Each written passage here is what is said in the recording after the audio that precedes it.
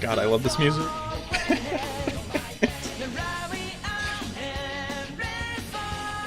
It's a means of celebration as well. Because the game got an update today. The music's so loud now. Yeah, today the game got an update. And it's pretty cool. Because we can do stuff like this now and not suffer. Here. Look, it's not a pain to my ears. We can actually watch the cutscenes now.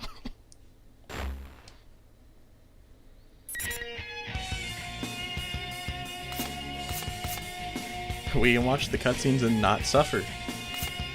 It's great. Yeah, they fixed a lot of the audio issues. So I had to like go in and like actually like fix them on my own. Alright, well, I'm not wasting time. I want to try to beat this today, but I don't think I will. The death of everything. The heck are you doing but here? But also, the beginning. Alright, don't jump scare me, Akutsuki. People have filled the world, yet turned it into a void. The only hope of salvation lies in ruin. You got a nice portrait. Did you work in a zoo? Because that's one huge pile of shit you're pushing around. Ooh. So, how'd that turn out for you, Dad? Dad? It doesn't matter now that you're dead as a doornail, does it? You wanted the world destroyed, huh? Isn't that right, you worthless pest? Fine. I'll do it. This shitty world with its shitty people and shitty lives will disappear, and I'll be the only thing left. After all, if the Father's fallen into Fair darkness, enough, you know? then the sun must rise. Just kidding. And now it might be like... maybe too loud. What nonsense. What? These constructs can only remain active within my red fog. Even then, they can only do so for a limited amount of time. If you have time to waste with worthless sentiment, hurry up and complete your preparations. Oh, it's so nice to be able to like, actually have the audio be good. Ha! You've got no sense of humor. Keep up your whining and I'll have to kill you too. But I might have to turn down the voices. It's a little loud. Such impudence. Take them. They are your pawns. They're pretty well made. Fine, I've got the power I borrowed from you too. So now there's no way I could lose. Well then, time to make like a tree and turn over a new leaf or whatever. Nice, nice, you know. Labrys. Huh. A puppet version of a puppet. I'll make sure you get the job done this time. Oh, okay. Now let's begin. Gasp. For the sake of his world. Look, it's not painful. Listen.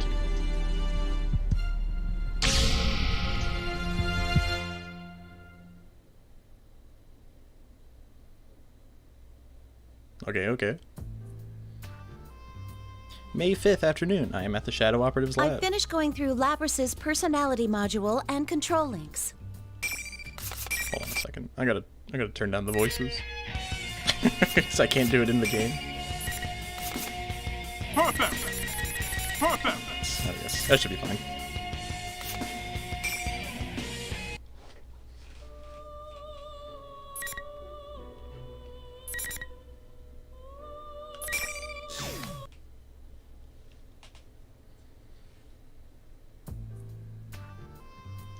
I finished going through Okay, that's better. Labrys's personality module and control links. Fuka's voice echoes through the machinery-lined room where she works as the operator. It seems that it'll be a little more time until she's finished with her work. I knew we could count on you. I'm sorry that I asked you for such a big favor.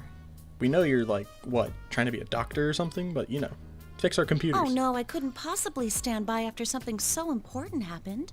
I actually don't know what Fuka's ambition But, was. is it really all right for me to be doing this?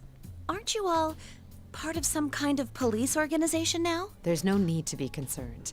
Even now that we've become the Shadow Operatives, this lab belongs solely to the Kirijo group. The Shadow Operatives, a special unit under the direct supervision of the National Police Agency, organized to deal with supernatural cases that the normal police would be unable to respond to. In other words, cases dealing with shadows. This is one of the laboratories under the management of the Shadow Operatives. It also conveniently looks like that one room that Labrys was locked in by those scientists, you know? But we're not going to talk about it. The purpose of this place is mainly to analyze evidence gathered in shadow-related cases, analysis of shadow matters for scientific understanding and planning operations. Another objective is to maintain, inspection, and service the anti-shadow weapons, such as myself. Oh, this is Aegis. Okay, this room makes sense. Since I am a member of the Shadow Operatives and I am classified as a weapon due to my mechanical nature, I periodically undergo maintenance at this facility. Directly after the inauguration of the Shadow Operatives, Mitsuru had a state-of-the-art packing case prepared to transport me. However, the one slumbering within the case was my sister, who is also our new teammate, Labrys, the 5th generation anti-shadow suppression weapon, who may also be more important in this part. I finished investigating Labrys's mobility systems. All I have to do now is reboot her OS and perform some final checks. Thank you. How is she? Oh, she's dead. She'd sustained some heavy structural damage, so I was worried, but thankfully none were critical. Since my sister had been forced to push herself far beyond her limits during the events of the other day, her entire body has taken serious damage. I'm glad that she's okay. Fuka's words caused me to sigh with I relief. see. And what did you recover from her memory? Nothing. She has no memory. I'm sorry. I searched through it, but I found no records that would lead to finding the one behind what happened. If we want to pursue him any further, we'll have to wait for a report from intelligence. But it seems that will still take some time. I see. I see Mitsuru tighten her fist with a quiet utterance. The culprit is someone capable of manipulating the data in my sister's memory. The possibility that they would make the mistake of leaving a trace leading to themselves is extremely low.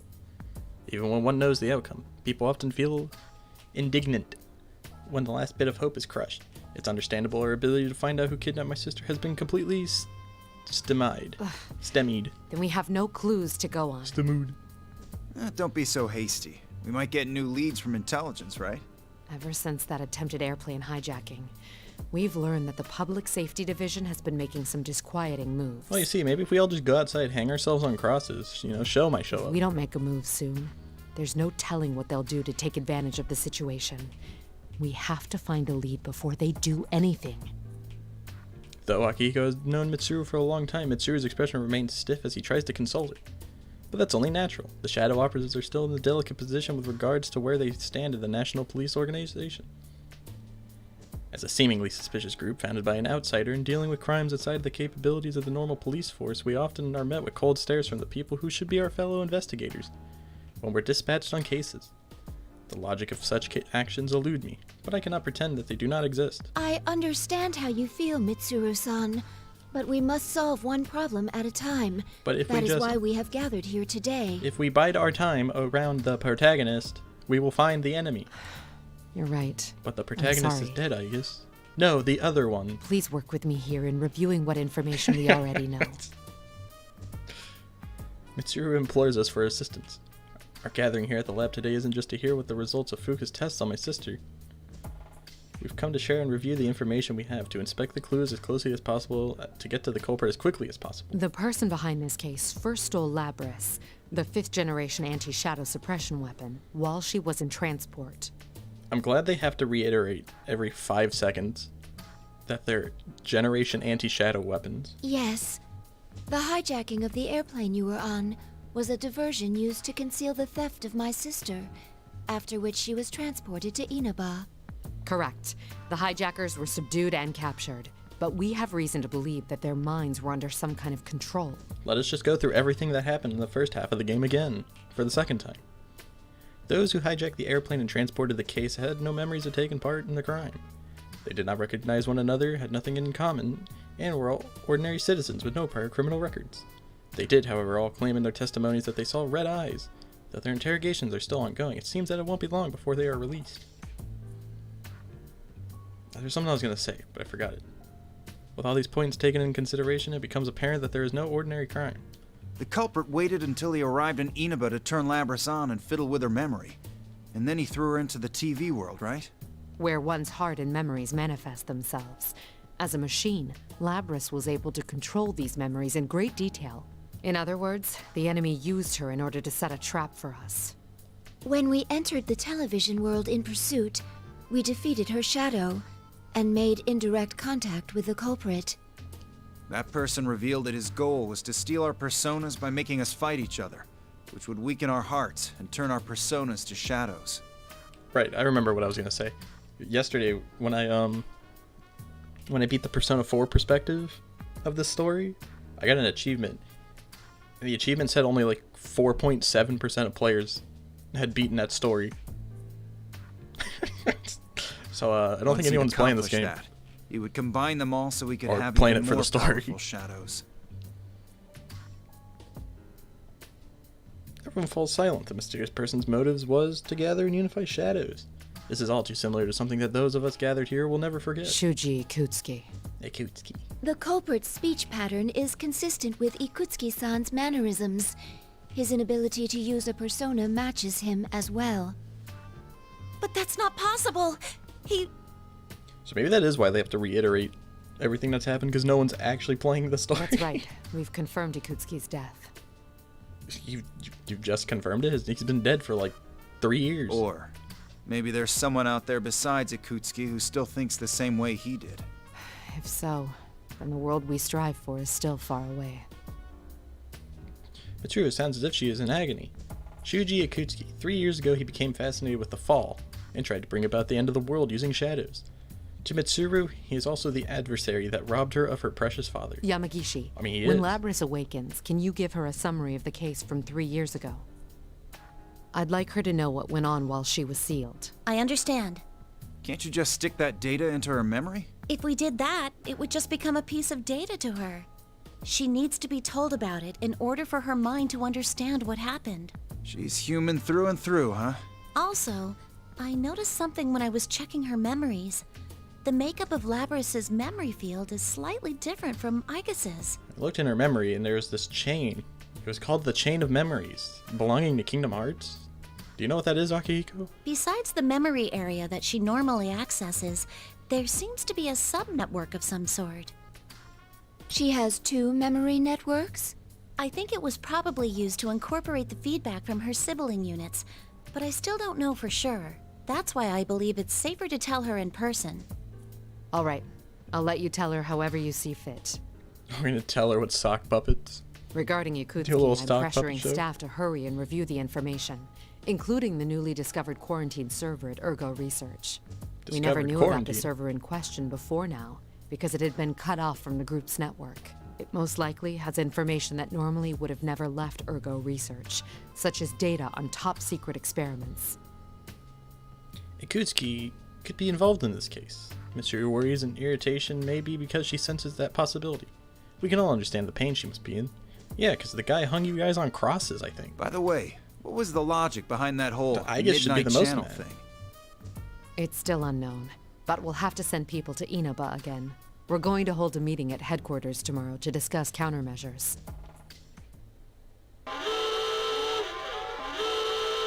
Awooga.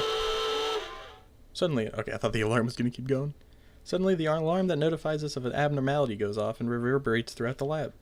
Mitsuru quickly uses a nearby control panel to contact the staff within the facility. What's going on? The surveillance system she detected has a a rise in shadow portrait. readings. It's currently stabilizing around a level 3 alert, located in that town of Inaba. Is this your maid? What? Looks like he's shown up already. That saves us the trouble of having to puzzle this out. Oh, this was the song I was going to use in the main menu. But it took too long to, like, get Yusan started. and his friends are in danger. didn't Mitsuru-san, now. please give the order to dispatch us. No. All right, we'll leave at once. Yamagishi, leave Labrys to Kikuno and accompany us. I understand. Well then, I leave the rest to you, Kikuno-san. Understood. Lady It's Mitsuru, Kikuno. everyone, please be careful. That's not what I expected from Kikuno, but alright. One of Mitsuru's personal domestic assistants, or should I say maids, Kikuno, answers. Kikuno and Mitsuru have a strong bond strong bond than that of any ordinary servant and master, and she's another one of the Shadow Operatives. She can fight? Her words catches my attention for some reason. Please be careful. Very trivial expression of concern for our safety. Brushing it off as common courtesy would be simple, but I feel that she may be sensing something unusual regarding the situation that awaits us there. What could be causing this unease? Does Mitsuru know? Oh, hold on, Aigis. As I am trying to decide on whether or not to look deeper into Mitsuru's state of mind, Fuka gets up from her operator's seat and beckons me over. What is it? If we can put Labrys aside for a moment, are you going to be alright without having any maintenance done on you, Aigis? What do you mean? I read the documents on your new equipment. At first I assumed it was referring to that large gun, but it's actually... Hey man, we don't talk about Aigis' large gun here. Ah, that. True. There have been no tests confirming that it is capable of being used in an actual combat situation. But we face a powerful foe this time. Is it even possible? If even one thing were to go wrong... Fuka's face clouds as she looks at me. I can't be confident it'll be alright, and I'm unable to tell her a pleasant and gentle lie to calm her down. In any case, I only pray a situation that requires me to use my new equipment never arises. Both of us are tense as we prepare to depart. Milady, a change of clothes has been laid out in your car. I see. Thank you. I've also prepared Akihiko-san's favorite protein drink. And Fuka-san has been preparing a playlist suitable for a road trip in her room. Huh? That will be all, Kikuno. Very well. Pardon me. As expected from Kikuno, she is amazingly considerate as a personal assistant should be, but she can be too thoughtful at times.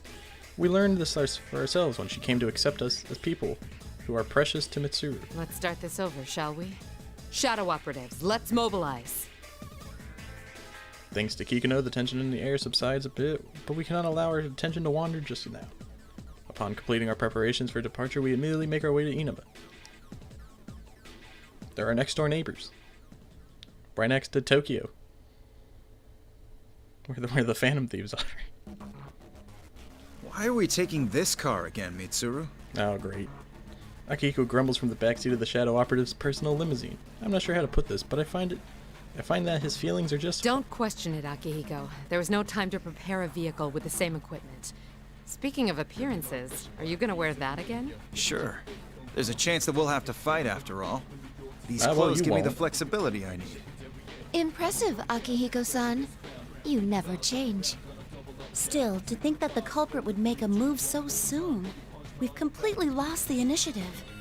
Indeed. We need to begin taking measures right now. I only hope no danger comes to Narukami and his friends. But it will. Mitsuru seems deeply agitated. During the car ride, she seemed distracted. At times, she would flip through the thick file in her lap only to suddenly give an order to a subordinate. And at other times, she would stare intently at her watch, as if lost in thought. You're gonna convince me she has a watch with that outfit? Her usual regal composure is gone. Mitsuru-san, why don't we just ask them to cooperate with us? That Yosuke guy, he makes me laugh. I agree. They seem pretty strong. No, they're still young. If I asked for their assistance, it would waste time better spent in school. Worse yet, it would put them in danger. They're like 2-3 years younger than you people. These guys talk like they're like 20 years older. I don't want anyone else to have to go through that anymore. I understand how you feel, but they don't seem like the kind who'd listen. We were the same way back then. Mitsuru falls silent. It's likely not a mistake to think that the sudden spike in shadow activity this time is related to the events of a few days ago. It has become apparent to everyone that another dangerous battle is about to begin. We have new information. Kikuno sent me a message. I tasked Kikuno with reviewing Ergo Research's quarantine server. But it seems new evidence has come to light regarding Ikutsuki, who we discussed in our earlier conversation. According to the report, it seems Ikutsuki was performing an experiment on his own in the lab directly after the explosion. Dead man just can't stay dead. It's unknown if this is related to our current mission, but there was a record of a plume of dusk being used in the experiment. Oh, I'm gonna spoil it for you now, Mitsuru. It is relevant. A plume of dusk. A plume of dusk, an object that blurs the line between matter and information and is fitted with anti-shadow weapons like myself. It forms the core of our personality modules and is what allows us to control personas, even though we are machines. So, what are the details of this experiment? Nothing good, I bet. Ikutsuki was... The limousine's engine suddenly roars, drowning out further conversation. It seems the road we are taking has begun to climb a steep hillside. As the car takes a winding road up the slope, I can look down through the windows and see lush trees along the mountainside. For a moment, I thought I sensed a shadow reading. Could have just been my imagination. Yamagishi, tell me our current location. One moment. I'm looking it up now. We're currently in Inaba Pass. We're almost at the target coordinates. The fact that your limousine has to roar going up a hill. Oh. Cutscene. What is this?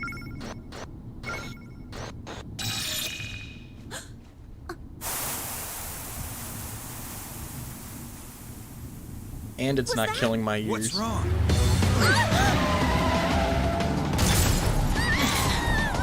An ambush? What's happening? Driver, what's going on? Answer me!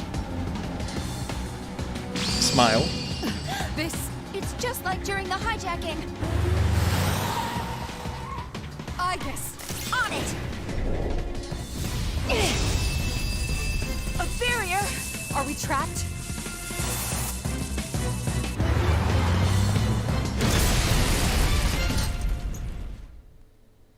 You know, after you knew that people were being mind controlled, maybe you shouldn't have trusted random people.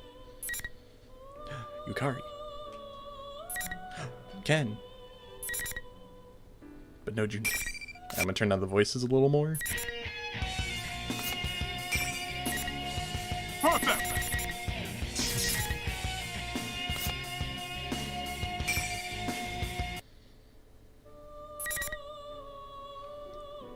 Battle with Merlion. Yukari. Here we go! Cutscene. Third chain! Oh, I love the Power Rangers. Phoenix Rangers! Featherman victory! So, you've come to fight me, Featherman! Merlion, That's the Feather evil Woman. forces have fallen! Stop here! How dare you oppose me? Minionlings, get them!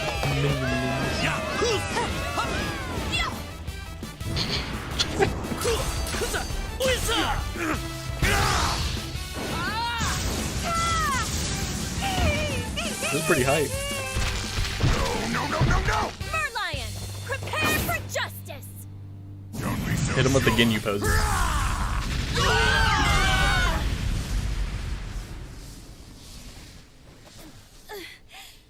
Everyone, I've had enough of this! Ultimate arrow! Persona. Wait a minute, you can't do that. It's over!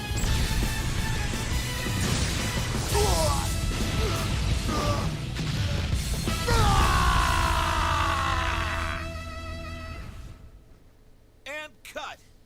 Perfect. What a take. Thank you very much. Well done.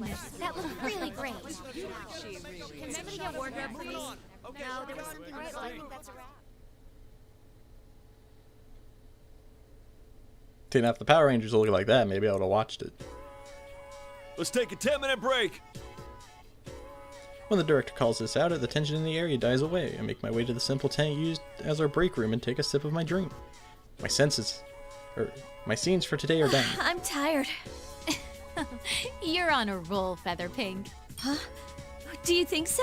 The directors had nothing but good things to say, too. Looks like this will have a positive effect on your main job. Speaking of your next shoot, My main job, my real job's purpose is to be studying, or job's supposed to be studying in college. I wipe the sweat away from my brow, and as my manager excitedly tells me about the schedule for the next gig, I always had an interest in fashion, so I started taking modeling jobs as a way to earn some pocket money. It's pretty tough since I had to do things like pose in the middle of the winter in just a t-shirt, but thankfully I've been able to get a steady flow of commissions now. Trying to manage both classwork and my job as a model was already hard enough when my manager applied for an audition for a live-action show without my consent, claiming that I should broaden my horizons. When I mentioned I had practiced archery in high school, it really got their attention. It all made sense to me when I learned that Feather Pink's weapon would be a bow and arrow though. As a result, I ended up as a protector of Earth in the kid superhero show starting this year. While my acting work makes use of different expressions and my modeling career lets me dress up in a lot of different clothing, it kind of makes me feel like I'm changing who I am too. It's insanely busy, but it's fulfilling and fun, and yet... What's wrong? Something troubling you? Oh, not really. I checked my cell phone, but Mitsuru still hasn't sent me a response. I have tomorrow off, so I'd emailed her about asking if she'd like to spend some time with me and go shopping. She's been contacting me less and less often recently, and when she does, it's because of shadows. I'm one of the Shadow Operatives, a group established by Mitsuru. I understand that she wants us all to be able to have normal lives, and she said that she wouldn't hesitate to ask for my help if she ever needed it, but it still seemed to me that she was taking everything on by herself. That attitude didn't satisfy me, so I forced her to add me to her team. However, unlike Aegis and the other official members, I'm part of a special unit that only gathers in emergencies, trusted with immediately subduing Shadow by force. What did she call it? The auxiliary staff? Something like that anyway? It's wonderful there have been no situations that call for us to be dispatched, and even if something like that did arise, the official Shadow Operatives are all excellent. There's no need to worry with the likes of Akihiko and Aegis around, but... Is it really that hard to just send back a reply? It's Golden Week, for God's sake. What's this? Don't tell me you've got some boyfriend trouble. No, he's dead. Oh, no, it's nothing like that.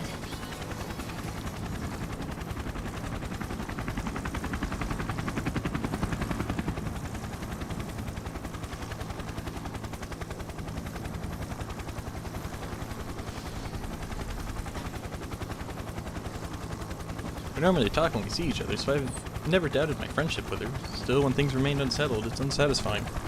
Maybe I have to get on her case about taking everything on all by herself again. There's something loud going on outside. What? What's this helicopter doing here? Is there a helicopter in this shooting script? Huh? As the sound gets closer, the tense walls and roof begin to undulate with an intense wind. When I rush outside, I see the crew are looking up at and causing a commotion. When I look up, there's a black helicopter descending towards the ground, dangling a rope ladder. The lady in the pilot seat sees me and gestures towards the ladder. Oh, at that moment, it all becomes clear. I only know one person who would do this. I'm glad she came, but she's making too big of a scene.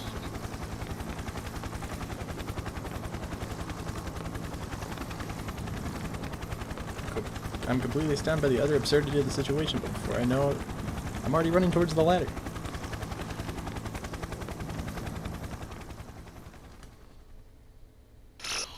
To be continued. That's it? Are we gonna get a cutscene for Ken? The honor student? Oh, we are.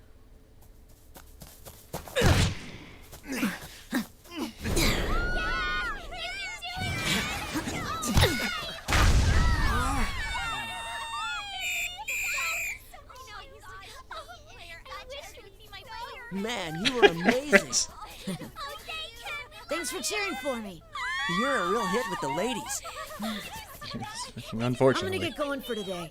Okay, you better be this good next time, too. Leave it to me. I guess for his age range, I guess he'd be cool.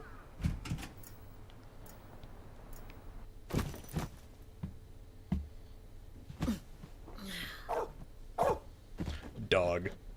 If there's not a chapter in this game where all I hear is, or I have to read is woof woof bark and bark, Coramaru. is a bad game.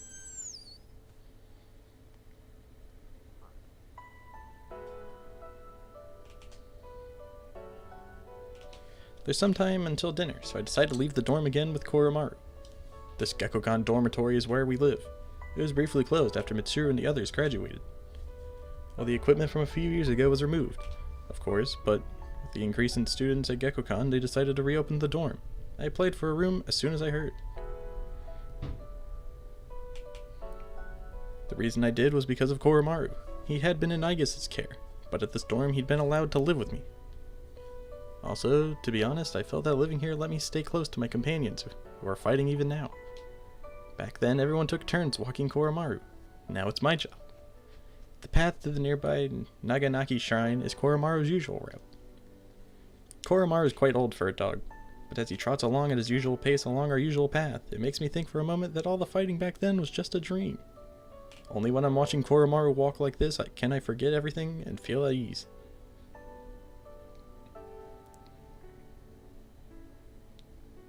That's just the Persona 3 shrine, or not Persona 3, the Persona 4 shrine.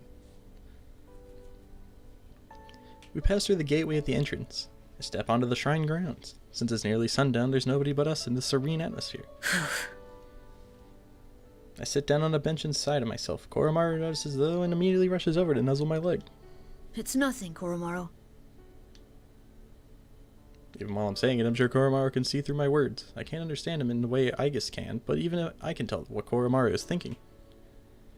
I pet Coramaru as he looks up at me with a worried whine, and I put my hand in my pockets to pull out the Shadow Operatives badge that Mitsuru had given me. Coramaru wears the same badge on his collar. Even if she gave me this, I know it's just for show. I bet everyone else is working hard right now. Why is his voice different? Why did it sound so deep? This morning I got a call from Sonata for the first time in a long while. It seems he'd just come back to Japan from a long year of training. Wandering the world, I knew he was the kind of person who would put himself through anything in order to get stronger, but this is the sort of thing that you only hear about in stories. Sonata told me that he had gone to see Mitsuru directly after his return to this country, but had been immediately dispatched to an emergency.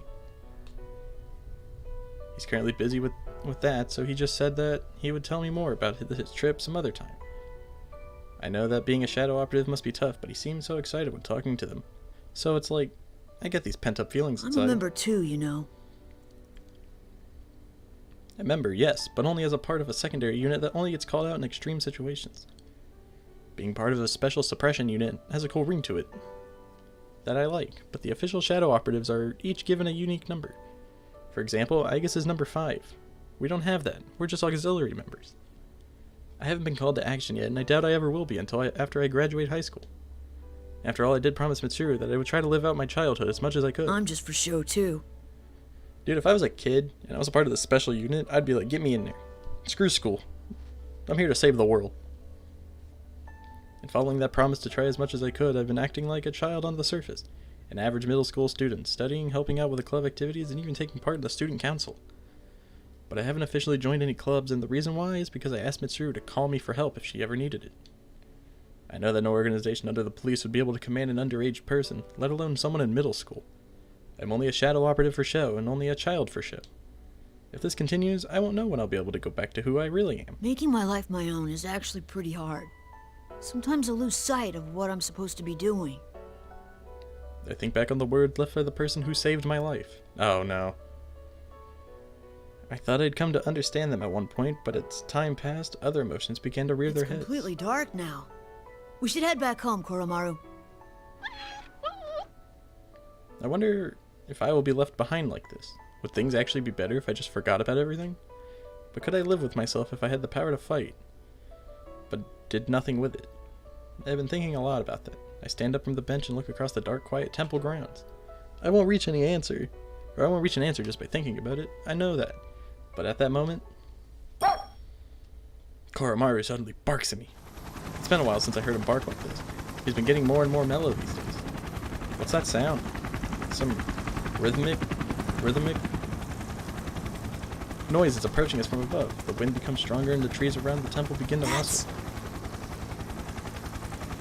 I look up into the sky and a bright light turns on, high above. As my eyes adjust, I see a previously hidden black helicopter in the otherwise pitch black sky. It's like something out of a movie. Is it the military? No, that can't be right. As if to answer my doubts, a searchlight streams down, pinning shadows to the ground. Something's happened? That's my first thought. I don't know why, but for some reason I sense elation rising up through my body. Let's go, Coramaru. I grip my Shadow Operatives badge tightly, then thrust it back into the pocket as I take a deep breath. I run towards the helicopter. And there I find the pink Power Ranger. To be continued. Junpei. Give me Junpei.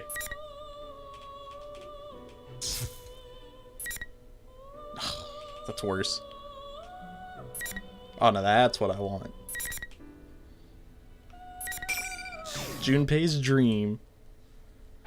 Now's the time you've all been waiting for. It's obvious who the game's MVP There he will be. is. The man whose Grand Slam won it in the ninth, Junpei Iori. Oh, his hairline's not bad at all. Congratulate your team on winning the WBC. Thank you very much. What was going through your mind as you entered that batter's box for that last at-bat? My only thought was how I would lead my team to victory. Ah, so it's your great focus that led to this result. Still, that was an amazing home run. All I can say is I got lucky with that hit.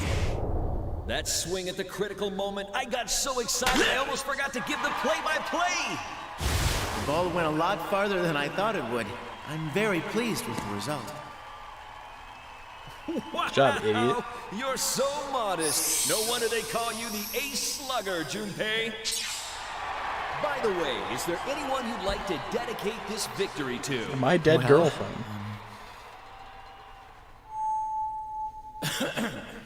I'd like to dedicate that Grand Slam to my precious girl who's always supported me through thick and thin. I know that I can be a burden on you. I'm not the greatest, but will you marry me? Yaso Inaba, end of the line. Yaso Inaba. Junpei, sorry, no. sir, but this is the end of the line. I was... No, Junpei. I feel bad for the guy. Yeah, his hairline's not bad. They just don't do it justice in the portrait. Ugh, thank you so much for waking me up right at the best part. I step off the train at the unfamiliar station in the countryside with a little resentment towards the station worker. Let's see here. Man, that's a tough name to make out. How am I supposed to pronounce that? Oh, it's written out beneath the kanji. Oh, it's Yaso Ina, but wait, where is this? Huh. Let's see what the shuttle train schedule is. I check the train schedule and feel myself slipping into despair. Seriously, there aren't any more trains leaving the station? That was the final train for the night? I've really done it now. The great feeling that I had only a moment ago withers away at once. Why did this happen? Let's see. I worked a full shift at my job today, and the kids had a game after that. That's right, he's a coach. If you get a hit, you'll be a hero. Are you gonna try for a home run? It's the afternoon before a long holiday weekend. Normally I'd be busy with my part-time job and top-secret missions, but on days off I transform into an excellent coach for a boys' baseball team. This is our first game in a while, so I want to make sure these kids win, somehow. The game's coming to an end and we're one run away from tying up the score. I'm talking with Goru, our cleanup hitter, who's getting too much of a swelled head over his position to actually focus on the game. Even if he could get a clean hit, he'll never be able to do it like this. Of course I am. Oh God! You made me the cleanup hitter after all. I'm making this a home run, no matter what. Can we cut this kid off the team? I mean, he's looking like that. Shut your mouth, kid, or you'll scare the ball away. Now listen up. Don't try to act cool. Just play like you normally would. The team's counting on you. Goro stops boasting and turns towards the bench. The other kids are cheering Goro on at the top of their lungs. Keep your eye on the ball! Has the new kid arrived yet? You can hit it! No. The pitcher's totally freaked out! See, a hero doesn't just hit homers all the time. Even if you mess up, there's guys behind you waiting to help. Now loosen up and do your best. Gotcha! Goro's face loses the gruff facade he had been wearing and he begins to focus. There we go. That's how it should be. Thanks, Junpei. Hey, you're supposed to call me Coach, a screwball. Make sure you stay loose. I finish off by giving a bit of a hard smack in Goro's... Oh. Okay. I finish off by giving a bit of a hard smack on Goro's butt with my bat, before sending him off with the batter's box.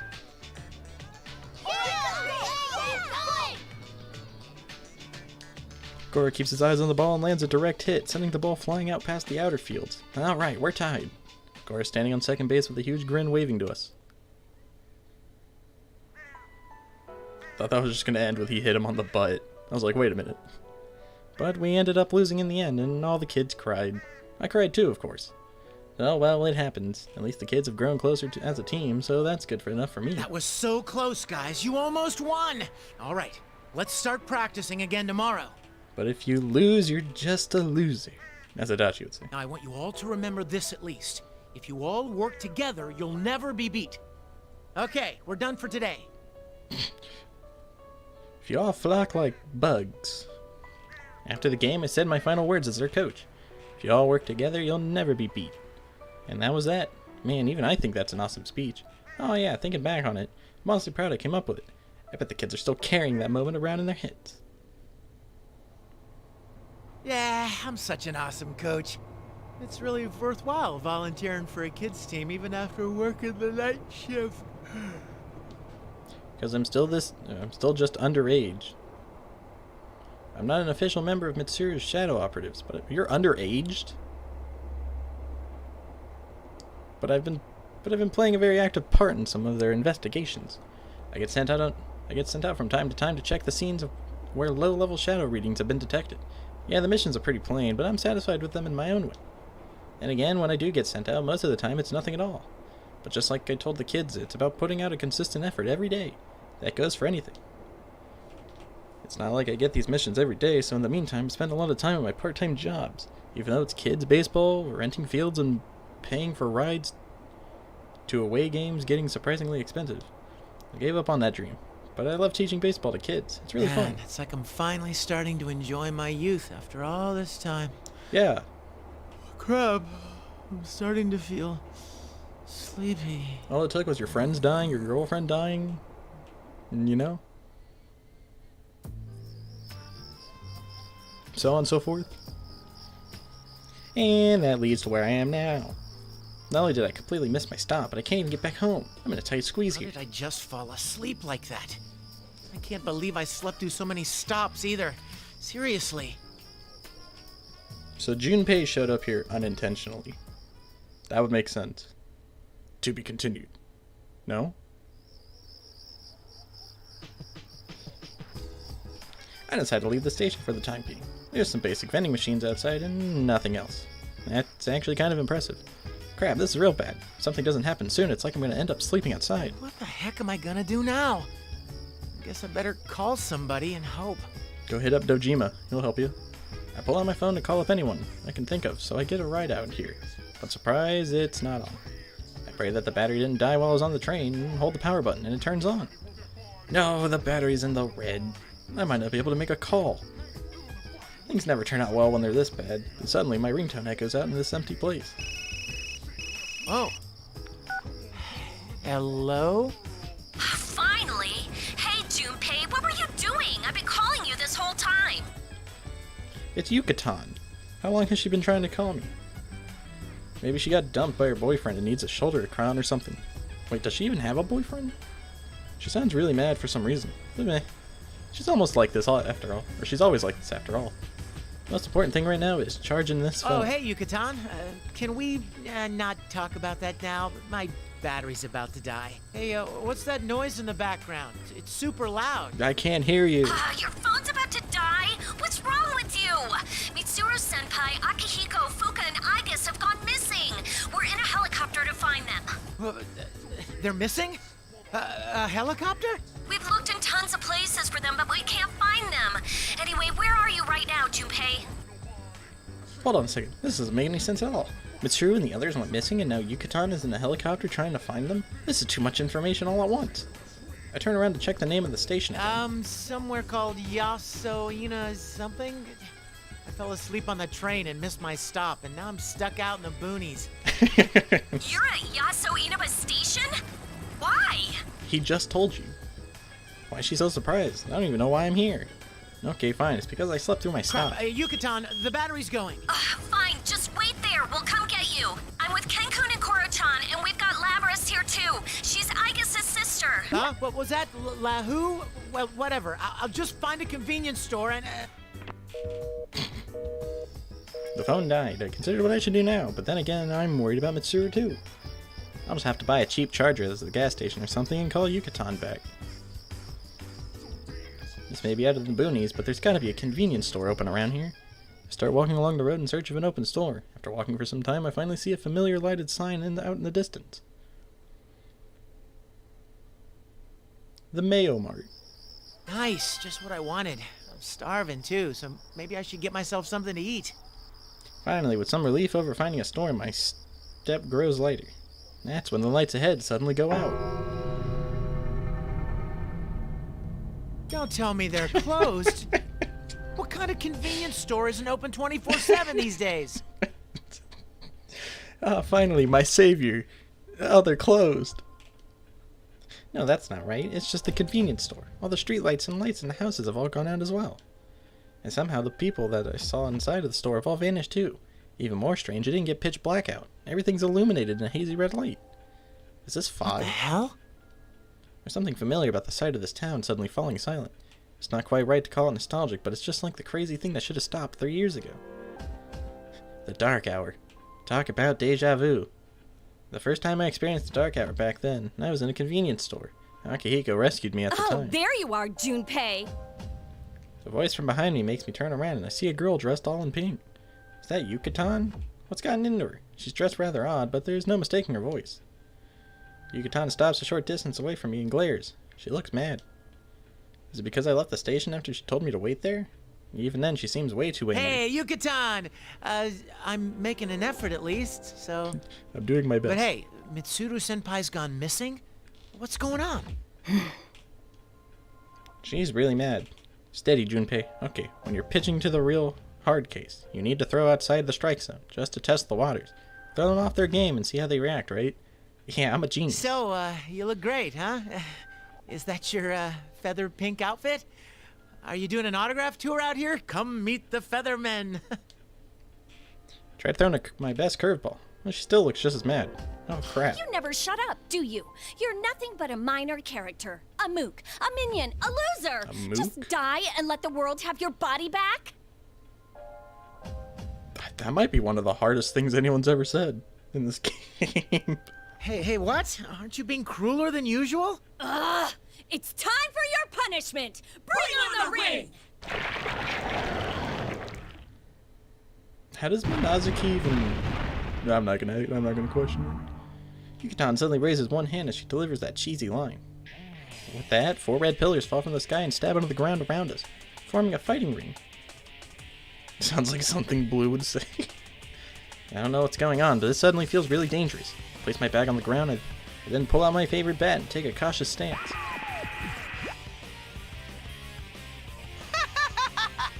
You're a quick learner for an idiot. No wonder you're a member of the Shadow Operatives.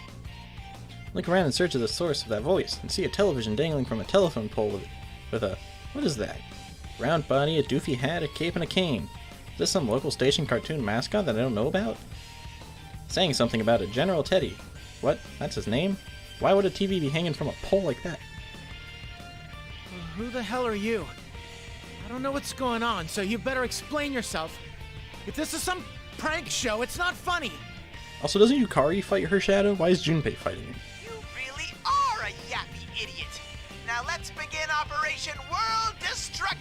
I mean, the one-on-one World P-1 Destruction. Climax. P-1 Climax? I'm not in the mood to drag this out, so I'll just give a short rundown.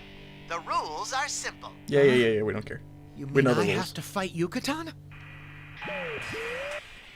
Oh, you really are a pain in the ass. If you're not gonna do this, then hurry up and die. Here we go! Persona! Junpei, it's just what you wanted. You could beat up Yukari. Gust of wind blows and I recognize Yukatan's persona before me. Whoa. Not only are we fighting, but we're doing it with our personas? This doesn't make any sense, and I don't even have my evoker with me. But when I look back at Yucatan, she's already got her bow drawn and pointed at me. Oh man, she's completely ready for Whoa, this. hold on, Feather Pink. We can talk this out. I mean, you shouldn't be pointing that at people. Ah! My desperate plea is in vain, and Yucatan shoots an arrow at me with no hesitation. I manage to dodge away just in time. Nice aim. I mean, wait. Stop moving around, Junpei. Just give up now and let me kill you. What did I do to deserve this? Looks like I'm just gonna have to run. While avoiding the arrows raining down on me, I start a mad dash towards the train station. Ow! What the heck? That's what I said! Only the victor can... Shut up. We know. Reach out to where I hit something, and sure enough, there's an invisible wall there. I guess I can't go beyond those red pillars. Does this mean that I'm seriously in trouble here? Oh, I hope you're prepared! Face me, evildoer! You're no match for Feather Pink! Strike out, batter! Strike out batter? What does that mean? Did I get promoted from a generic bad guy to a villain out of the blue? Well, I guess I'll just have to fight a bit and pray that it's enough to knock Yucatan back to her senses. Desperate times call for desperate measures. How dare you, Featherman! I, Lord Junpei, will strike you down! I don't think I've seen Junpei's finisher, so this will be interesting.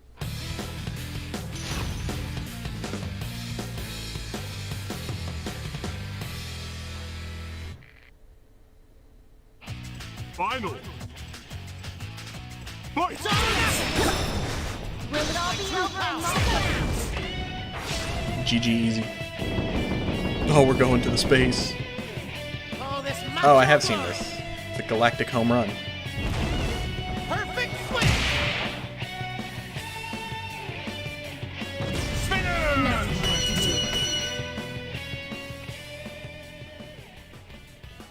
God, she wouldn't even be dead from impact. She'd be dead from suffocation. From outer space.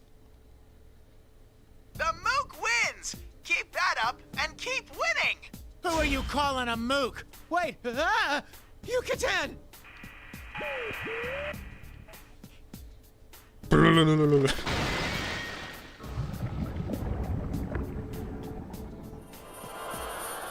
Wow, Junpei, you killed her. How do you feel? Red pillar shattered and Yucatan suddenly starts melting away like a black piece of candy. Just then, what looks like golden grains of sand fly out into the air and flow across the sky. That costume guy on the monitor disappeared. Does it mean the invisible walls I ran into are gone now too? Maybe. What was that just now? Wasn't a dream, right? I slept a ton on the train after all. Don't tell me they're doing kanji again. Where he thinks he's in a dream.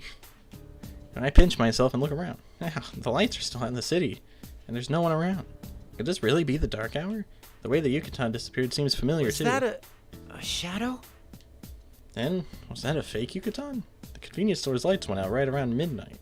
I think past midnight it reminds me of the dark hour, but that was our battlefield 3 years ago.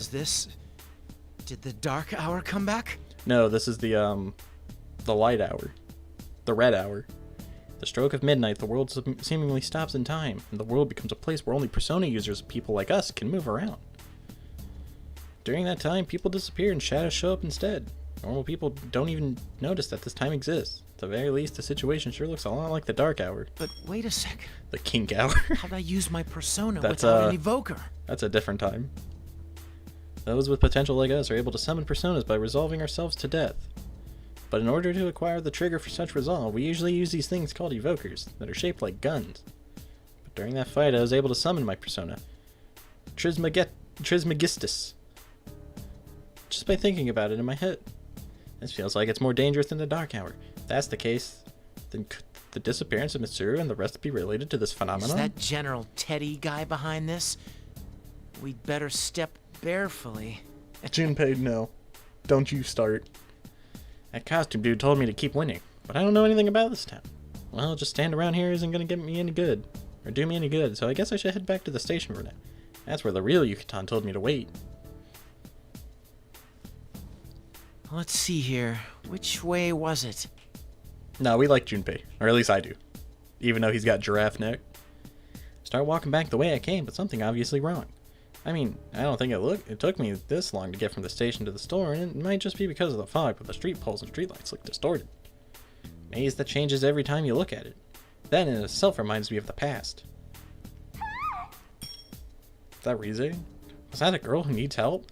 Somebody might be getting attacked by something similar to that monster's Yucatan. I mean, that monster that looked like Yucatan. If that really was a shadow, then there's no way I can just ignore this. I am the Shadow Operatives' lethal weapon, after all. I look toward where I heard the sound coming from and see a giant shopping center, like one you'd find in the suburbs. The sign says, Junes.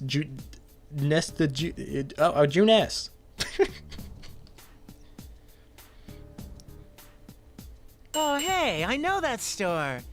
Every day's great. Of course you would know. Of course you would know. I don't remember that place from a moment ago, but I'm positive that I heard the girl scream from there. She needs me to rescue her. Hang on, I'm coming! Shadow Operative Junpei Iori is on the scene! And I force open the stock automatic door with my hands and almost trip over a number of things while I run into the building.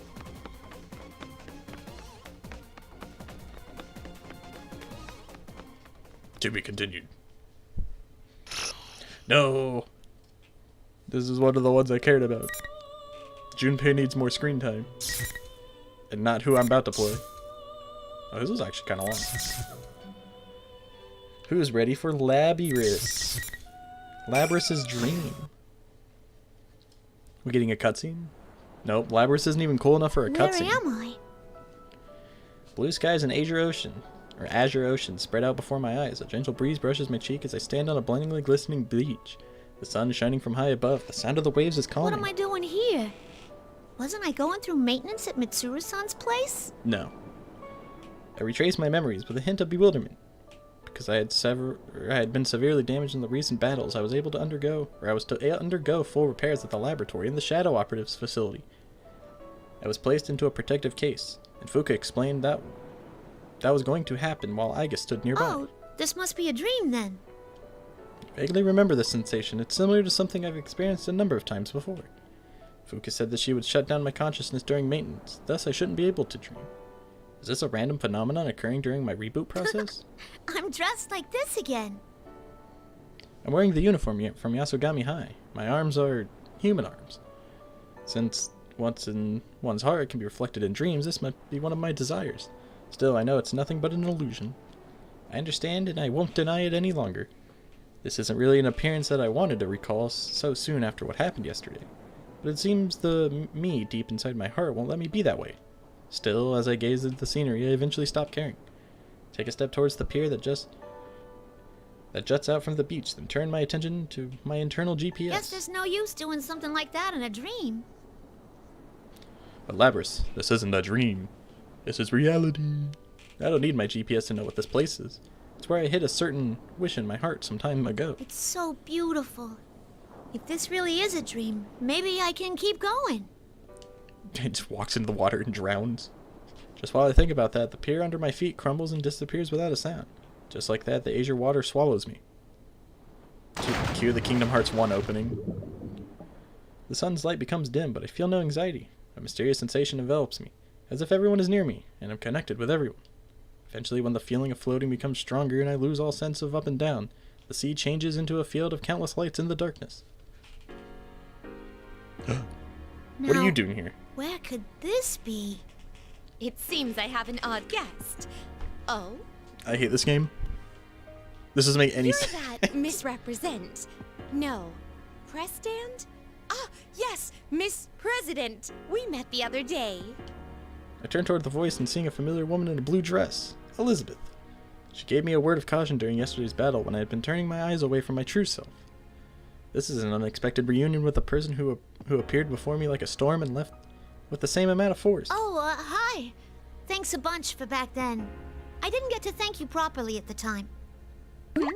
You faced yourself and overcame the ordeal through your strength alone. Would you like to see this giant door and monster that I continuously visit every day? And the feelings of those at the scene certainly helped as well.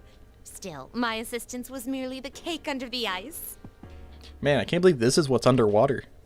I didn't think space was under the ocean. Under the ice? I don't know what that means, but this place is beautiful. Where am I? This is a world within people's hearts. Since you are here, oh god, it is Kingdom it's Hearts. most likely that you are at rest in the real world. Now that you have gained a heart of your own and are nurturing it, I wouldn't be surprised if you were to wander here at times. That all sounds pretty complicated. What are you doing here, Elizabeth?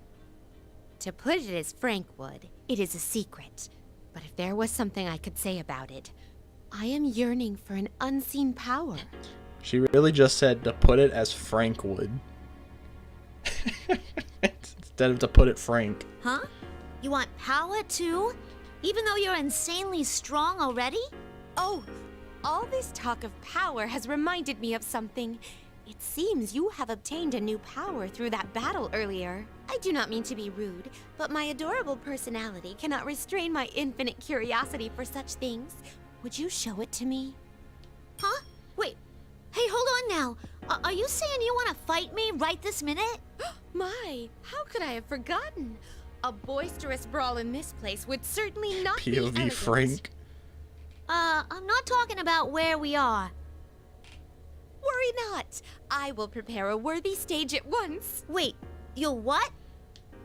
She flips open the book with a fluid motion. As she does, a blue circle draws itself into the air and the scenery around us change.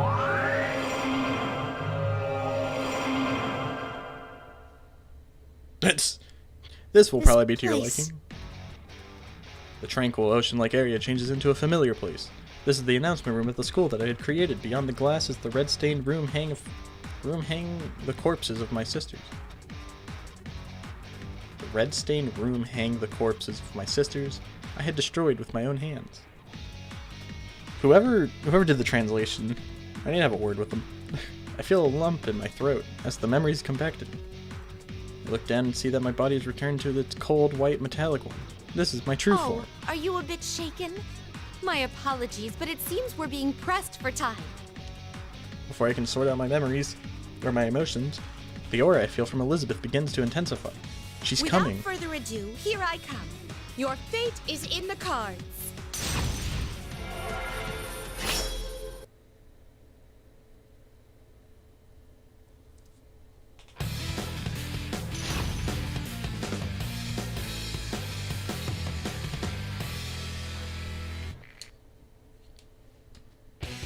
Final. Prick. Now I actually have to play. I don't play this character. You're in trouble now. Won't you have your Oh no. Oh no. Oh no. Impressive. The time has come. Impressive. Remarkable. Oh, my spirit. Now, Blech. Penalty. Negative penalty. Oh, it's probably for. Oh, that's for me. Oh no.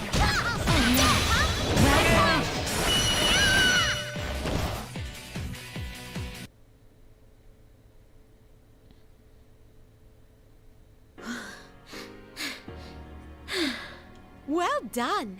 I have indeed witnessed the power you have acquired. You emulated Persona 5 and it's in Japanese, yikes.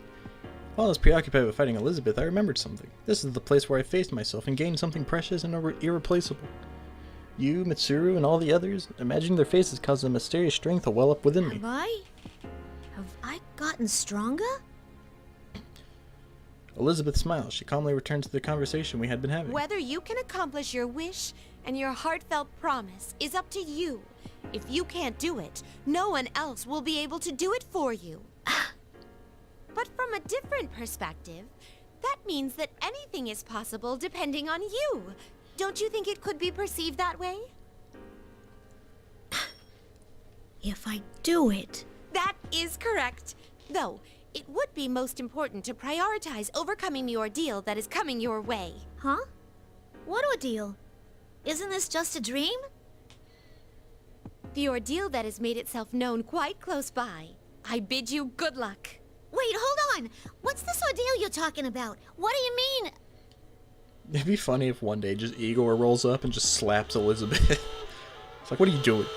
The astral room begins to fade to white and disappears into the distance, and I hear a siren-like sound. As if in sync with the siren, Elizabeth begins to grow hazy as well. Wait! You have to tell me more!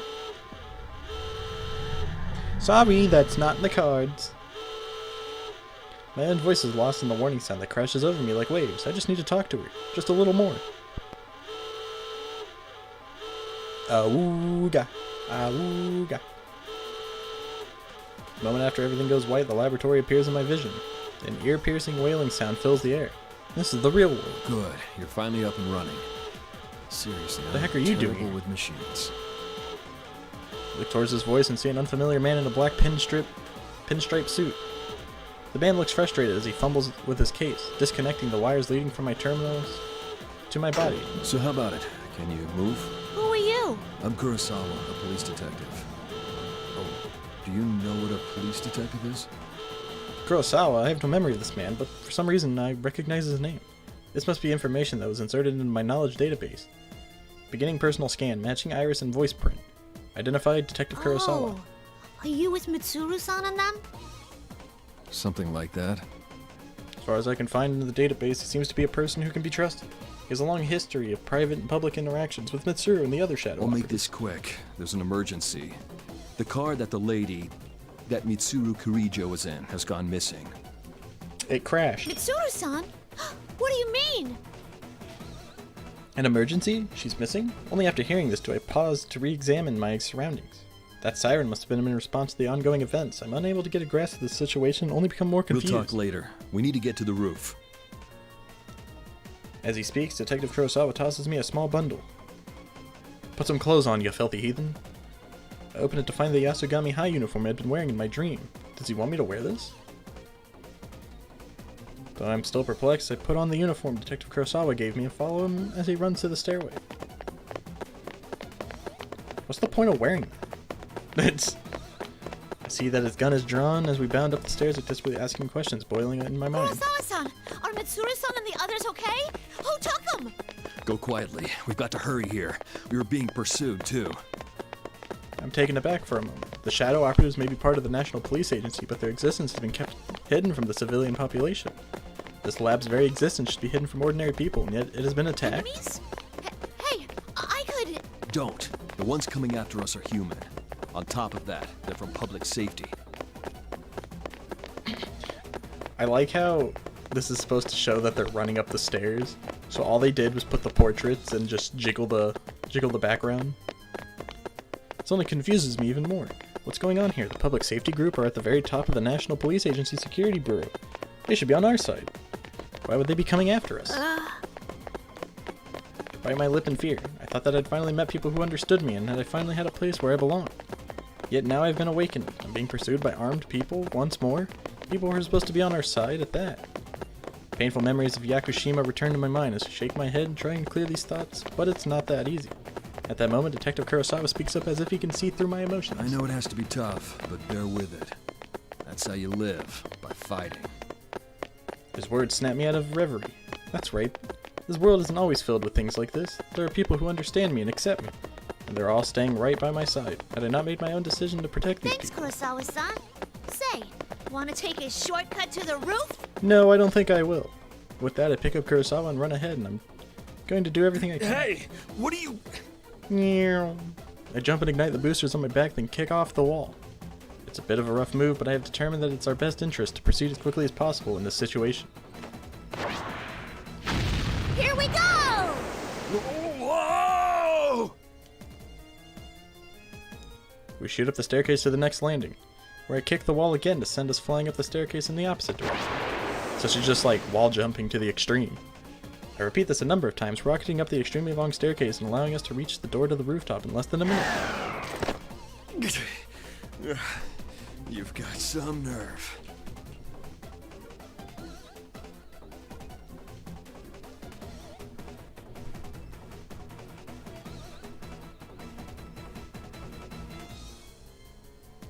Sorry, but... It's fine. Looks like I can trust you to get things done. Detective Kurosawa seems pale, but he stands up and I see the strength of will in his eyes as he speaks to me. Well, from here on, this is a battle that only you can fight. When he opens the door slightly, the chilly air from outside rushes in through the gap. I'm putting their lives in your hands. Kurosawa opens the door fully and the wind whips at us. God, I wish I was better at reading. Cutscene.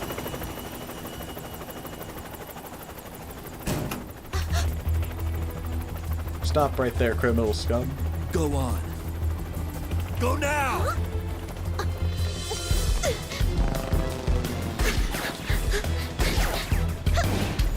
Gotcha! Okay! Kikuru-san, let's go!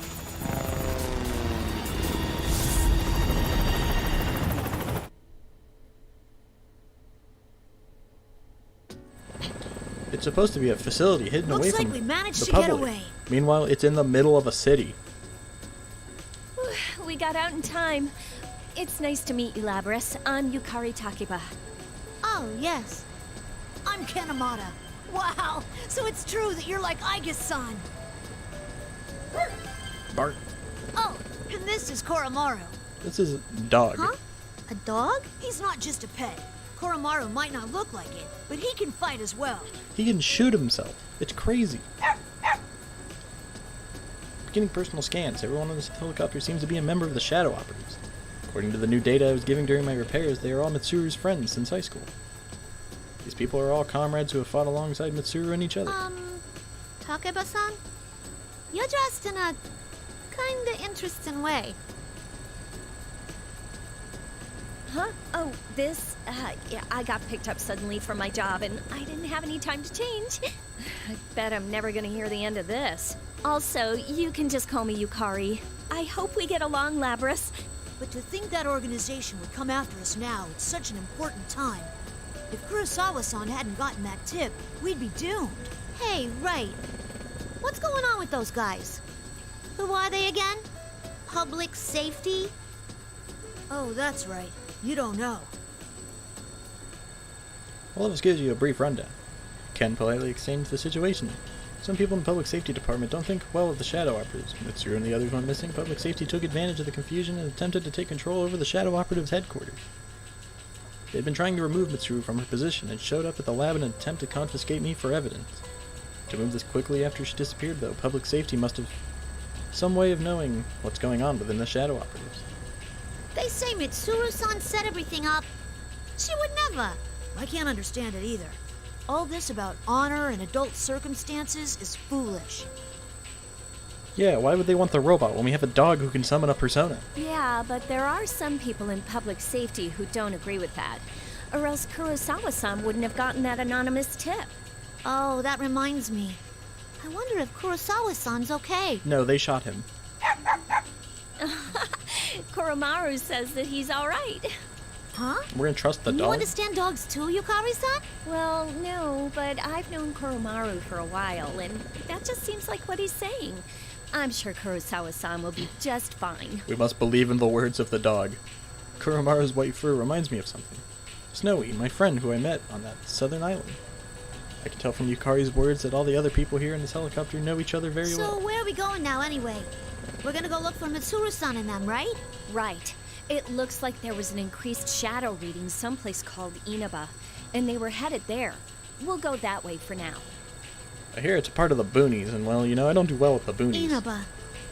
That's right, this could be a continuation of the events from yesterday. An ordeal. Elizabeth's words from my dream echo in my mind. Don't look so gloomy. I'm sure Mitsuru-senpai's fine.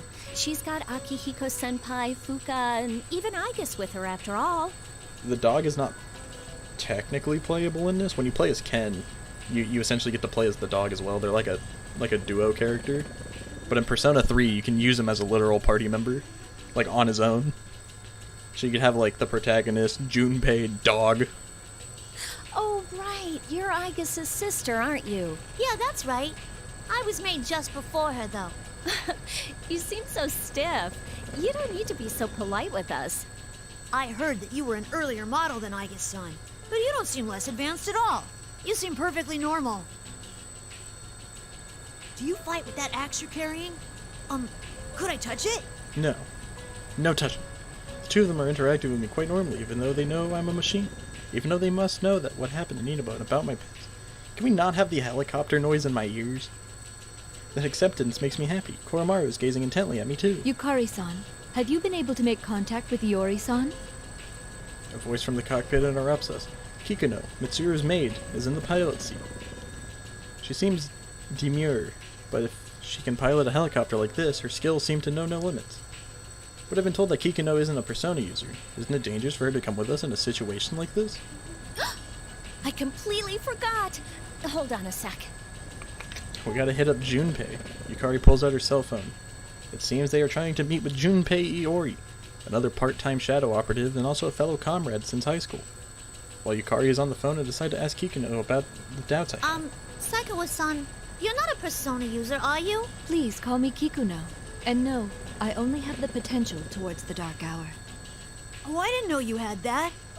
Even the maids in the Kirijo family are amazing. So that means you can't fight shadows, right? Then ain't it dangerous for you to come along? I was literally gonna say, like, when she's like, she doesn't have a persona, it's like, then how does she pilot the helicopter in the dark hour? If I have the correct information, then the grotesque monsters known as shadows, our enemies, can only be defeated by people who can use personas.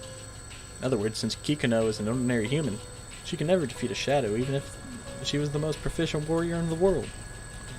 If she even encountered a shadow on her own, Kikuno would face immediate death. And yet, she smiles warmly as she answers. There are more ways to deal with shadows than the direct method.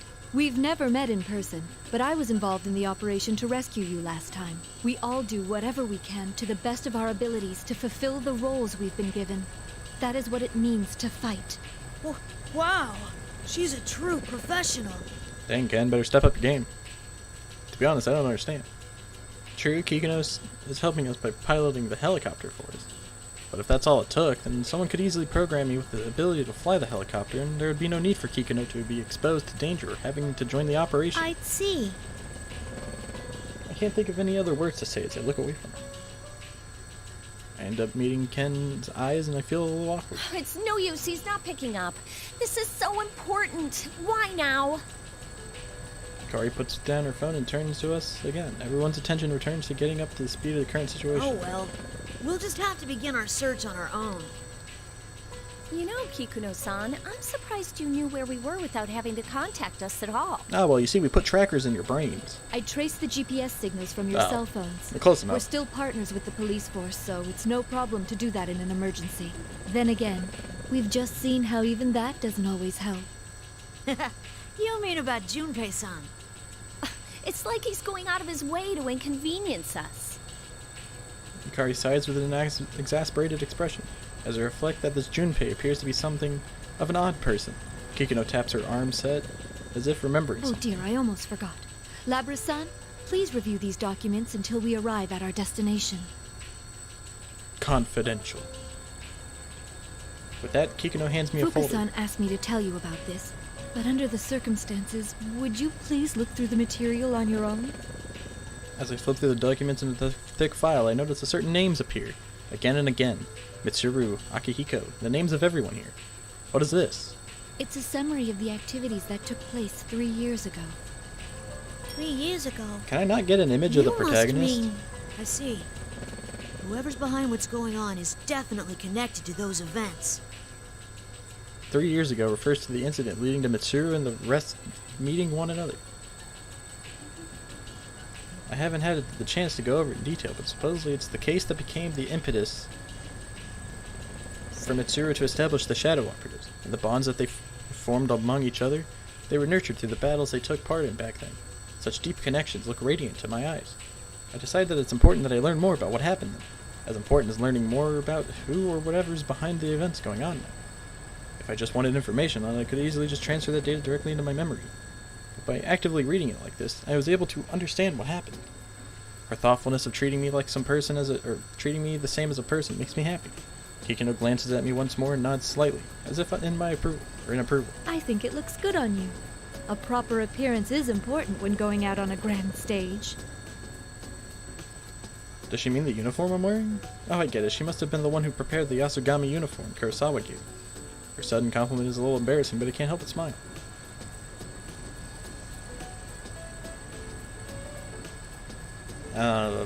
In Persona 3, you play as the protagonist.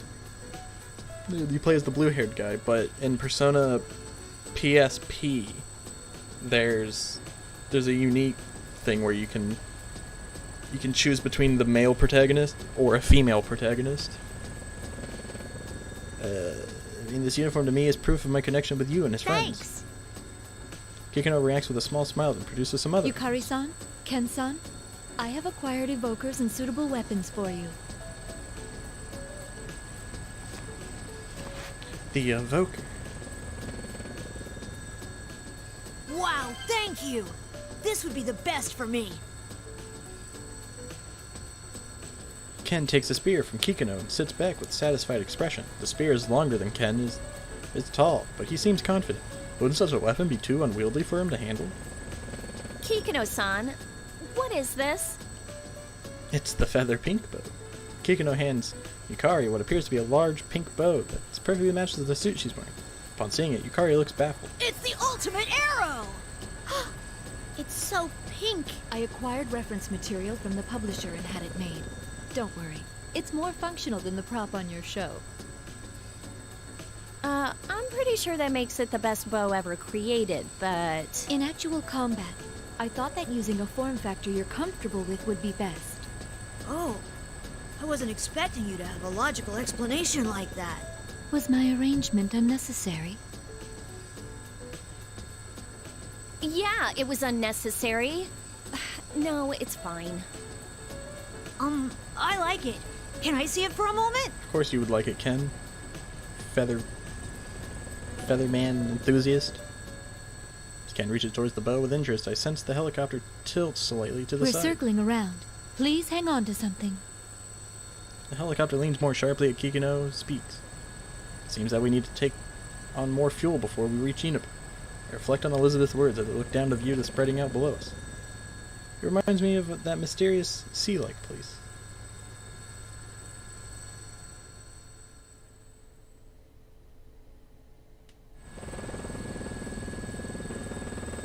The air in the helicopter is heavy. Upon reaching the last known location of Mitsuru and the others, we immediately see that the guardrail is broken, as if a car had smashed through it. We looked down the cliff and discovered a black vehicle below, unmistakably Mitsuru's limousine. There were no skid marks on the road that indicated braking, and the car's body was seriously damaged. It appeared that it had been going at a very high rate of speed when it hit the barrier. Everyone paled in an instant, and we were all at a loss for words, but the driver was the only person in the vehicle, and though he was injured, there were no traces of blood from anyone other than him in the car. We wondered for a moment if the others had been able to leave the vehicle on their own, but if they had, they would have tried to contact us. It also seemed odd that they left an unconscious and an uninjured man behind. Furthermore, there were no footprints around the vehicle at all. We did another search for their GPS signal, but there was no signs of their whereabouts. That left us with only one I conclusion. hate to think about it, but does this mean that they've been captured? No, Ken. They just went for a walk. Let us be optimistic and assume that they're still alive. If they were captured, then the enemy values their lives and will do no harm. We do have a chance. I carried the injured driver from the bottom of the cliff back up to the road. Kikuno requested a vehicle to transport him to the hospital under the Kirijo family's care. Yes, the red-haired guy attacked them and crucifies them. Also, it's possible that the people from public safety would take him away if we reported this to the authorities. Kikuno asked the personnel who arrived at the transport to try and ask the driver about what happened when he regained consciousness. That will likely be difficult, however. This is similar to what happened last time. The driver would have no memories of the event, much like the people who captured me and transported me to Inaba last time. However, there's no guarantee that the same had happened to the limousine driver. Not long after we were back in the helicopter, which takes us to where we are now, to be honest, everyone's at a loss about how the bad situation is. Ken tries to change the topic in an attempt to divert us from our worries. It's amazing that you know how to pilot a helicopter, Kikuno-san. I heard that it's hard to hover in the mountains. Did you train for that? Only a couple of years ago, but I have taken part in an assault operation involving a helicopter. You were in an assault with a helicopter? Where? Just a high school dormitory. What? Huh? Oh yeah, I remember that. I decided to learn how to pilot in the event that if someone attempted the same move, I would be able to respond properly. My understanding has been renewed. It seems that being a maid is a very serious and very difficult occupation. Oh, damn! I mean, kinda. Well, I finally got in touch with Junpei. I don't know why, but he's already at Yaso Inaba Station, so I told him to stay there. You don't know why. Junpei's just ahead of the game. He's the man. He's like, oh, there's trouble here. I know it. In any case, we He should totally head to didn't Inaba sleep. too. We might find some kind of clue there. Mitsuru's group had gone missing before sunset. It's almost midnight now. Whoever did this must be the same person who kidnapped Blabberson. It's unthinkable anyone else would be able to do that. The question is what he intends to accomplish by kidnapping them. Why did they make Ken's chin so pointy? Ken flips through the reports on the events of the case up until now, seemingly lost in thought. What is to be gained by kidnapping Mitsuru this time? At that moment, heavy static flickers across the video displays within the helicopter.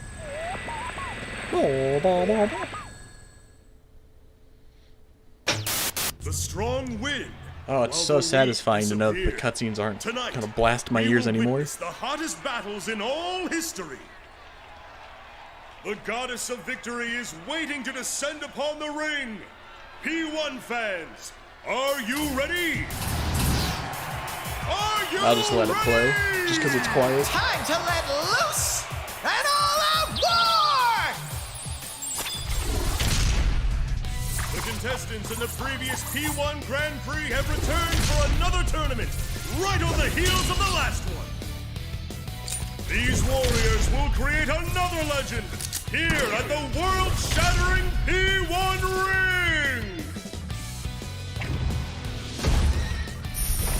These are battles of honor, battles of will. Sparks will fly. Some fight for pride, some fight for glory. Will this be decided by pure muscle, or will a battle of wits determine the outcome?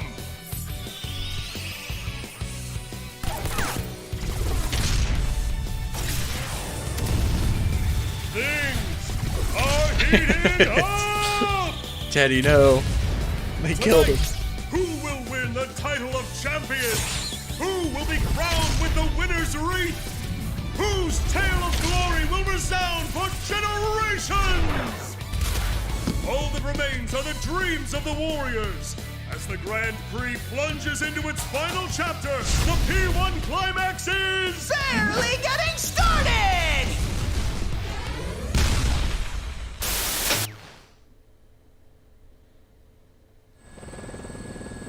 It's a good thing they don't make me watch that 20 times like in the first half of the game. Hey, what was that just now? Weren't those the Persona users in Inaba?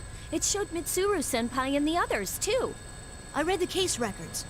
If I recall correctly, was that the Midnight Channel that was being broadcast in Inaba? I was on it too, but it wasn't like that last time. All of us in the helicopter are utterly confused. Who would broadcast something like that, and why? The P-1 Climax, it's obviously a continuation of the fighting tournament. Suddenly, the monitor switches to another feed.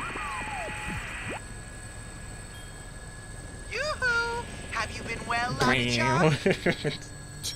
General Teddy? But I thought I already... General Teddy in the recent P-1 Grand Prix. The one calling itself General Teddy turned out to be my own shadow. Can we stop the helicopter noise? It's annoying my ears. I accepted my shadow and gained the power to use a persona.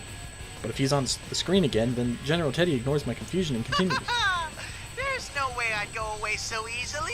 I mean, a P-1 without me I'm is like Teddy. a tuna sandwich without the tuna. What? He can hear us? Isn't he that weird Persona user named Teddy? No, he must be the General Teddy who hosted the fighting tournament last time. The record said he'd been eliminated, though. General Teddy, where did you take Mitsuru-san and the others? If you don't give us a good answer, you're gonna pay! It's past your bedtime, Cubby. Who? If you're gonna keep giving me lip, I'm not going to explain anything. Oh, you better shut it, Ken. Explain? That's right. I mean, the three of you are very important guest stars in the P-1 Climax, after all. So you'll participate, of course. Right? What? What are you after?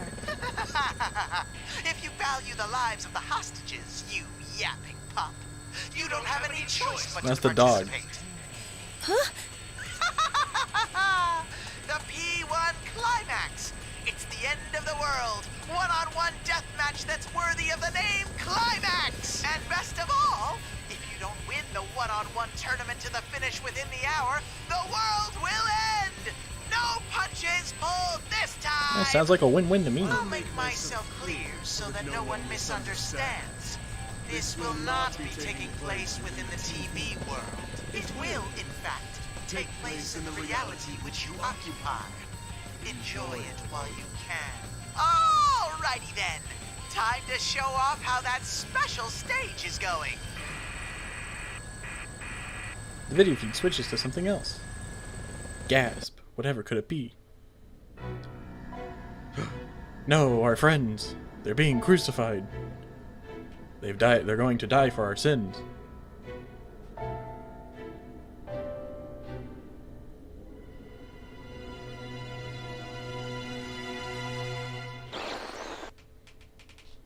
What is there not to get? It's pretty easy. This is easier to follow than the first half of the game. Mitsuru-senpai? It wasn't just Mitsuru. Sonata-san, Thank you, Aiga-san and Fuka-san too. for being considerate for the others. What will be the fate of our captured queen and her loyal minions? Oh, and this is a no-fly zone. We don't have any room in the parking lot for that thing, so you'd better start walking to the battleground. As a little incentive, Persona! Kintoki Doji! Throw him a tomahawk! What?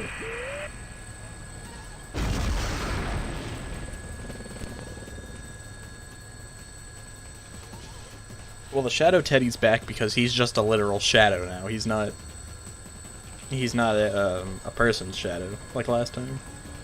With that last command from General Teddy, the monitor turns off. After a moment of silence, Kikuno shouts from the cockpit. An alarm? No. There really is a missile coming our way. Evasive maneuvers. Brace yourselves. A missile? Ah! The Dark Hour is a phenomenon made by or caused by a bunch of scientists that occurs after midnight, but before 1 o'clock. So it's like a mystery hour only certain people can access. As soon as Kikuno shouts, the helicopter makes a sharp turn and we're all thrown to our sides.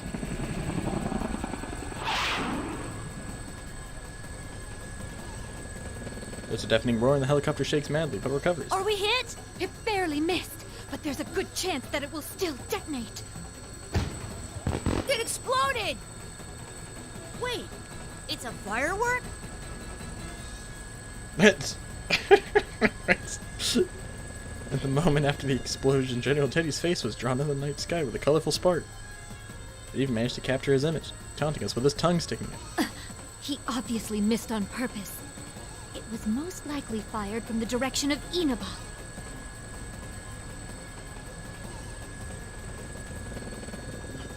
That is not funny at all! You know, is I he don't trying know. to start a war or something? Wait, what is that? There's something in the distance. It's huge! Kari points towards the shape of a gigantic building stretching toward the sky. Something red is writhing around that bizarre structure, trying to envelop the town below. It's red I'll fog. zoom in.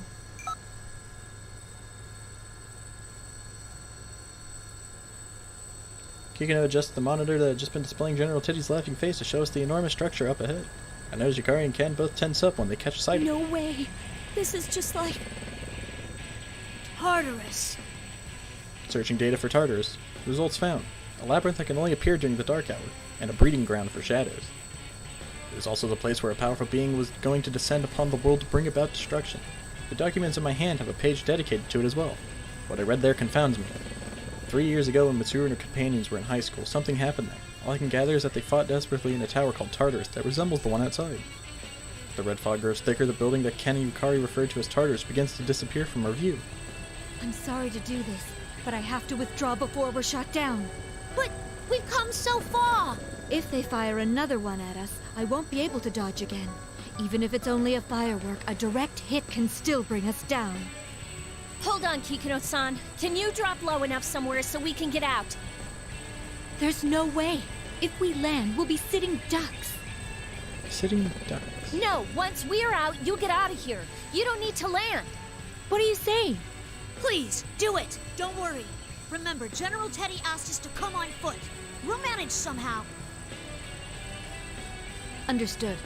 I'm looking for a landing site. There appears to be a large shopping center nearby. While dodging explosions from missiles flying mercilessly towards us, the helicopter nosedives, plunging us towards the ground as we move closer to Inaba. Labra-san, please take this. It may be of use. A It micro contains stick. the data that was taken from the Ergonomics Research Laboratory's top secret files. The creator's name is Shuji Ikutsuki. No, Tartarus and the TV world are two different things. Shuji Ikutsuki. That name was also at the document that Kikuno had given me. He betrayed Mitsuru at the last moment 3 years ago and revealed himself as an enemy. Ever since the death of Koetsu Karijo, the patriarch of the Karijo family 2 generations ago, this man took the lead in all the terrible events relating to the shadows. That is how dangerous this man is.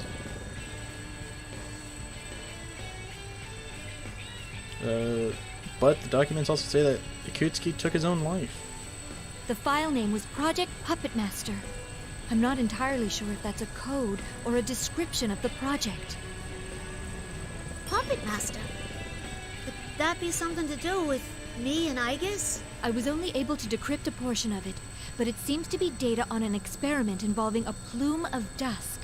An experiment with a plume of dusk. So, why are you giving this to me?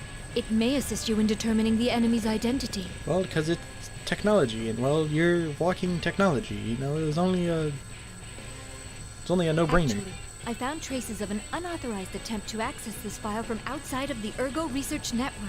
I investigated this and found that the requests made to break in originated from this vicinity. Likely. Huh?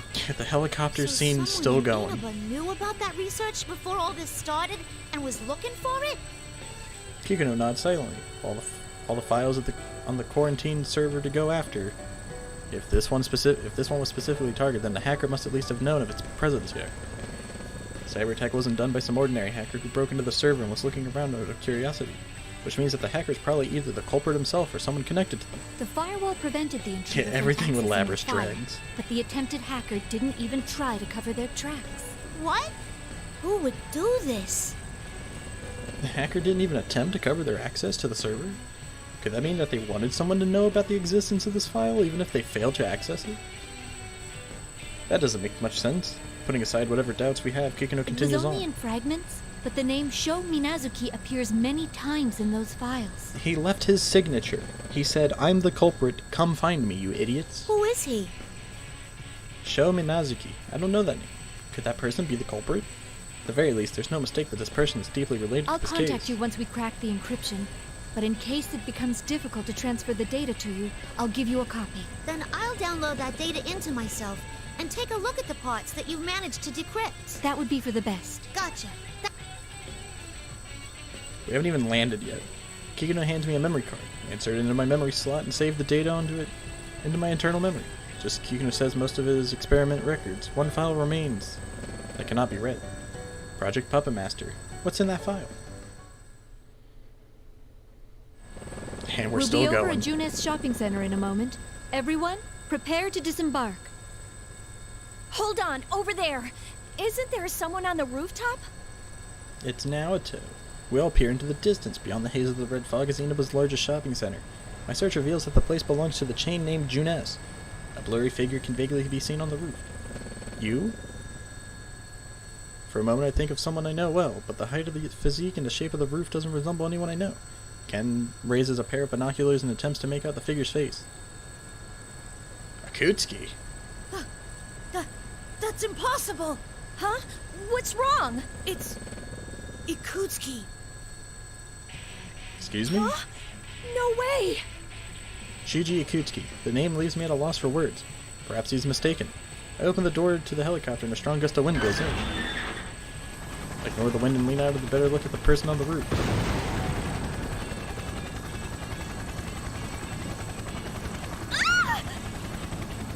The helicopter suddenly attacked from an unexpected direction. The vehicle sways alarmingly. That wasn't another missile.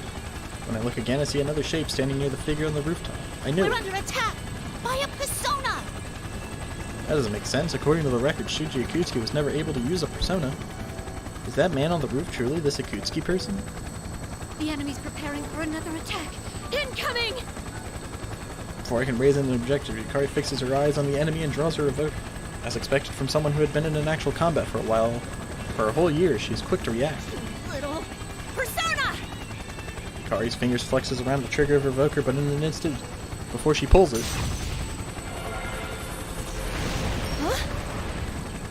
Yukari's persona appears, creating a whirlwind around the helicopter that repels the attacker. What? I didn't even use my evoker yet. Seeing Yukari so bewildered sends a chill down my spine.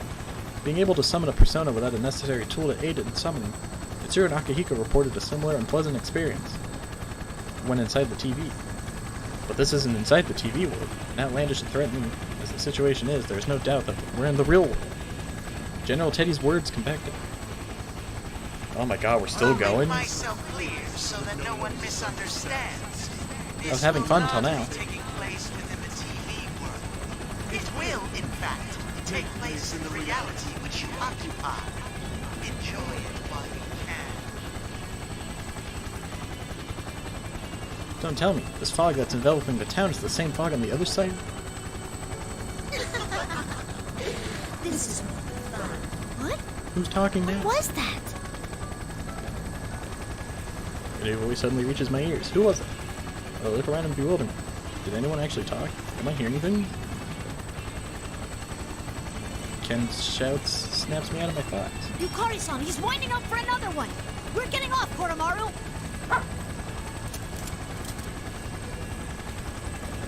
Yukari still looks confused, but Ken notices something and unbuckles his seatbelt with his spear at the ready. By this time, the helicopter has descended close enough to the roof of Junes that people and dogs can easily jump down. Cerberus. Coramaru growls and another persona appears. At the same time, Ken leaps out of the cabin, stabbing at the enemy persona, closing in on us. Koramaru's persona and Ken's spear both hit the attacking enemy at the same time, and Ken drops to the roof unharmed. It seems you're always taking on the responsibility of saving others, Yukari-san. Seriously, it's like, again? Really? But I'll take this one. After all, I save the world on a weekly basis. We get it. You're Power Rangers. Coramaru and Yukari drop out of the helicopter and nimbly land on the roof. Amazing, their combat abilities are equal to those weapons like me or right. Even though they are secondary members of the Shadow Operatives, used only in times of emergency. It seems as if they've been on the team this entire time. I clearly ready my axe and follow them.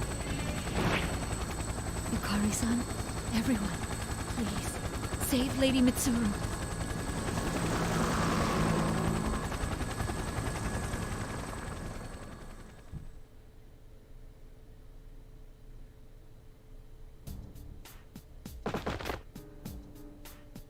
When I look back up to the red sky after landing, I see a helicopter gaining in altitude while maintaining its balance.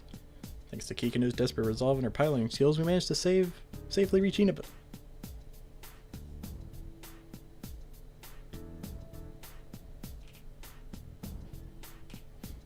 I check my surroundings once more while praying for Kikuno's safety.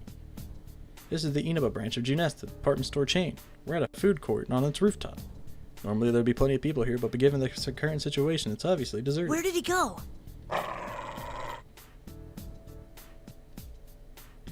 Ken readies his spear and tries to peer into the fog, making visibility such a problem. I look around, ready for battles. Looking for battle as well. Whoever attacked us should be nearby. Hey, Ken-kun, did you really see Ikutsuki here a moment ago? Yes. I didn't see him clearly, but there's no way I could have mistaken him. That's impossible. I mean, Shuji Ikutsuki That guy's dead. That's right. Shuji Ikutsuki died 3 years ago. And we were just attacked by a persona. According to the records from that time, Ikutsuki had no persona. At the very least, it looks like he's not nearby. We can't let our guard down yet, though. She's right. I can scan the area and read no one else here besides the four of us. I say as much, and we lower our weapons in order to discuss our strategy. Coramaru and I are going to continue looking for him. If that really was Ikutsuki, there's no doubt that he's involved in this case. Wait, they're just changing how things happen. That's true. Can you and Koro-chan go after that guy from earlier? But that person seemed to be using a persona. Won't it be dangerous for you two going off on your own? The two humans look surprised for a moment and trade glances. Did I say something odd? Don't you worry about me and Coramaru. Even if we run into something we can't defeat, we'll find a way out of it. And honestly, it's faster for us to split up. So we're just gonna skip over the Naoto part? believe in you guys. They have absolute faith in each other after having fought together for so long. It's not that they don't have concerns about one another, but they truly believe that they will accomplish their goals on their own. I wonder, will these people ever feel the same way about me? After all this time, I realize how the time shared between Yukari and Ken separates me from my companions. So I'll head to the station and get Junpei. It didn't seem like he'd figured out the situation yet. Huh? Weren't you talking to him on the phone earlier? I was, but that idiot's phone ran out of batteries or something while we were still talking. But even if I can't rely on him to keep his phone charged, he's still good in a fight. So I have to meet up with him. I see. So we're not just gonna like follow kind of the a plot of goofball. the other one? Right? He's always been so useless. Huh? Did I say something funny? Nah, not really. It just sounded like you were actually kind of fond of him. Oh, I guess so. Yeah, I think you're right. These people trust each other, and they're always thinking of one another. When one of them faces danger, the others always rush to help them. A term comes to mind. Ideal companions. I wonder how you and his friends are doing. I have the feeling that his group and Mitsuru's group are going through similar problems after all. What about you, Labrys? What'll you do? Huh? I hope Mitsuru-san and the others are okay. Could you please go right to that tower? We'll head over there too as soon as we can. Yukari and Ken look at me. It doesn't matter to them that I haven't known them for very long. They seem to have a companion interest me. Right! Or they see me as a companion interest me. It's decided then. Labrys, you head to that tower. Oh, also... Something felt off when I summoned my persona earlier. You might want to be careful. You felt it too? It was like... well, it felt like the evoker wasn't working, didn't it? Yeah, it might be that we can summon our personas without our evokers. Gasp. In any case, we should get moving. If what General Well, Teddy Labrys said never is had an true, evoker. we don't have much time to spare. Got it. If anything she happens, wouldn't let's know. meet at the bottom of the tower. Be careful, both of you. Bart. Yukari and I leave Ken on the roof and head for the stairs. She and I split up not long after. All of us firmly believing that we'll see each other safely once more. Wait for us, Mitsuru-san. I run at my full speed and turn my eyes toward the looming tower. I will rescue her. Yeah, I guess we're just skipping Naoto. To be continued. Why did that take so long? Margaret. Is that Theodore? Are you kidding me? He's actually in this game?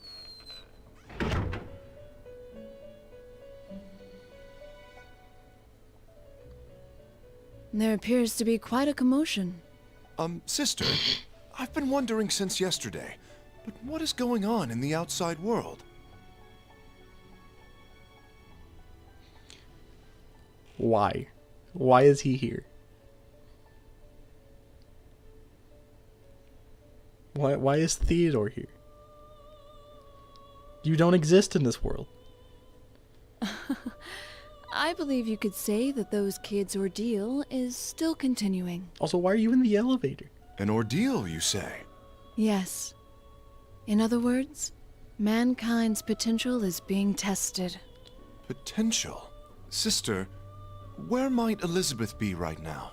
Abandoning the duties given to us by our master and going out into the outside world is normally forbidden to us. Why did Elizabeth go through all that just to head out into the outside world? Get out of here. I'm sorry. It was presumptuous of me to ask. That's not even his voice. I suddenly feel I don't thirsty. Do you feel like drinking a cola? A cola? A cola, you say? My. You know what that is? Don't tell me that you don't know what that is. Of course I do. Elizabeth told me about it. An ebon monster compressed into a metal cylinder, waiting for the moment its prison is released to spring into the eyes of the unwary spewing foam. Quite. Well then, I task you with the acquisition of about 100 of these colas. You want me to do this? But cola only exists in the outside world. I merely ask for the cola. How and where you perform your task is at your discretion. Why is this conversation even happening? Even if it takes you into What the is outside this? world. Sister. Yes, what is it? While I'm out, may I go see what's going on outside? No, no one's allowed to see you. You're not allowed to exist in this plane, because then we would have to acknowledge the existence of the female protagonist from Persona 3 PSP. That would be none of my business. All I asked you to do is go on an errand for me. Margaret does sound a little different. Shouldn't you hurry? Our master will be returning soon. No, he Yes! I'll go at once! Igor says I'm not here for these side games. I guess it can't be helped that he's drawn to the outside world right now. This current aberrance in the outside world is centered on that red-haired guest. and Persona users have gathered to it, as if caught up in that fate. Even my heart races just thinking about it. It's troublesome having siblings so brimming with curiosity.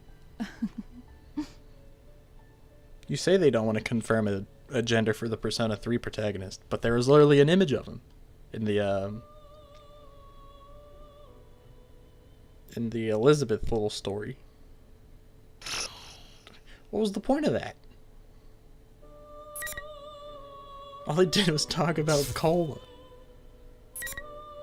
Unforgivable insult.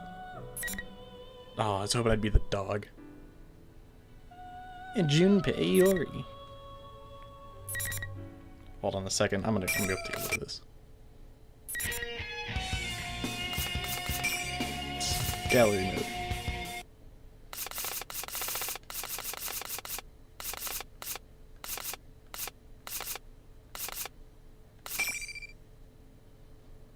Oh, never mind. You can't see it. I'm an idiot. Okay, yeah, no, I think that's right. They just don't want to confirm, or they don't want to put a gender in.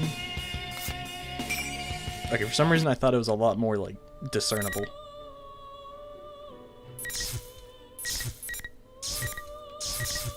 I want to play Junpei. And we'll do Ken. We'll go left to right.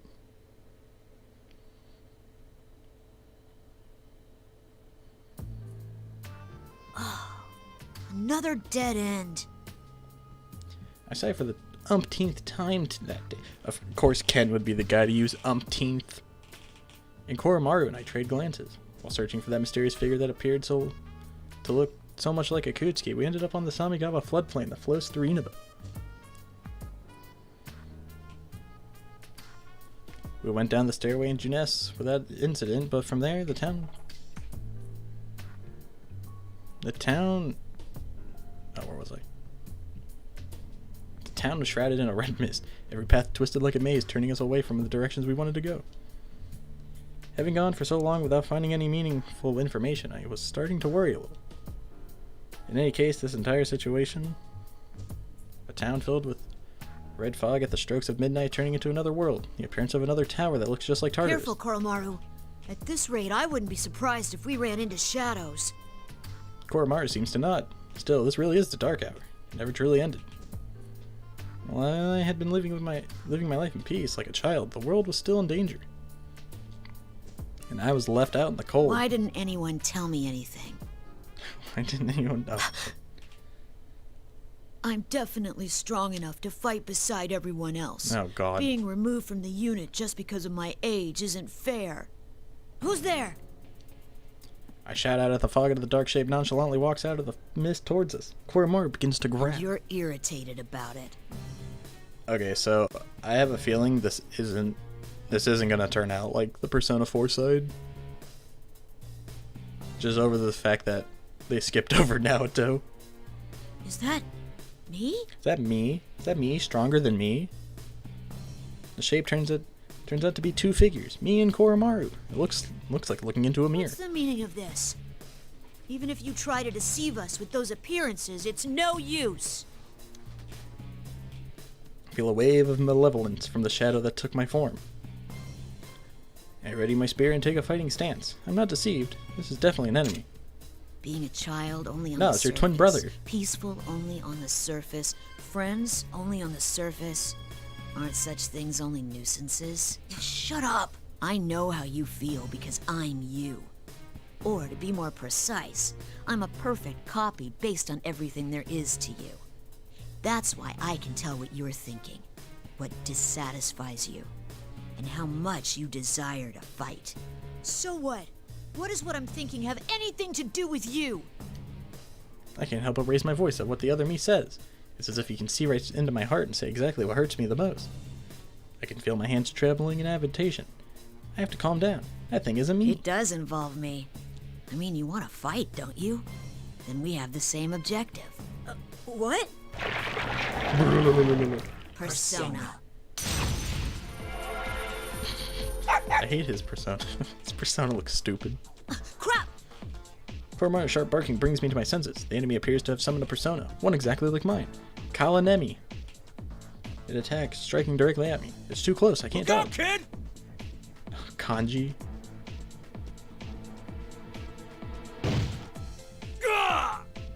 Oh. What am I doing? I need to focus. I desperately try to sort out what just happened. Somebody tall jumps in front of me. Did he protect me? The person who was struck dead on by the persona attack falls heavily to his knees. I'm instantly reminded of another time when someone else died protecting me. I've made the mistake again. Damn it!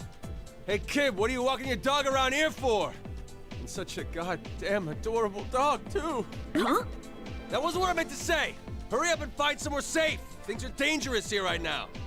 You're... I stared dumbfounded at the man who shielded me. This must be Kanji Tatsumi, one of the Inaba persona users described in the file I went over during the helicopter flight. The flight that took 10 hours. He still seems okay. That's a relief. Actually, he appears to have a lot of energy to spare. He must really be tough. Kanji-kun, here comes another! Sukuna Hikuna, go! And Naoto's here. And they really did just say screw consistency in this game. The sound of a heavy collision echoes across the floodplain. The fake Coramaru tried to attack Kanji, but it was hit by the persona of another person, who came running towards us through the fog. That's Naoto Shiro Spaghetti, another persona user in Inaba. Kanji-kun, you were being reckless again. Are you alright? Naoto! Grab the kid and get out of here. I'll take care of this. Bravery and recklessness are not the same thing. We'll do something about this. Naoto turns to face me. Does this person know about me? You're Kanemata, a member of the Shadow Operatives Emergency Special Suppression Unit, correct? And you're Coramaru-san. Please lend us your help. We want to return this town to its normal state. Huh? Shadow Operatives? Are you a persona user too? Wait, does that mean the dog's got a persona too? Oh yeah. It's got Cerberus. Looks like we have some more shitty guests. Fine, whatever. Just hurry up and make a decision. The fact that they're not going on the same storyline is why this looks like it's going to take just as long. But your captured companions are having their powers drained, and things may become irreversible if you don't hurry. What? What are you doing to them? Who knows? Why don't you find out for yourselves? In any case, bring on the ring. Yeah, let me read. Yeah, whatever. A barrier. It's just the pillars. Indeed. It must mean that unless we fight and win, we won't be able to proceed any further. Oh good, you understand. That makes things easier. Yeah, Naoto's the only one who ever understands anything. Can we start fighting already? I can't wait any longer.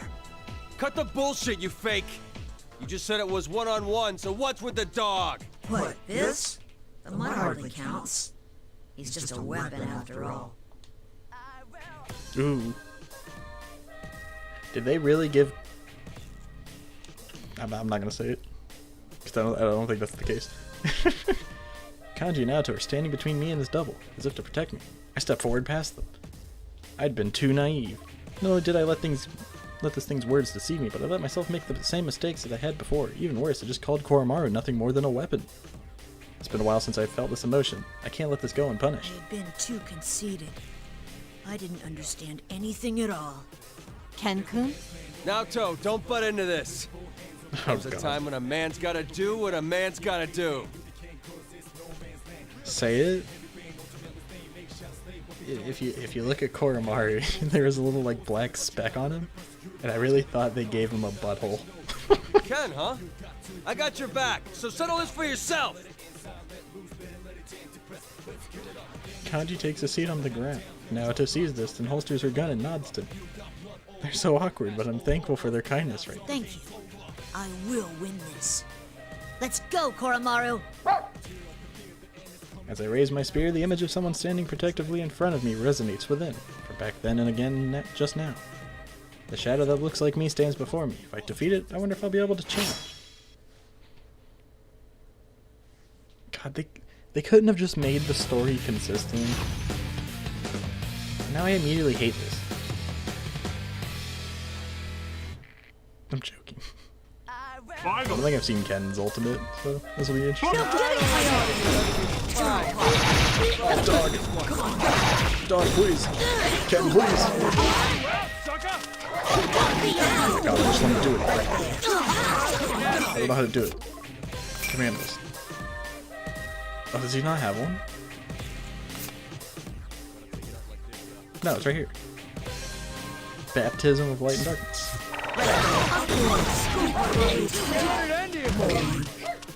Oh God, just let me do it.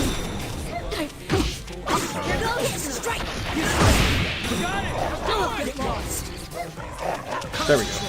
Why was that so hard? And I missed. The Coramaru is the trigger. I'm gonna lose.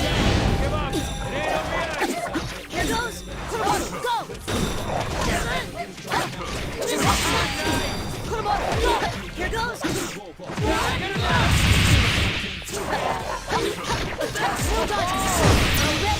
Okay, I got it. Why wouldn't it work? Whoa, you turned it around! Badass! I hit the input like 5 times and he wouldn't do it.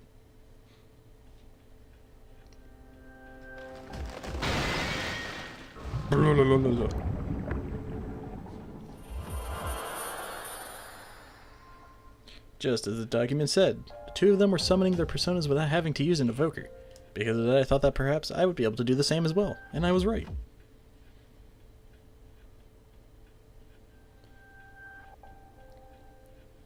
But being able to summon personas like this should only be possible in that TV world. Has something changed to make this place the same as the other world? While I was thinking about that, I watched the thing that had taken my shape melt into a puddle of like a burning candle. Coramaru sniffed suspiciously at the puddle of black goo and barks once. Is this a shadow? Huh? I thought somebody's shadow was supposed to turn into a persona when you beat it. Kanji-kun, didn't you notice that wasn't a shadow that came out of Ken-kun? It must have been a fake created to bear his likeness. The most obvious evidence of that is how both fighters were able to summon personas in battle. Defeating your own shadow makes them into your persona? I see. So that's how you acquired the power of personas. Huh? That's not how it went for you guys? Yes, we do things a little differently. In any case, thank you. Because, back in, many years ago, TV world didn't exist. It's fine. Kanji-kun, are you alright? I'm still upset they couldn't have just made the plotline, consistent. I'm sorry. It's my fault that you got hurt. Hey, it's nothing. But, to make up for it... Yes, what is it? You think maybe I could, pat you on the back or something? Kanji, don't get weird. Kanji, don't get weird. What? Suddenly remember something. According to the material I read in the helicopter, the participants of the P-1 Grand Prix were all given nicknames that were embarrassing, but had a kernel truth. If I recall correctly, Kanji's was Beefcake Emperor. What exactly does that mean? Oh wow, this is amazing! Oh my god! Oh, he's talking about the dog. He's talking about the dog. Totes adorbs! Okay. Shiba! He's talking about the dog. No need for alarm. Oh, you meant Coramaru. Huh? Who else? Who's a good dog? Who's got himself a persona? Is it you? Is it you? We don't have time for this, Kanji-kun. Perhaps later. Right. Sorry about that, Koro-chan. Kanji gently lets Coramaru go and pulls himself together before turning to There's me. something I'd like to ask you, Ken-kun. Did you see the Midnight Channel broadcast that came on earlier? Naoto, you should be dying right now. The one where Mitsuru-san and her friends were We should have saved right? you. Was that for real? I saw it while we were in the helicopter. We were searching for them after they went missing. I see. Then it's quite possible that what was shown on the Midnight Channel was true. I have no conclusive evidence that the video was real, but we ought to consider that it was. If that fake me wasn't lying, then they're in danger. We have to hurry and rescue them. Indeed. Please allow me to get a better grasp of the situation first. Are there any other members of the Shadow Operatives here? There are 3 of us, including me. Oh, and if we manage to meet up with another one who might be here, that would make 4. I came with Yukari-san and Labra-san. It seems that Junpei-san got here on his own as well. Naoto's like, you're just saying names at We this split point. up at Junes, and we're now on the move separately. Labra-san headed to the tower, and Yukari-san went to find Junpei-san. Imagine having consistency in persona. Coramaru and I are... we're pursuing someone in particular. Someone in particular? Is this person related to the case? I don't know yet. but I'm positive that he attacked our helicopter. I see. All right then. Is there anything you know about what's happening in this town and that tower that suddenly appeared? God, they're literally just going to make me listen to everything again. Now to points to the tower looming out of the fog. The tower is dimly illuminated by the red light of the moon. There's an eerie silence. It's just like back then. Is this reminiscent of the dark hour that you have experience with? Hey, you know that plot and lore you learned in the last section of the game? Yeah, you're going to hear it again. That's... Dark hour. Hearing those words come out of Naoto's mouth baffles me. What's happening here in Inaba is quite similar to the Dark Hour. The appearance of the tower, the shadows, no matter how you think about it, there's no denying the similarities with the case from 3 years ago. I speak from experience. I can't feign ignorance, but how much am I allowed to tell them about what happened 3 years ago? Seeing me hesitate, Naoto looks serious for a moment before quietly speaking. You do know something, but it's difficult to explain. Is that accurate? Yes, I'm sorry. I can understand well why you're keeping your lips tight, but... This abnormality may be a continuation of the case we had been involved in. If that's so, then I feel guilty about dragging these innocent people into it. Is this how Mitsuru always feels? Does that mean Adachi's not going to be here? We're not going to get any, like, Adachi Persona 3 interactions? As I'm lost in thought, Kanji slaps me on the back. Hey, stop playing hard to get and just spill the beans already. You know you can count on us. Kanji-kun's right. That's not Kanji's voice. Mitsuru-san and the others are close to us too. They must be saved as quickly as possible. Don't we have the same objective here? And there's no reason that we shouldn't be cooperating with each other. Well, because if they're not going to follow the same plot line as the Persona 4 perspective, then I doubt Adachi's even going to show up. Close to you. Since they called the people I care for close to them, as well as seem to be seriously worried about them, I don't feel the need to hide anything from them anymore. These people saved me without regard for their own safety, after all. I see. So that's what happened. But even the document I read reported that Shuji Akutsuki had died. The voices that are scuffed are Kanji, Margaret, Igor, and I think Theodore. They're the scuffed ones. What is going on here? We exchange what information we each have. Our struggle from 3 years ago. Ordinary people would never understand my story, but Naoto and Kanji listen to me with serious expressions. And likewise, I hear about their struggles last year. Naoto tells me that their own experience is something that most people would have trouble comprehending as well. We come to understand what we've gained through our struggles is the same.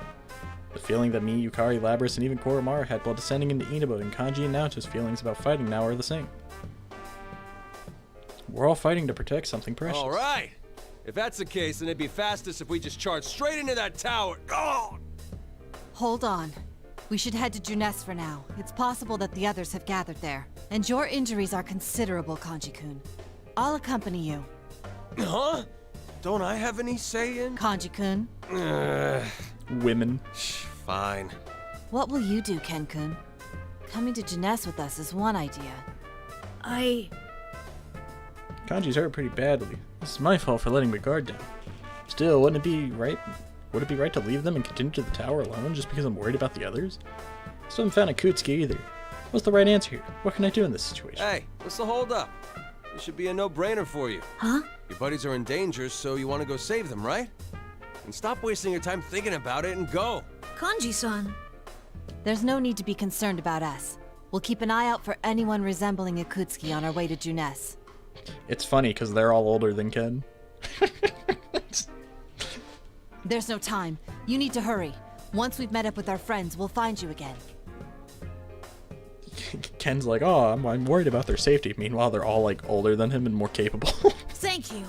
Coramaru and I will head to that tower. Ha! That's all you had to say from the start. Careful though. Another fake might try to jump you like the one here did.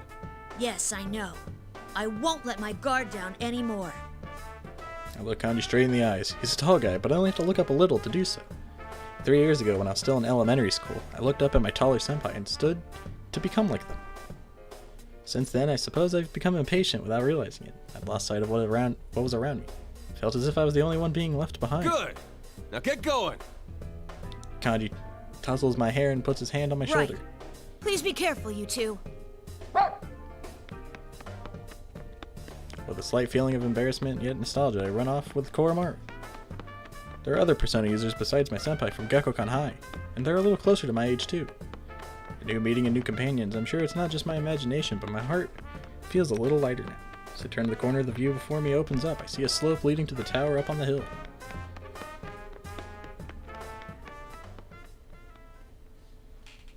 To be continued.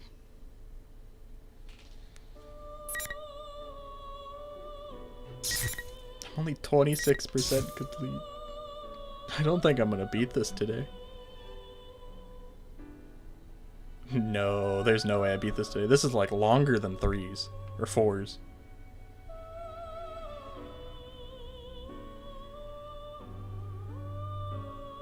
Interesting.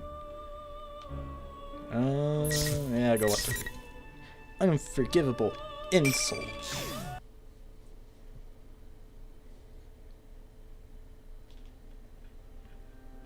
Everything is still, and it feels like I'm left behind in the flow of time. Like I thought, there's something wrong with the entire town.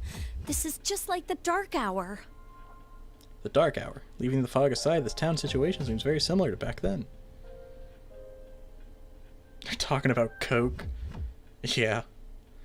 With a conversation that did need to happen. There's a small pang in my heart when I think back on some long forgotten sensations.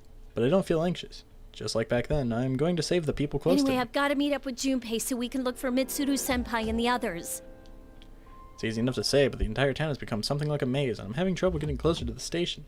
Since leaving the others at Junes, I've walked for quite a distance. Oh, I wonder if everyone's okay. I'm worried about Kikuno-san, too. If only Fuka was here. The sound of the helicopter faded away quickly after I left the town and is oddly quiet. I'm actually glad that there aren't people around, and since I don't have any time to change, I'm still in my feather pink costume. It didn't bother me much when I was in the helicopter, but just imagining walking around like this where other people might see me would be embarrassing beyond belief. That's quite a bizarre look you have there, Yukari. Mitsuru-senpai! God, that scream. I see a familiar silhouette through the fog. Wait, why is she dressed like a villain from my show? I mean, I know that she's never been all that interested in fashion, but in any case, I'm relieved to see her. Oh, thank goodness you're okay. Are Fuka and Akihiko-senpai with you too? Where's Aigis? Who knows? Most likely disgracing herself in some unsightly way somewhere. What? She's capable of getting herself killed on her own. Huh? Mitsuru-senpai? Don't you think so? You came to this place to do battle to begin with. Isn't that so, Yukari Takeba? Takeba? Something's not right. I recall something from the files about the previous P-1 Grand Prix. When two people would meet, their words would be twisted, enraging them until a fight ensued. Is that what's happening here? Mitsuru-senpai, are you all right? Are you really hearing what I'm saying? Forgive me. We're both under the same circumstances, so let's get along. We were both released from those foolish restraints of our fathers, after all. That repulsive laugh causes something to snap within me. Dad? I don't care if this is a trap or not. Before I realize, I'm shouting back at Mitsuru. Don't play games with me! You promised me that we'd fulfill our dad's wishes! That we'd have them watch over us as we work together! Uh-oh, Teddy's here. Hold it right there! Please stop fighting over me! Of all the people who could have shown up. Huh? What the? A strange round object bounced between us. Is that somebody in a costume? Wait, I remember seeing this in the files that Kikuno had prepared for us. This is the persona user from Inaba. I think the person wearing it was named Teddy. Wait, it's talking now? Wowza! I was drawn to the smell of beauties, but here's a couple that are dressed kinda weird. Yeah, okay, I might not be dressed very sensibly right now, but you're the one wearing a full-blown body animal suit. But this isn't Michan! It's a complete fake trying to mimic Michan's beautiful bod! Michan? You mean Mitsuru-senpai? Hold on a sec. A fake? That's right! This Michan is made of shadows and... Poor Teddy. Just then, Mitsuru kicks Teddy square in the face, and the suit goes flying with tremendous force and rolls to the edge of the street. He doesn't move a muscle from there. I wonder if he's still alive. Shut up, you rubber ball. Now bring on the ring! This may be a fake Mitsuru, but it looks exactly like the real thing. She raises her hand forward, yeah, whatever. Just then I noticed that Mitsuru's eyes are shining a burning golden color. Are you really a fake Mitsuru-senpai? Yes. I didn't intend to hide that fact from you. I am a duplicate. recreated from exact knowledge of who Mitsuru Kirijo is. You took Mitsuru Senpai's form and mocked my dad! I will not forgive this! The more I play this, the more I just wish they'd port 3. I'm in a simple fit of rage. A phenomenon similar to the Dark Hour, a tower that looks like Tartarus? Anything can happen now and it wouldn't surprise me. But for this thing to take on a form of my best friend and do what it did, it's absolutely unforgivable. You're a shadow, right? I won't show you any mercy! That's my dad you're making fun of. That guy died.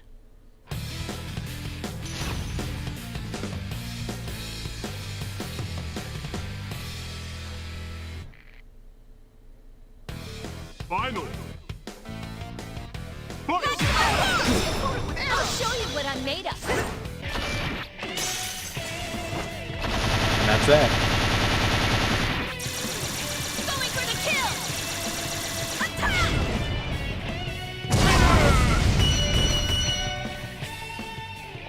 And there you have it.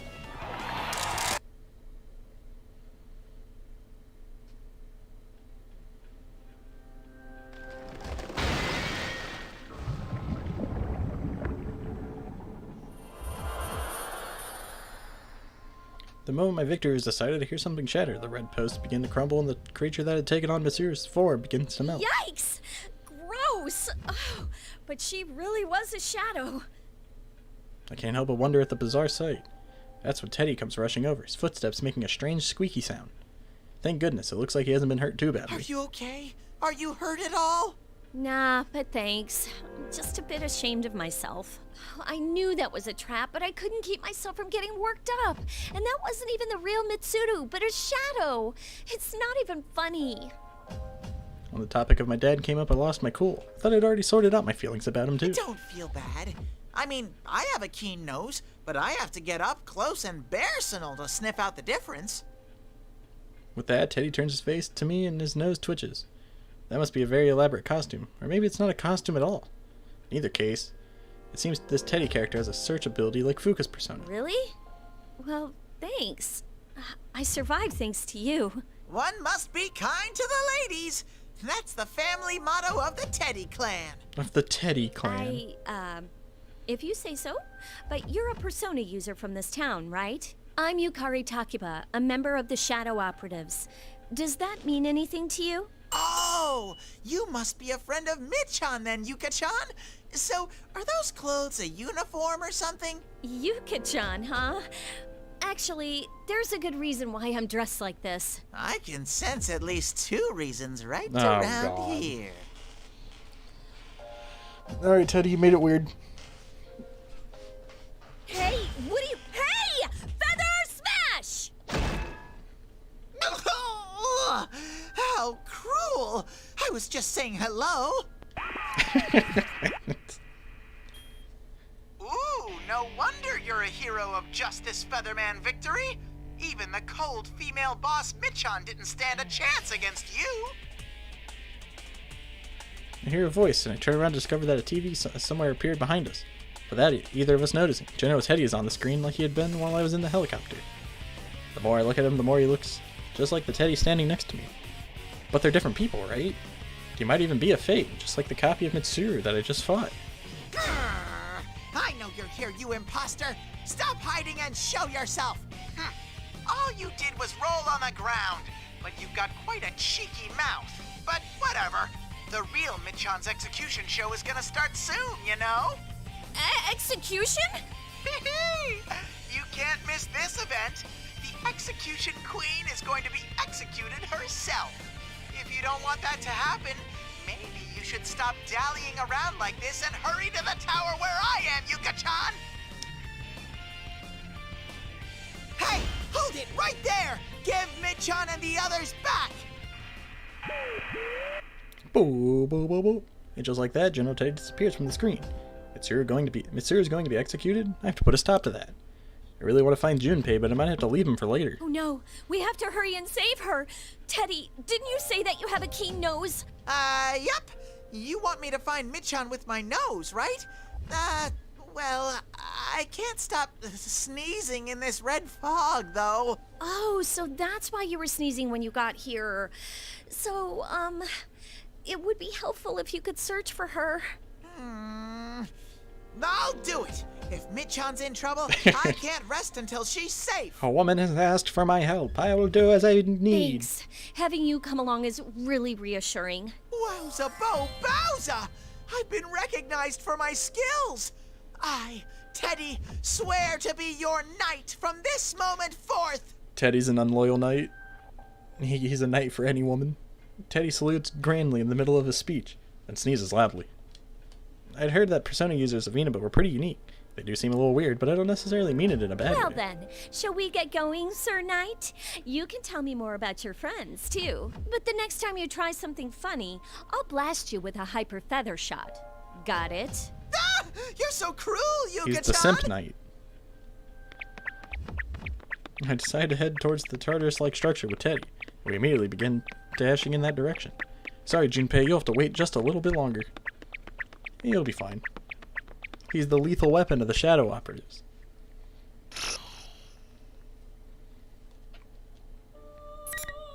Yeah, the Tier 3 Knight. Junpei Iori! It's time to play as him.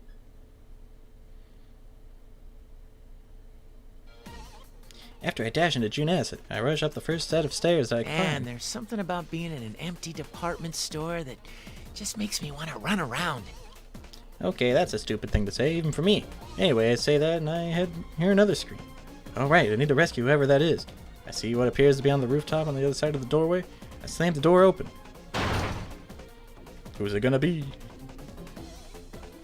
I can see banners for all things like takoyaki and yakisoba set up in the open space. Oh, so this is what shopping centers in the countryside are like. There are two girls standing in the central area and they both turn to look at me. Could my gallant entry have caught the attention of both of them? One of them is a dark-haired girl holding a fan like a weapon, and the other, I feel like I've seen her before. What the? It's Rize. That face, that voice. Could it be? Holy whoa! Risette? The real Risette? Alright, Junpei, calm down. She's a teenager. She's 15, 16? And who are you? She tilts her head cutely and looks at me, eyes brimming with tears. Whoa, it really is Risette. I have her DVDs. What should I do? I'm elated from unexpected good luck, and I rush between the two girls, reflectively shielding Risette. I'm the guy who's gonna save you. Don't you fear, now I'm here. Oh yeah, I pulled it off. I bet that definitely won Risette over. And you are? After what you've done to the town and how you've been protecting a fake, you must be the culprit. The what now? What does she mean, culprit? I'm Junpei Iori, and I protect justice more than anything else. Play dumb. You did such horrible things to Labrys, and now you've gotten Matsuro-san and the others. Put this town back to normal, at once! Huh? Who? Wait, isn't this the name of the Aigis' sister? Yuka-tan mentioned her. Wait, she mentioned Mitsuru too? Crap, I think this girl's really misunderstanding me. Wait, there's a misunderstanding. Something's not right here. We need to talk this over. I desperately try to explain myself, but somebody weakly tugs on my sleeve. I turn around and get up close and personal view of real Risette. Oh man, she's cute. Please, won't you help me? That scary girl is picking on me. She's so mean. Junpei, please. Junpei, please beat up Yukiko. Huh? Okay, she looks scary, but she doesn't look like a bad person. Actually, she's kind of cute. If you won't come, then I'll make the first move. Go Konohana Sakuya! That persona. That shape appeared when a black-haired girl called out what definitely was a persona. Is she a persona user too? If that's the case. Persona! Yeah, bird. The girl's persona comes flying towards me, wreathed in flames, and clashes with my own persona, and a sound like glass smashing into glass. Two personas are locked against each other in combat. Dark-haired girl seems surprised at my ability to summon a persona too. Like I was saying, can you wait a sec? Why are you doing this? Violence isn't the answer, you know. Don't waste your breath! I will protect my friends and my town! On closer inspection, the dark-haired girl's eyes are dead serious. I can sense her powerful determination through the power of her persona, but I can't hold back any longer. This isn't good.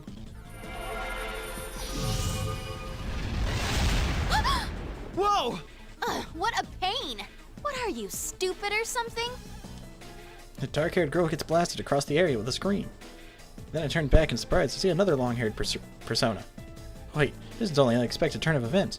Rosette has a persona too? That persona made that attack just now? How long are you gonna keep up this stupid charade? Cheap sob stories don't bring in the ratings these days. What use are friends, anyway? What? I'm surprised to hear words like that coming out of the cute pop idol. What's wrong, Rosette? That's not true. I try harder because of my friends. They make me stronger. They give me people to live up to and people to protect. I haven't played Apex in so long. And if you deny Need to that play it strength, again. then I cannot lose against you. Yeah, I can understand that feeling. She's right. Oh crap, does this mean I jumped into this thing and immediately took the wrong side? You make me sick. Hey, aren't you supposed to be on my side? Hurry up and deal with her. Yikes, Rosette's face is even scarier than I've seen Yucatan pull off. To think that she's the kind of girl when she looks so cute. Appearances can be deceiving, huh? No. Though I feel like my world's been crushed. I recall that Yucatan wannabe I met earlier. I couldn't tell if she was the real or the fake at first either. Could this be a fake Rosette too? Dang, there's no way to tell. Alright. Hey, say something, you baseball freak. Sorry. Huh? I can't do anything on my own. And people have been helping me all the time until now, too. But because I can't do anything by myself, I want to stay strong for someone else. That's why, even if you're the real Rosette, I can't side with you. I said it. That was something I learned from back when I've been telling the kids. Well, that doesn't mean that everything you do gets results, though. Even then, I'm only standing here right now because of the support of everyone else. What's with these cheap cliches? Take a look in the mirror before you say stuff like that. Take a look in the mirror and look at your hairline, Junpei. How are you gonna let them do you like that? Even though in the cutscene it was perfectly fine, but this portrait, they don't do it justice. Oh well, I guess it's fine. It would have been more fun if the two of you actually went at it. But I'll invite you both to my last concert before the world ends. Now, bring on the ring! The face of familiar team idol distorts and her eyes change colors into an eerie gold. When Rosette raises a hand, 4 red pillars crash down from the sky through the fog and slam into the 4 corners of the food court. Oh, I recognize this. Looks like I was right. You're not the culprit? I'm Junpei Iori, the nuclear warhead of the Shadow Operative missile. I'm sorry I doubted you. That's not your title. The Shadow Operatives? You mean Mitsuru-san? Yep, that's right. Can you stand back a little? It hardly counts as an apology, but I'll take care of this for you. I'm gonna ignore what you just said.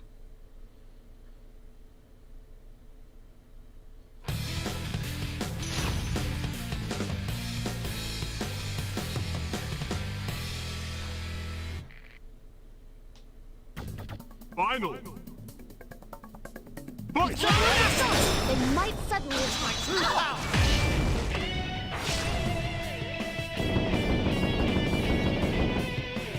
All this macho glory!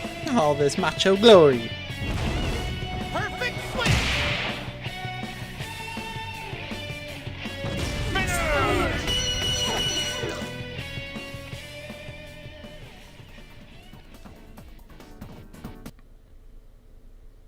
We just hit a home run with an idol.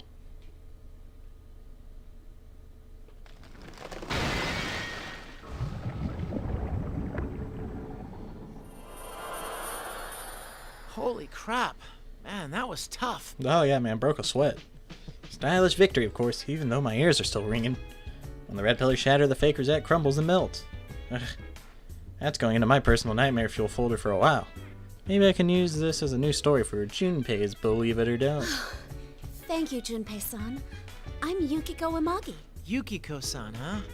Are you a high schooler from around here? Can I ask you something? Huh? Are you hitting on me? Oh, God. What? Come on, really? I just want to know what's going on in this town. I'm sorry. I get caught up with weird people too often. I mean, you've got a beard and a baseball bat. Yes, because that makes you a weird person. Come on, you're treating me more like a criminal suspect than a dude who's hitting on you. I'm not a bad guy, okay? But I can see how you get caught up in situations like that. I mean, you are cute. When it happens, use the Junpei-style stranger danger technique. Stranger danger. Junpei style? Oh, is that like Hanayagi style? Something like that. I teach kids baseball, and I also teach them basic self-defense from suspicious people. Stranger danger technique number 1. First, you have to yell really loud. Always start by yelling for help. Huh, okay.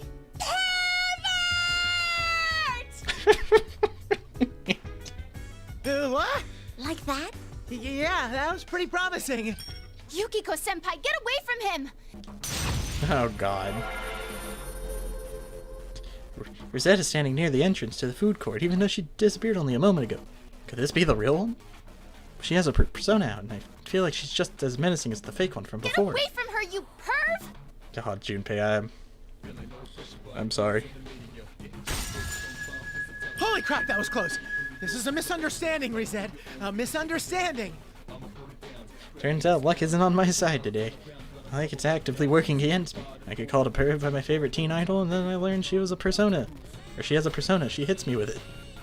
Hold on, Risei-chan. He has a beard, but he's not a creep.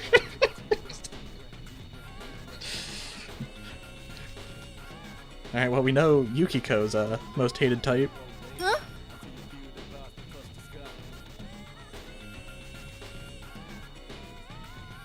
Rosette finally stops attacking when she hears Yukiko call out. I desperately explain what I've been through up until now. But wow, this really is Rosette. The real Rosette. Maybe luck's on my side after all. I'm so sorry. I thought Yukiko-senpai was screaming because she was being assaulted. But I'm glad you're okay. I figured that if I came to the food court, there'd be someone else here. I'm glad you're okay too, Risei-chan. And it looks like you can use your persona to fight now? That's amazing! Oh yeah, it's called Anime Bull. It's true that Rosette persona was impressive. Add that in with her calling me a perv, and I feel like this experience is going to traumatize me. So, this is Junpei Iori. He's supposedly a nuclear landmine for the Shadow Operatives. Yeah, close enough. So you're one of Mitsuru-san's team. I'm Risei Fujikawa. It's nice to meet you. You too. Just call me Junpei. And that's supposed to be nuclear warhead, okay? Nuclear landmine sounds like a huge weakness, doesn't it? That's not what I want to be known as. Then again, neither one of these two seem to have much an interest in me. Do they? So, why are you here, Junpei-san? Are you on duty? Well, I kind of overslept. And then I found out that Mitsuru-senpai and the others are missing, and this town's been turned into this... Huh? Mitsuru-san and the others are missing? Are they okay? Well, the Midnight Channel came on again, and General Teddy said there'd be another tournament. It seems that's where they're being held. Huh? What's the Midnight Channel? It sounds kind of like an adult-rated cable show. They've already been captured? Oh, they're talking about We've got to cable? hurry and save them! Hold on, I'll try searching for them. This really is 2013. Oh, but I think I know where they are. They're probably over where our 2012, school whatever is year on it the is. hill.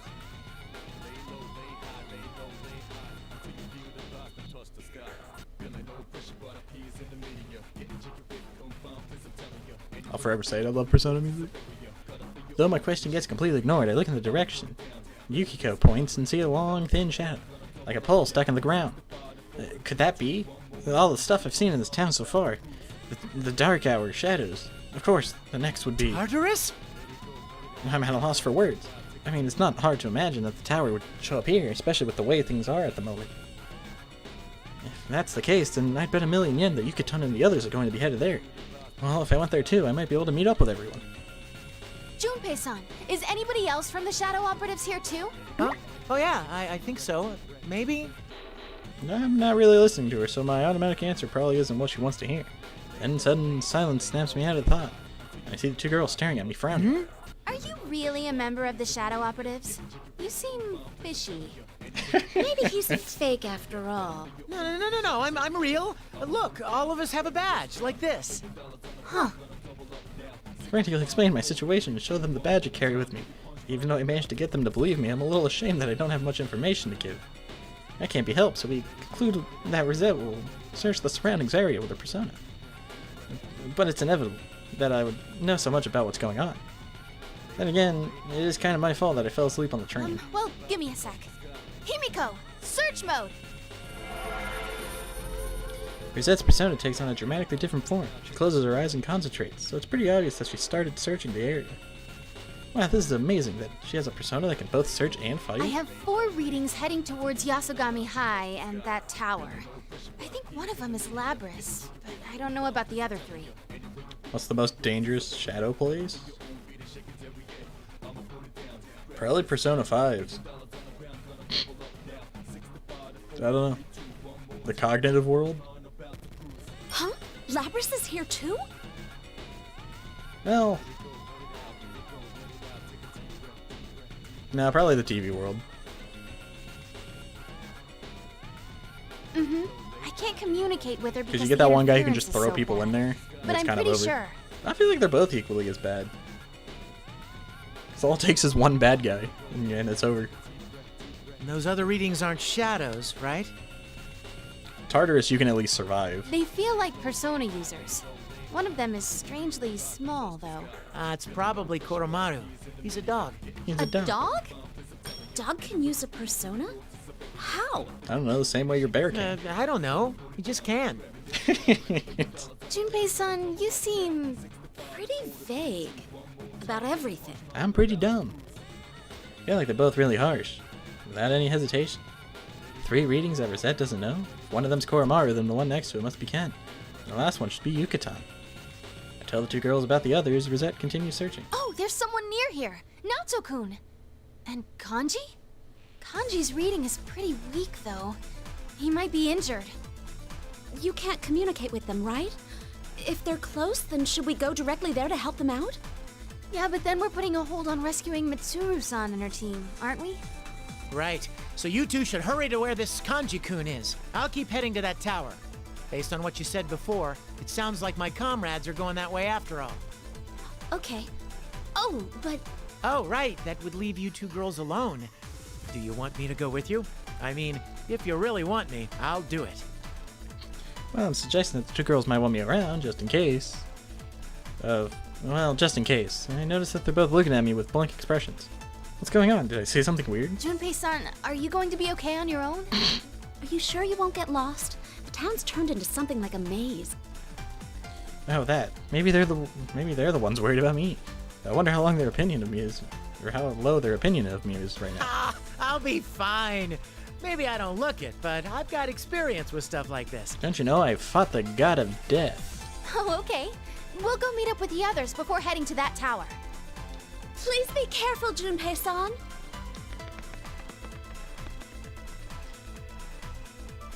With that, the 2 girls easily leave the food court. They didn't freak out over this bizarre situation at all. Man, high school girls these days sure are tough. I pulled myself together and began rushing toward that Tartarus-like tower. Even since I became a Shadow Operative, this is the first time I've encountered an abnormal situation like this. Basically, the last time something like this happened to me was 3 years ago. While I'm running, I think back on what happened back then, and I remember him. Don't you worry about me, man, I got this. He remembers him. I think that's the protagonist.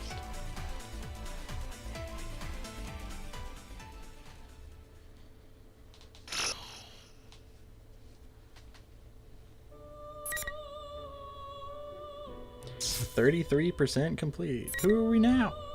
Mitsuru.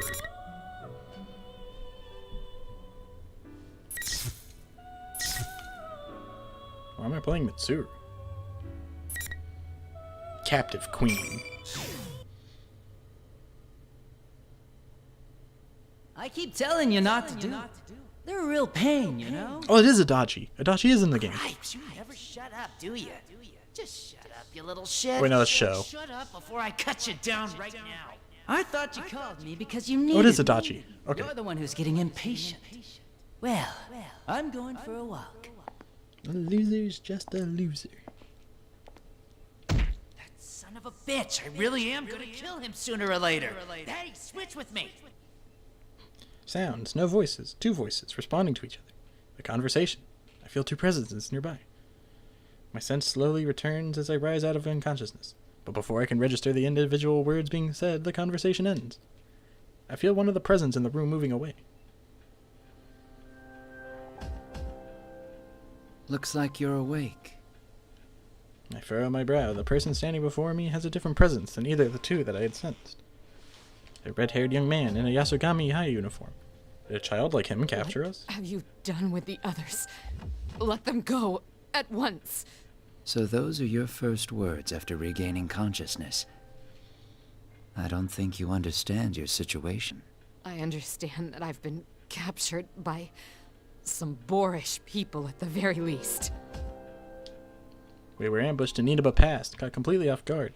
The limousine was sent over the edge, with us inside, and now I find myself here. My arms and legs are bound. Someone has taste in binding me like this? I recall a particular loathsome memory from the past. This cross must be the cause of the immense sense of fatigue that I'm feeling in my entire body. I don't seem to be able to summon my persona, but... Who are you? Is this all you're doing? That was a pointless question.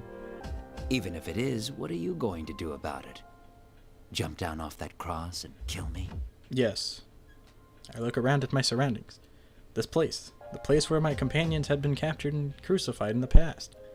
The past where my beloved father met his unfortunate end. You are God?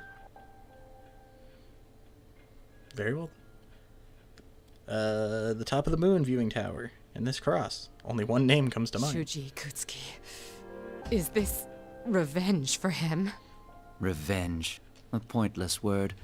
What do you think of the previous performance? It must have seemed like something from Ikutsuki's own mind. Performance? When we pursued Labrys and entered the TV world last time, a mastermind robbed Labrys of her freedom and spoke on his own evil scheme. That's right, his speech did resemble Ikutsuki's own mannerisms. And that was why we narrowed our search for the culprit down to those related to Ergo research, and how we were able to gather more information. Don't worry. He's dead. Not just dead, but killed. I murdered him. You must understand. You're a Kirijo. Are you trying to say that we killed him? But he was...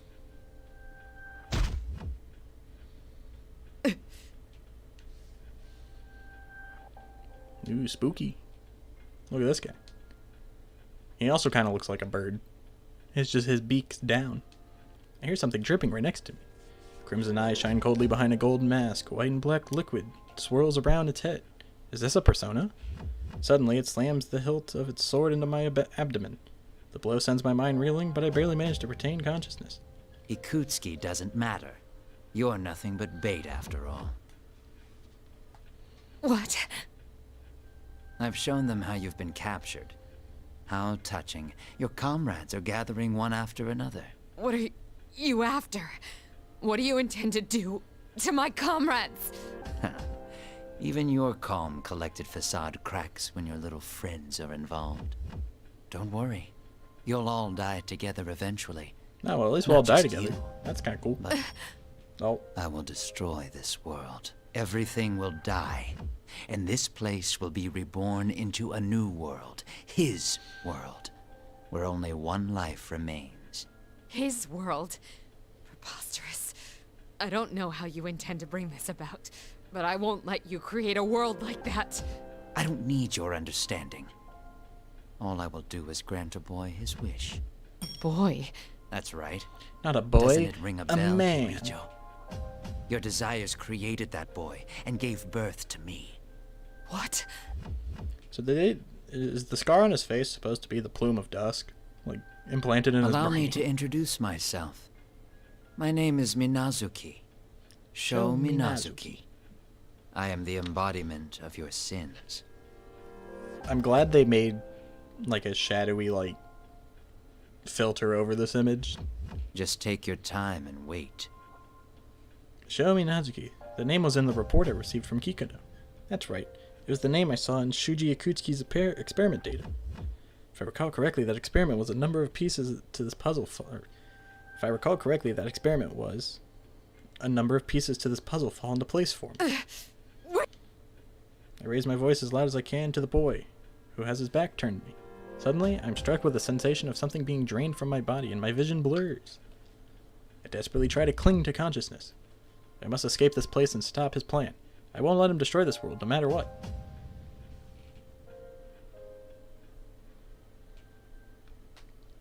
Goodbye, Mitsuru. Nope, we're still going.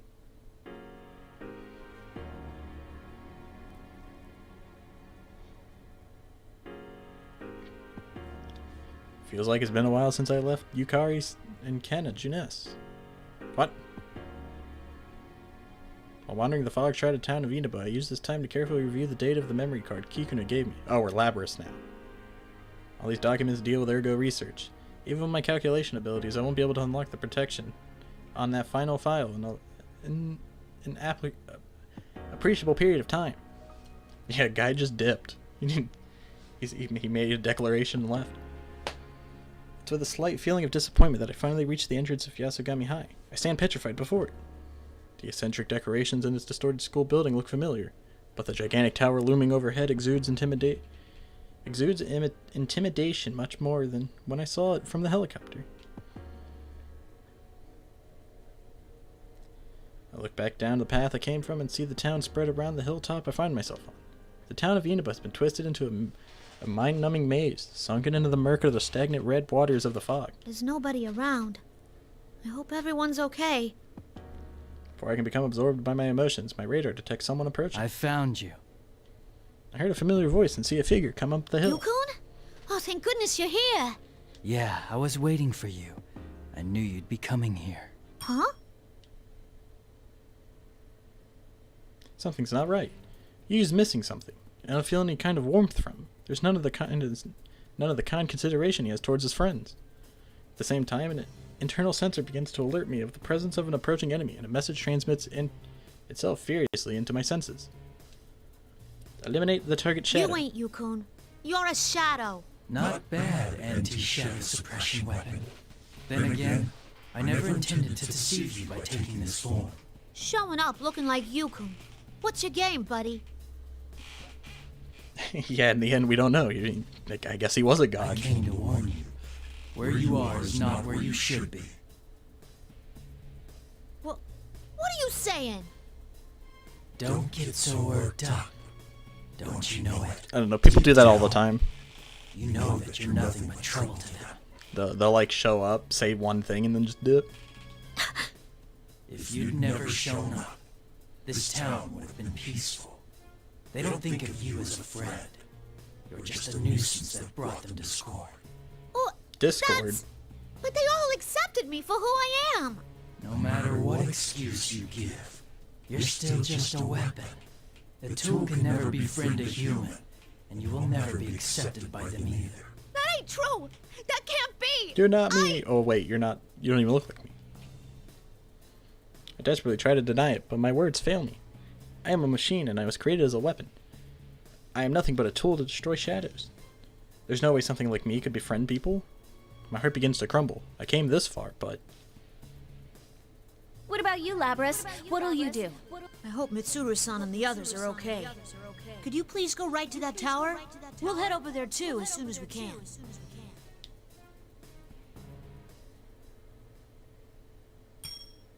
As my heart is about to crumble, familiar voices echo in my mind.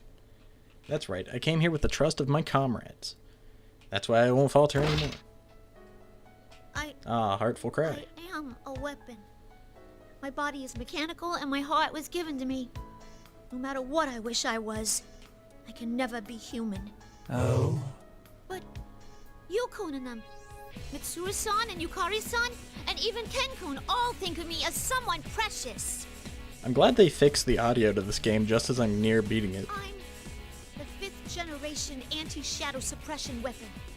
I'm Labrys, a member of the Shadow Operatives. I see. Since you had just awakened to your persona, I thought you could be shaken up again. But circumstances have changed. I'll have to change you by force. Now bring on the ring! Bring on the ring. With that, the fake you draws his sword. At the same time, forward, yeah, whatever. I'm trapped. This will have invisible walls, just like that other time. This closed-off space won't open until one of us is defeated. In other words, You really want to do this, huh? Sorry, but I ain't about to hold back.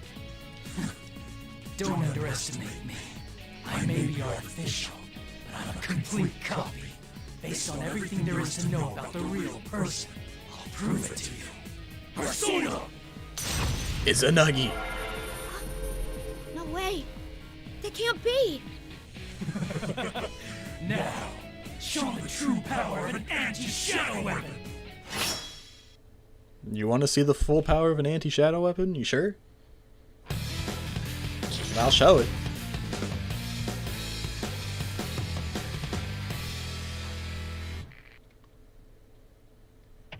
Final.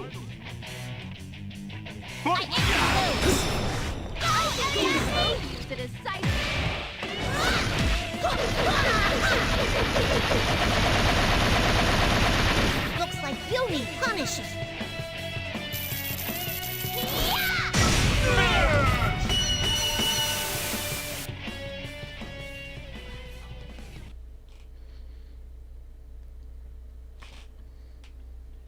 I doubt it's another like bot scenario. A good fight. That was sufficient. My objective has been accomplished. They're probably just people who see a live stream and click on it and just want to say something and just leave. No point in paying them any attention. Even though I fought fiercely, my body performed smoothly thanks to my recent maintenance. The fake you had fallen to the ground at my final strike, and its form begins to bubble into a black ooze and fall apart. It really was a shadow. The melting you suddenly splits or spits out balls of golden light. These orbs pass through the school gate and fly up towards the top of the tower looming over the school building. Sounds of our battle echo away, and silence envelops the area again. Labrys-san! Ken-kun! Coramaru-san! How'd we go from Mitsuru to Labrys? I'm overcome with surprise as Ken makes his way to me. Coramaru had been at Ken's side, but he dashes over to me. I'm so glad you're safe. Is something wrong? Ken has a worried expression. Even though the fake you had been a shadow, the harsh words coming from what appeared to be Yu's face still left me agitated, but I'm okay. I won't be deceived any longer. We have to save the others and solve this case as soon as we can. Ken seems to notice my resolve and nods to me. If anything comes up, please feel free to talk to me about it. Ken's that is, blushing. if you're okay with sharing it with me. Buddy, you're hitting on a robot. You're not getting nothing from that. I think Ken then suggests that we compare whatever information we've gathered up to now. The enemy seems to be using fakes made of shadows to challenge us to fight. Ken reports that he encountered a copy of himself, but he was saved by Kanji and Naoto in the nick of time. Thank goodness. You and his friends have noticed the strange situation that had befallen this town. I decided to tell Ken about what happened a moment ago, including my own unease as well. I see. That must have been tough.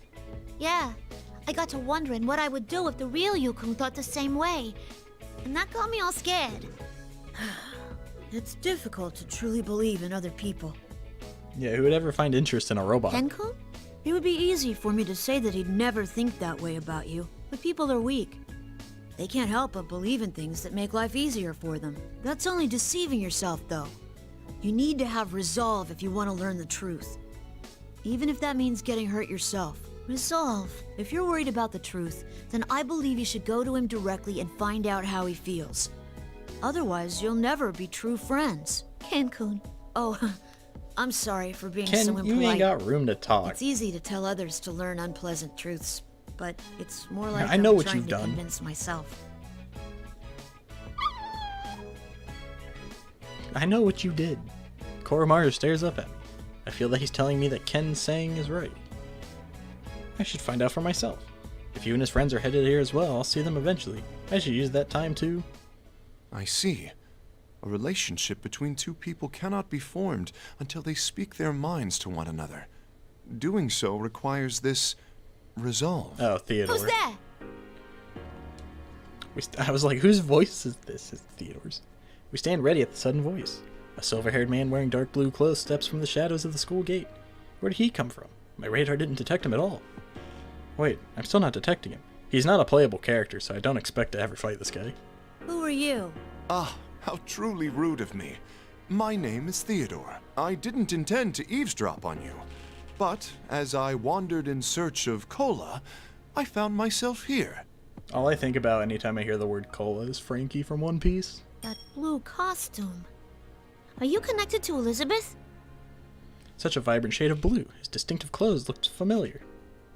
Elizabeth, the girl who I met during the previous case, who also helped me remember a number of things.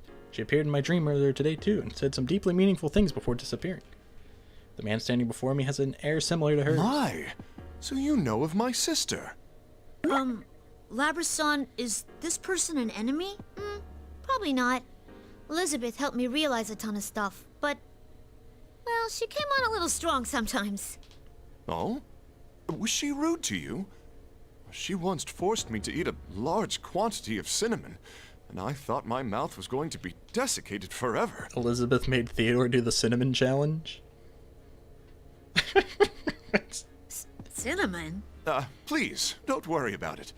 It is merely a bittersweet page from our youths. She said it would do funny for the internet. She said it was a meme, a challenge of sorts. And I said, how could I refuse? And I did it, and I wished I died. I hated her ever since. I see.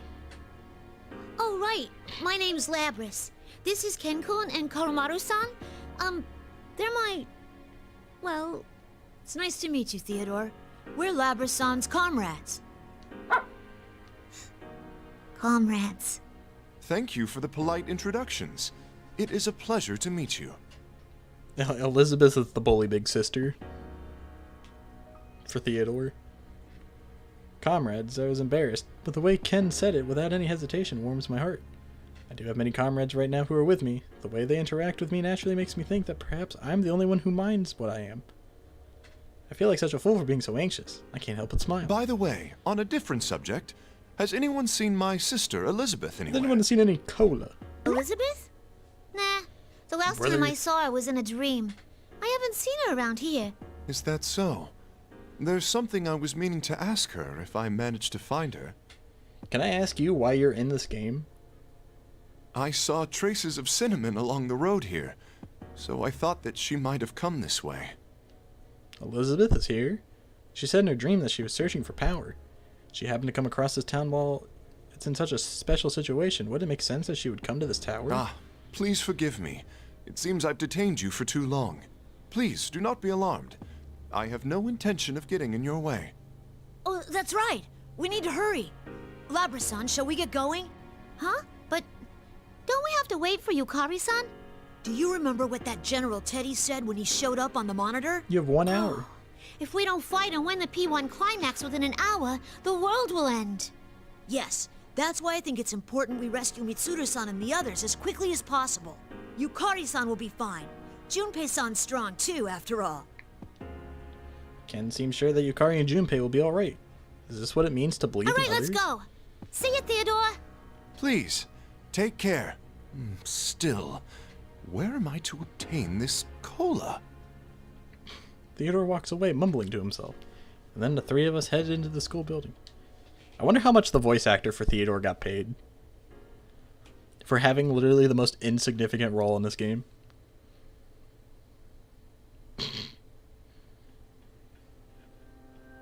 When we enter the school building, we find that the red fog has filled the halls as well, ruining our visibility. The hallway seems to go on forever, and the classrooms lining both sides are distorted, though this is similar to the way the building had been in the TV world. The red fog increases the creepiness tenfold. The fog even mutes our footsteps as we proceed. As we walk along, Coramaru growls. Coramaru-san? It would seem there's someone inside this classroom. Is it Adachi? The door reading music room is slightly ajar and the fog is pouring through the crack. I put my hand on the door. Ken and I slightly nod to one another. I throw open the door and Ken and Coramaru rush inside. I follow them. Oh, it's Akihiko. That's right. In the center of the music room is a cross, just like the ones we saw on the monitor in the helicopter. The person tied to it is Akihiko. Sonata-san, we'll get you down at once! Who? Ken? Ken rushes over to the cross and unbinds Akihiko. Akihiko is quite weak. He stumbles once he is released from the ropes. Ken and I hold him up to our shoulders. Didn't I just hear a gun click? Thanks for saving me, Ken. Labras. And Coramaru too? Sorry to barge in on you. I couldn't wait to hear your stories, so I came here. I'm glad you're so impatient. Sorry about this. I'm glad you're safe now. Where are the others? Am I late again? Sorry guys, my bad. Turn around and surprised at the sudden voice from behind us. A man wearing a backwards baseball cap is standing at the music room's door. Oh hey, Ken and Coramaru. And, are you Labras? Junpei-san, it's been a long time. I'm glad you made it here. Did you run into Yukari-san along the way? Junpei. Beginning personal scan. Identified Junpei Iori, as I thought he is another of Mitsuru's comrades from high school. He's currently listed as a member of the auxiliary staff in the Shadow Operatives. Glad?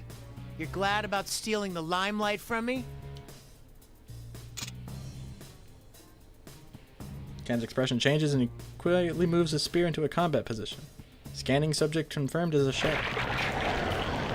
Me already, huh? Oh well, I wasn't gonna try to hide it anyway. I've never faced Junpei-san before. Nope. Ken laughs to himself and takes a step forward. Coramaru stands close by him. Seeing the two of them so ready for battle makes me blurt out my doubts. Hey, Ken-kun, are you okay with fighting somebody who looks just like one of your buddies? I mean, aren't you afraid? Like, what if that's the real one? Ah, well, you know, they already fought their friends, so they're fine. Ken smiles at me. He then explains himself in a tone voice that makes me feel silly for doubting him. That's a silly question, Labras-san. Even if it did turn out to be the real Junpei-san, if I'm truly being challenged, then I can never back down. Without personas, like if it was just a person-on-person fight, I wonder which one of them would win. Truly challenged? Yes. When it comes down to it, I will stand up and fight for anything I truly believe in, even if I must do so against my own companions.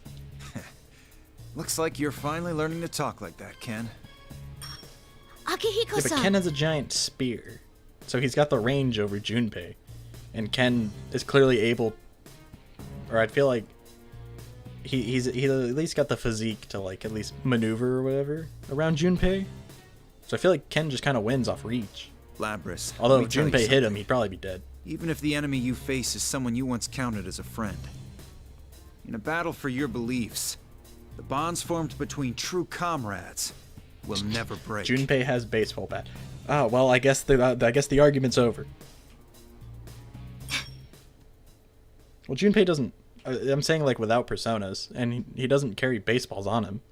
Are you trying to bore me to submission? Let's get this over with already. Bring on the rain! The fake Junpei summons the red pillars. Akihiko looks confused for a moment, but Ken explains the rules to him. Selfish rules as always. Now, normally I'd take him on, but let me take a quick break from the fighting for now. Yes, please rest, Sonata-san. We can handle this. Also, Junpei is a joke. I feel like he'd do something stupid. Trust me, I'm not siding with Ken, but you know, or because I like him. I don't like Ken. I think he's all right, but you know. Akihiko smiles happily and takes a step back. Ken stands firmly in front of the shadow and takes a position. His resolve is so powerful that this young man looks strong, even to me. But I can't forget that I'm a shadow operative as well. I can do it too. I guess he could throw the baseball bat. Throw it like a boomerang. I guess Junpei's bat could also break Ken's spear, so you break Ken's spear, then he kind of just loses. But Ken also has a dog. Show me what you No, he doesn't count. He doesn't get a dog in the fight. Go, Coramaru! Get it!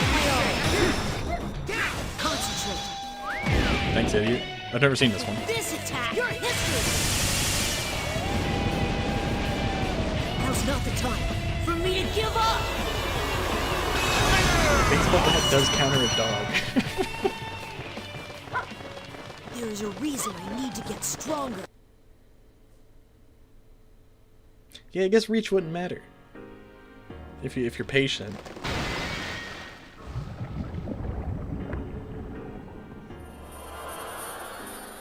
Because then Junpei would just bide his time, break the spear, and then just win. Unless Ken knows how to throw hands. Cracks form in the red pillars as they crumble to dust, then vanish entirely. At the same time, the form of the fake Junpei melts into a black vortex.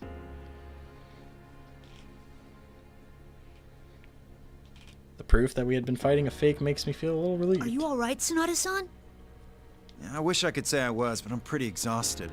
I won't be able to call on my persona for a while. I guess that cross drains the spiritual energy from whoever's stuck on it. Coramaru speaks up as if trying to get our attention. The remains of the shadow swirling about the center of the room release small balls of light that rise into the void above the room. Weird. The same thing happened to the fake Yukun, too. It's flowing up. Does that mean it's being collected somehow? What in the world is that? Yeah, but he can't throw hands because he plays soccer. That means he can throw feet. There's something else that I've noticed. Everyone in Inaba, aside from us Persona users, has vanished. Doesn't that remind you of the Dark Hour and Tartarus? Yeah, I think Junpei just wins. That's ominous. If I remember right from last time we were here, the enemy was trying to turn personas into shadows and collect their power. And we know all too well what happens when shadows gather in Tartarus. Sonata-san, immediately after we reached Inaba, we were attacked by someone who looked very similar to Ikutsuki. Ikutsuki? That's impossible. We saw him. I need to make a tournament bracket of all the Persona characters, like the protagonist characters, and just have them go to fight each other. Yes. Though I don't know if we just go on really hour-long him. discussions about who would beat One who. of the Persona users from Inaba, Naoto-san, knew about Ikutsuki. The detective, huh? So they're running around out there too. Indeed. I wanted to find an explanation to this situation as soon as possible, so we shared what we knew with each other. This is their town. No matter how much we might try to stop them, they You have the beat right to protect Joker? this place. No. you does not beat Joker. Joker's got a gun. Gun just wins. Mitsuru knows that at least. Oh, it seems like she was trying to bear the entire burden herself again. And they're all incredibly skilled, too.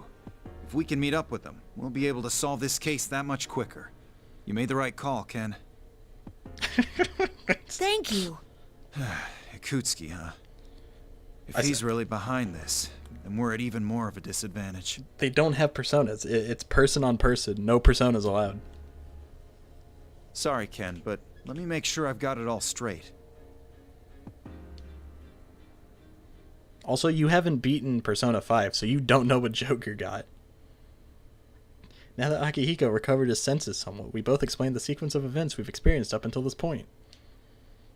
So we fell right into the enemy's trap and got ourselves captured. How careless of us. There's no time to waste here. Akihiko is far from normal condition, but he appears to have recovered enough to be able to walk on his own. We leave the music room and decided to look for the stairs so we can head up. Since the remains of the fakes were all going upstairs, we conclude that there must be something above us that they're all going to. By the way, Sonata-san, how have Mitsuru-san and the others been? Look, man, I haven't beat seen them in Persona a while. 5 9 times. Once being royal. I know what Joker's capable I haven't of. seen her in a long time till I got back either. Don't worry, she hasn't changed at all. If anything, she seemed even more dreadful. I see. I don't know if I should feel relieved or worried. What, does Mitsuru-san scare you too? She's always really nice to me. That means he got shot 9 times. You just don't know how frightening she can be. Try getting hit with that kick of hers. You won't eat normally for a week. There's actually a scene in Persona Q2 where they have Joker and you fight for a brief minute. She's very intense. And that's coming from me. Now that I think about it, I can't believe she was just a high school student when we met. Huh. If that's the case, then I'll try asking her to start being nicer to you two. You can't! You don't have to get so flustered, you know?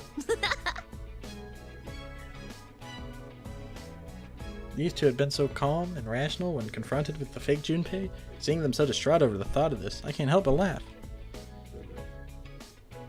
Coramaru walks on coolly, as if this was no concern of his. It must be rather difficult to really express your true feelings. Is this still going on? Thank you. Why does Lapras drag?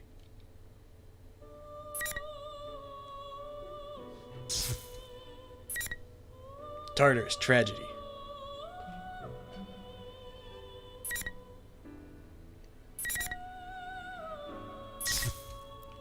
Well, I can either continue with Lapras, or I can say screw Lapras, we're going to Yukari.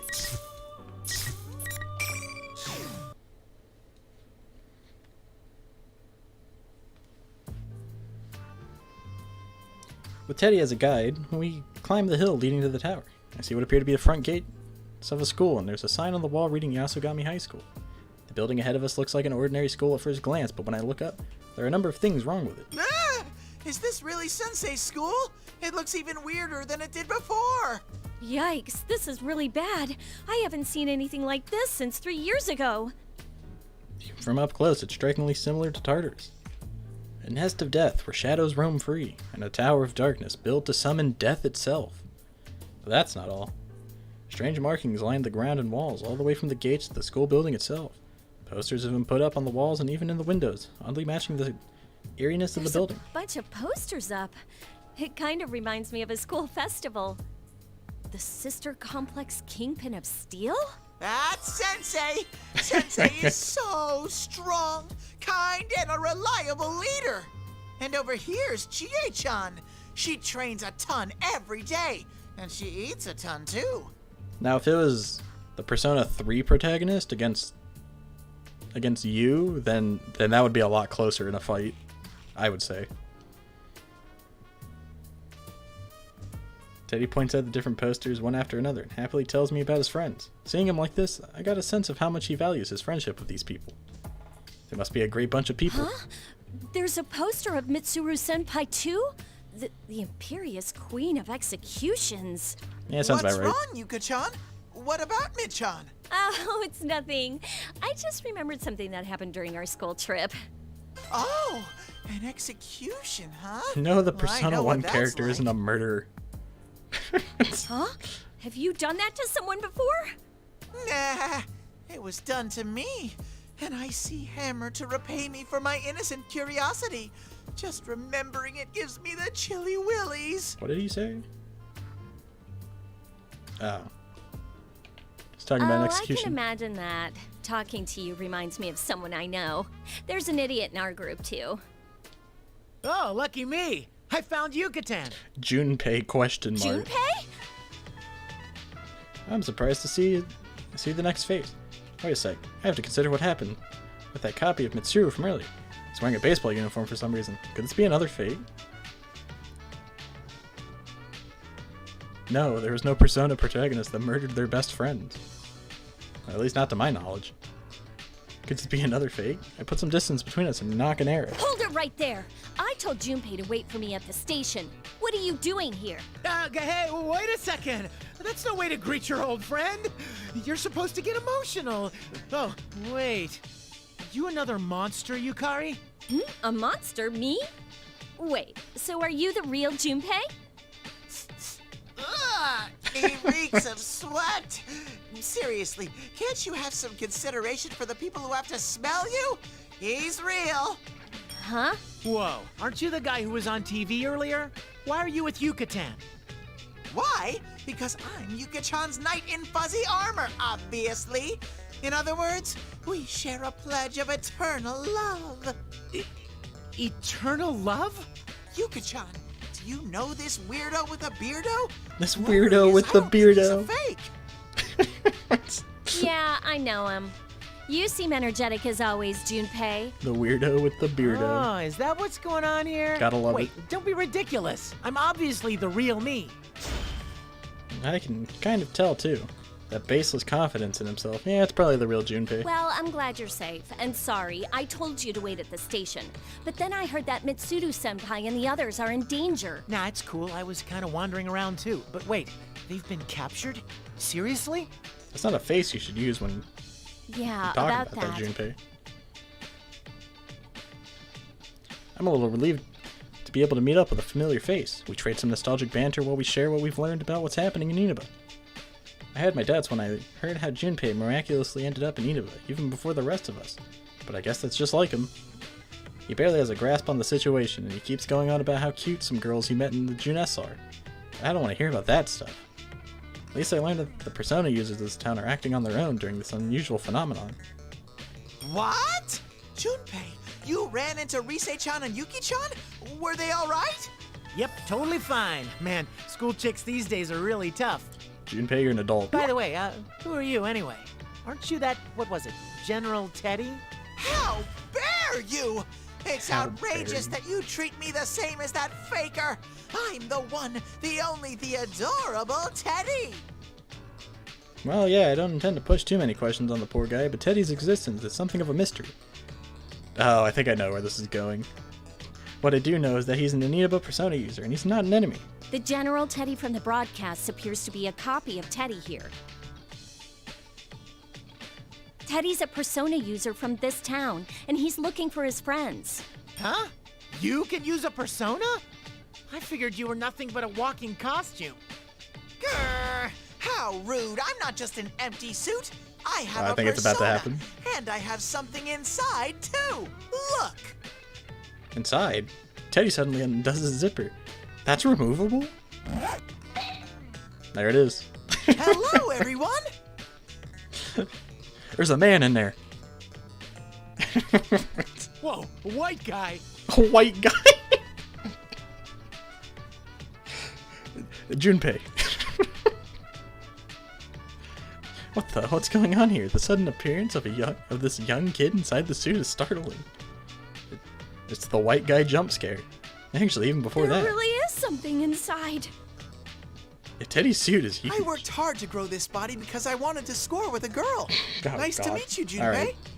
All right. Oh, your Japanese is a little off, though. You make a costume, not grow it. Do you understand? Make, not grow. Stop talking like an idiot, Junpei. But wow, I figured you were empty too. I'm sorry. Did I surprise you, Yuka-chan? It's a white guy. Ugh, this is starting to break my brain. I'm sorry to ask you this once you took it off, but can you just keep your costume on for now? No. Aw, but I just came out. Ooh, but this must mean that you like my bear skin better. No, you look like a freak. Ta-da! Look, look! It's original flavor Teddy again. So don't hold back. Ladies and other ladies, start your snugglings! Oh, come on, guys. Enough playing around. Let's go. We have to hurry and find the others. Huh? Oh, right. Go, go, go! God, they put the two jokes together. Just when we're about to go inside, Teddy suddenly stops and stands up straight. Could his keen nose really work when he's wearing that costume? Oh wait, if anything, that costume is his real nose, isn't it? Huh? But I'm already picking up on someone. The rest are shadows. Yeah, I'm not even gonna question his sneezing anymore either. Is this someone he mentions related to Mitsuru or Akihiko or the others? Teddy runs off, still sneezing. We take a side path to make a detour around the school building and see a gymnasium up ahead. The entrance door is covered by a poster of a boy labeled the Beefcake Emperor. That name, it's Kanji Tatsumi, isn't it? This is Kanji. He loves manly battles and is really good at grabbing people and stabbing things. And stabbing things? What is Kanji stabbing? This poster is giving me bad vibes. I don't want to charge in without a plan and run into this guy. Let's look for another way in, maybe. Don't be stupid. Someone's here, right? Come on, we're going in. What is Kanji stabbing with? He carries a chair. Man, this room would be perfect for Kanji. I make Junpei open the door, despite his protesting. The central area inside the gym is open, though chairs are stacked high up all around, reaching almost the ceiling. A blonde, well-built young man is standing in the open space, clearly waiting for us. There's no mistaking him. This is Kanji Tatsumi, whose face is on the poster we just saw. Finally, you showed up! Oh no. Hello, boys! I've been waiting forever and ever for you. Especially you, Slugger. As soon as they said Kanji, I should have known where this is going. Just to be clear, you don't know this guy, right? No! He's got no business calling me out like a designated hitter. Hey, Teddy! That's your friend, right? Why don't you sniff him and see if he's one of those fakes? I don't have to. That's definitely a fake. If Kanji really liked you, he'd be stuttering and baking you treats instead of talking like that. Oh, I've got a treat for you. It's in my fists. And I can't wait to show it to you. Bring on the ring!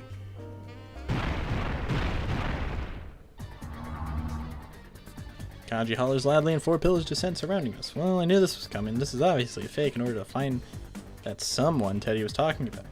We'll have to fight our way past it. All right, you guys go in there and fight him. I'll cheer you on from over here. don't be a wuss. You're fighting too. Let's deal with this quickly. You're not going to beat me down that easily. Here we go, damn it!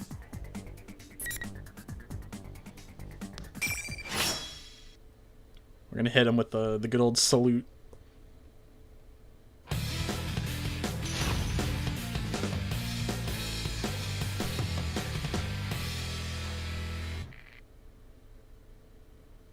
Final.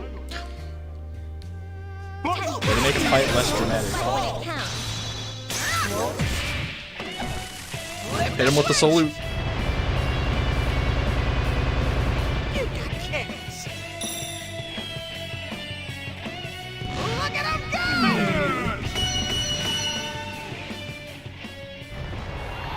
go! Toki Doji.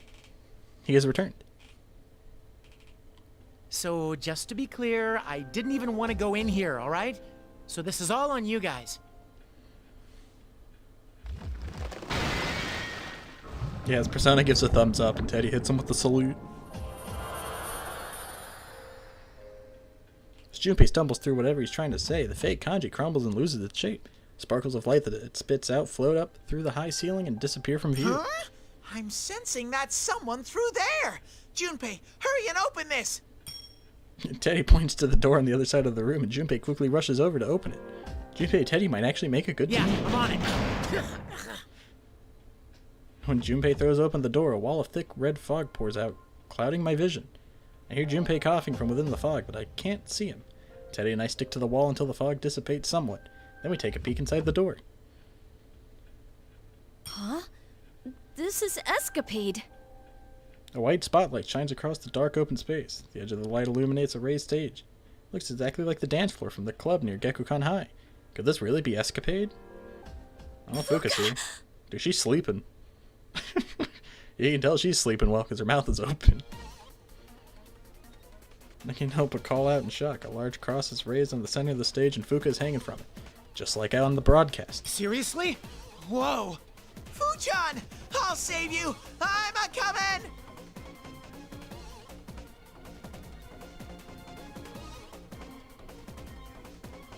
Teddy runs to the cross with a surprising turn of speed for somebody with such stubby legs.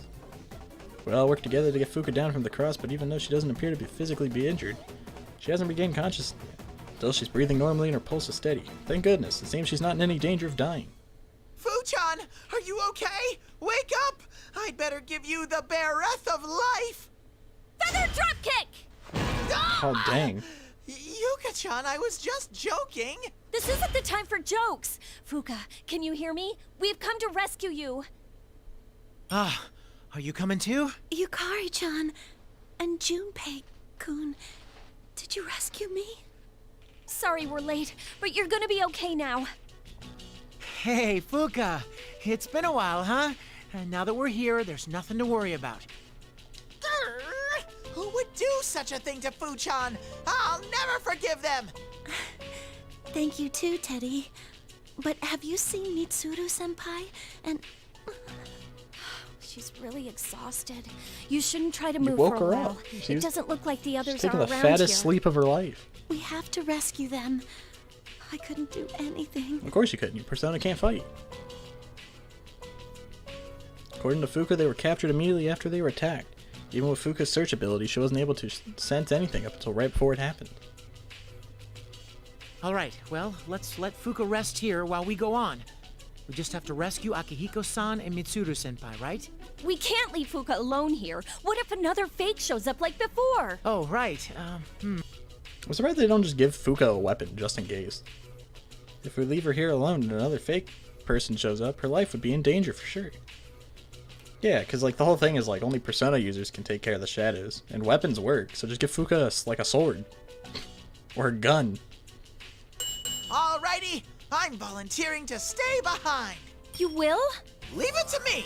I can use a persona, and I'm the best at escorting ladies. Well, if you're that confident, maybe we should leave this to him. I'm counting on you, Sir Teddy. Be her knight. Junpei pats Teddy on the back. Teddy smiles proudly and gives us a thumbs up. These two are starting to act like they've been partners for years. Teddy, are Yukun and the others here too? Huh. From what Junpei told us, Rise-chan and Yuki-chan left Junes to look for Kanji and Nao-chan. But if they notice what's happened to the school, I'm sure they'll end up here. Yeah, we haven't seen Yu, Yosuke, or Chie yet. I see. If Rise-chan's with them, then there's no need to worry. Yukari-chan, Junpei-kun, please go on ahead and save the others. I'll remain here with Teddy. I'll contact That you is all not a with my good thing, persona Fuka. once You I've need to recovered get a out of little. there. Please, just give me a little time. I raise an eyebrow, but Fuka smiles and tells us that she'll be okay. I read that Teddy fought through the entire case in Inaba too, so I guess they'll be all right. We leave Fuka in Teddy's care and leave the gym, finally making our way to the school building. Fuka, you need to go.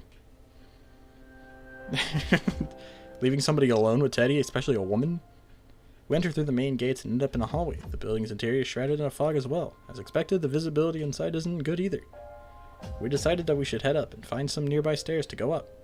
But after climbing a couple of stories, the stairs come to an abrupt end, and we have to find another flight of stairs. Countless number of similar-looking classrooms and hallways appear on this floor, and we can't find a way up at all. The endless hallway is dark, and I hate to say it, but this reminds me of the Haunted Mansion. Hey, Junpei! Stop going so far ahead! It's bad enough that I can't really see that far. Seriously, this hallway goes on forever. You think it's time for a nostalgic replay of Junpei's Believe It or Don't? Yeah, you missed the one line Adachi had. What? Hey! There are many strange things here we in go. this world. Imagine, if you will, a boys' baseball team, led by the handsome coach Junpei. What you'll hear next is a true story, a tale of mystery and fear. Feather punch! Oh my god! Oh, my balls! Knock it off, you know I hate that ghost story stuff. And when did you start coaching kids? Ow, will you stop hitting me? Didn't I tell you I coach a kids team, and I'm surprisingly good at it? Is that why you reek of sweat? Do you ever wash that shirt? No. What kind of slob do you take me for? And you're one to talk. You're wearing some pretty funky clothes yourself. I have a reason for this, jeez. I knew I should have changed. And we continue talking back and forth about this for a while as we proceed, trying to distract ourselves from the creepy atmosphere. Eventually, the hallway ends with a very heavy-looking metal door. Above the door is a sign reading announcement. Dead end, huh? Well, I guess we better go on in through here. Well, last time this led to Aegis, so are we just going to find Aegis now? The room behind the door is filled with tons of monitors and sound equipment. This professional-grade equipment isn't what you'd expect to find in an ordinary school's announcement room. This looks more like a studio and a real TV station. This is creepy. But maybe this is where General Teddy is making his broadcasts from. The monitors suddenly flash to life and illuminate the room. What's going on? The screen in front of us is showing us a location that we both recognize. The Moonlight Bridge. The gigantic suspension bridge connecting Iwatodai and the man-made Port Island. The camera zooms in on the bridge's main tower. It's Ugis. Another cross identical to the one Fuka had been bound to is on the screen. A figure in white is held on it, with her head drooping down. Yucatan! Also taking a fat nap. I guess we have to save her! But how? Are we gonna head all the way back to Iwatodai? There's no reason to worry about things like that. After all, this place is your final destination. Oh, thanks. You telling me the game's gonna end? While our eyes are glued to Aegis on the monitor, a familiar voice suddenly speaks out from behind us. We turn to see a person standing there with a red cape. Akihiko? No, that can't be right. Even if I've started catching on to this. He shakes his fist as if to taunt us and wears an irritating smirk on his face. This is the most likely another fake. Doesn't it bring back memories? You fought those artificial persona users on that bridge. It was a conflict of burning passion. There was one simple rule. Power decides all. Now, try and fulfill my innermost desire. Bring on the ring! This is the most fighting I've done. In like one chapter. As he shouts out, the red pillars appear again. We're up against a fake version of Akihiko this time. Well, this is gonna be awkward. Hey, Yucatan. I know this is a fake Akihiko-san, but isn't that the kind of thing he's normally ranting about? Maybe, but this isn't the time to talk about stuff like that. We can't lose no matter who we're up against. Oh, are you on fire, Yucatan? All right, I'm getting pumped too. Let's go for a grand slam. You know, give Junpei. Give Junpei more screen time. We like Junpei.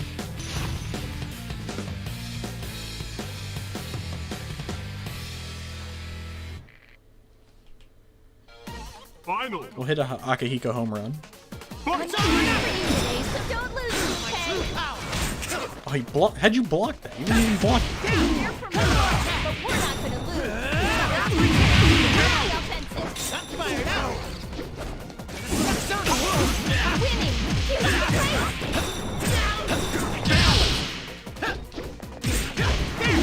I don't play this guy. I don't know what he does. Start turn. Go get him.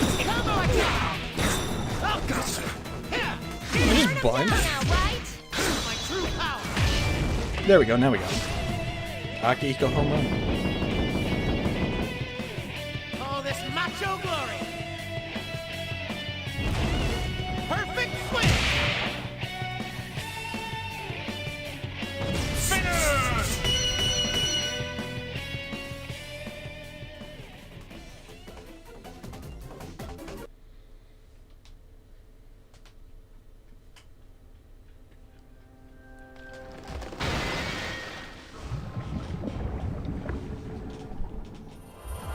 Good fight. Good fight. Whew. That was a really good copy of Akihiko-san, huh? What a fight. Yeah, no. Protein junkie is his thing. Junpei looks relieved as he watches the fake Akihiko melt. But something's bothering me. Why did the fake mention that we fought people using artificial personas on that bridge? Is it just a coincidence? Crap, this isn't the time to be thinking about things like this. We have to save Aigis. Wait a second. Hey, Junpei, is that really the Moonlight Bridge in Iwatodai? It's not like there's any other Moonlight Bridge, is there? But remember how we found Club Escapade in this school earlier? That might mean... I look across the now empty announcement room and spot a white door behind the equipment.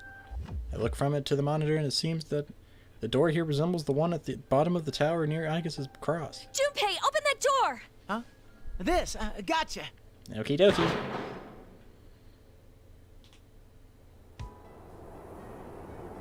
Bingo, it's just as I thought, somehow. Somehow this school is connected to the Moonlight Bridge. The wind is blowing normally and I see the lights of the city in the distance, making it seem like we really are outside. But considering how absurd this entire situation with this Tartarus wannabe is, this is probably another crazy place created by the enemy. That aside, we're supposed to be in Inaba, but we keep running into places that we have connections to ourselves. Even if they're all artificial constructions, there must be some reason why such a complicated trick is being pulled on. I'll save you, Aigis. Yuka-tan, do me a favor and catch her. Got it. Persona!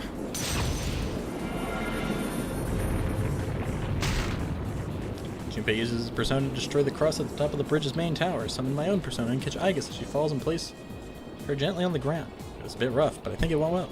Aigis, are you okay? Junpei-san and Yukari-san, where am I? You're currently on a bridge. Because Aigis has regained consciousness, we listen to her account of what happened. Then we tell her our side of the story and what we've been through. Aigis doesn't seem as worn out as Fuka, but she's definitely exhausted too. Her expression is darkened as she speaks with us. Most likely because she feels guilty over being caught. Just like Fuka, though, it seems that she has no memories of what happened after the car fell from the road. I'm sorry. If I'd been better prepared, I would have been able to keep everyone safe. Come on, it's okay. We still need to hurry and rescue everyone else, though. Considering the situation, it would appear we were used as bait to lure you all here. I immediately lost consciousness after falling off the cliff, but I do remember something. What's that? What do you remember, Aigis? I Share it with sensed the that class. someone was close by. That must have been the person who's behind this entire case. The culprit? Aigis, did you see what he looked like? No, Yukari-san. Hey, we haven't even seen Sho. But I did sense something odd about that person. I'm sure that it was a resonance of a plume of dusk.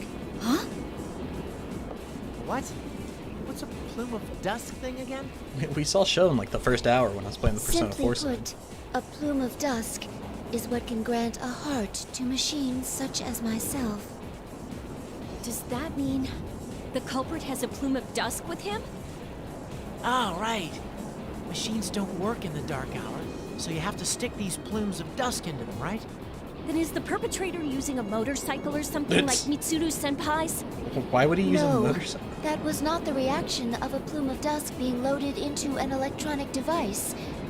It was obviously the wavelength of a heart like mine. So, what does that mean? Is the kidnapper a robot like you, I guess? That is what I cannot figure out. The reading itself was definitely that of a human, after all. I'm starting to get confused. What's going on here? I don't get it. A plume of dust? What's the culprit's objective here? Who is he anyway? We've come this far with our drive to rescue our companions, but could it be that we haven't really made any progress at all? I feel anxiety creeping into my mind. According to the material from Kikuno, there's a high possibility that someone related to Ergo research is involved here. It got to the point that it was hypothesized that Shuji Akutsuki himself might be the culprit. We did see someone resembling him. If we don't keep our spirits high, we'll never find the answers we're looking for. I slapped myself across the face in order to keep myself focused. Thinking about it now won't do us any good. Let's make sure everyone's rescued before we discuss it anymore. Don't worry, there's no way we can lose against most enemies as long as we stick together. Yukari-san, thank you. You're absolutely correct. All right, let's go then. But, which way? As usual, Junpei mumbles like an idiot, and we sigh. Just after that, a familiar sensation runs through them. Fuka's voice echoes through our minds. This feeling, it's how Fuka communicates with us using her persona. You hear me? Yukari-chan, Junpei-kun, can you hear me? Fuka, are you okay now? No, Teddy keeps trying to touch me, Yukari-chan, thank goodness. and I had to break his legs. Teddy is helping me to strengthen my search ability. I had a vague idea of where you're all located, but I didn't have the strength to communicate with you on my own. When Teddy sneezes, it cuts through my head like a knife. Hey, aren't there any volume controls? My inner ears are ringing. Fu-chan, my nose is at its limit. Huh? Oh, I'm sorry. I'm gonna keep this short. I sense Labris near you, Yukari-chan. I think Yukun and his friends are with her too. But I sense something large there too. It's possible that they're in combat. My sister is here? Where is she? Directly ahead of where you are. You should be able to reach them in no time. Directly ahead, I look to the other end of the Moonlight Bridge and see another door there. That might lead us back to the school We'll head building. there immediately as well. Please be... The communication cuts off. Our heads are still ringing from Teddy's nasal explosiveness. But now is not the time to be bothered by The such door things. on the other side. That must be it. Okay, let's go. Will you be all right, Aegis? My systems are not all at standard parameters, but they are steadily recovering. Oh, there we go. That's an image.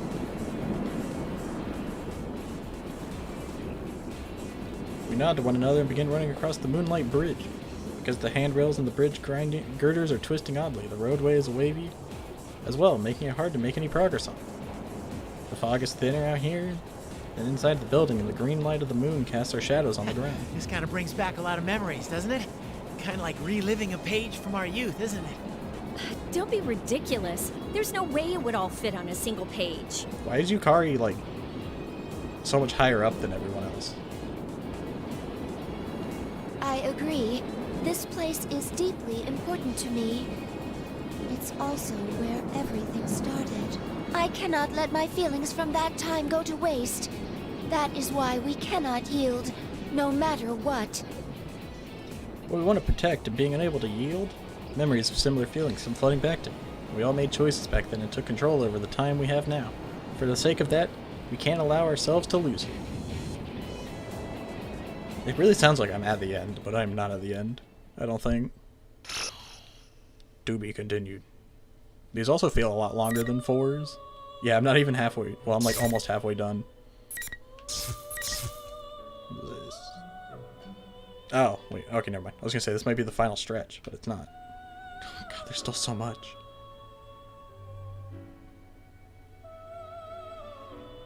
Well, if I do this, then I'm gonna have to do all these.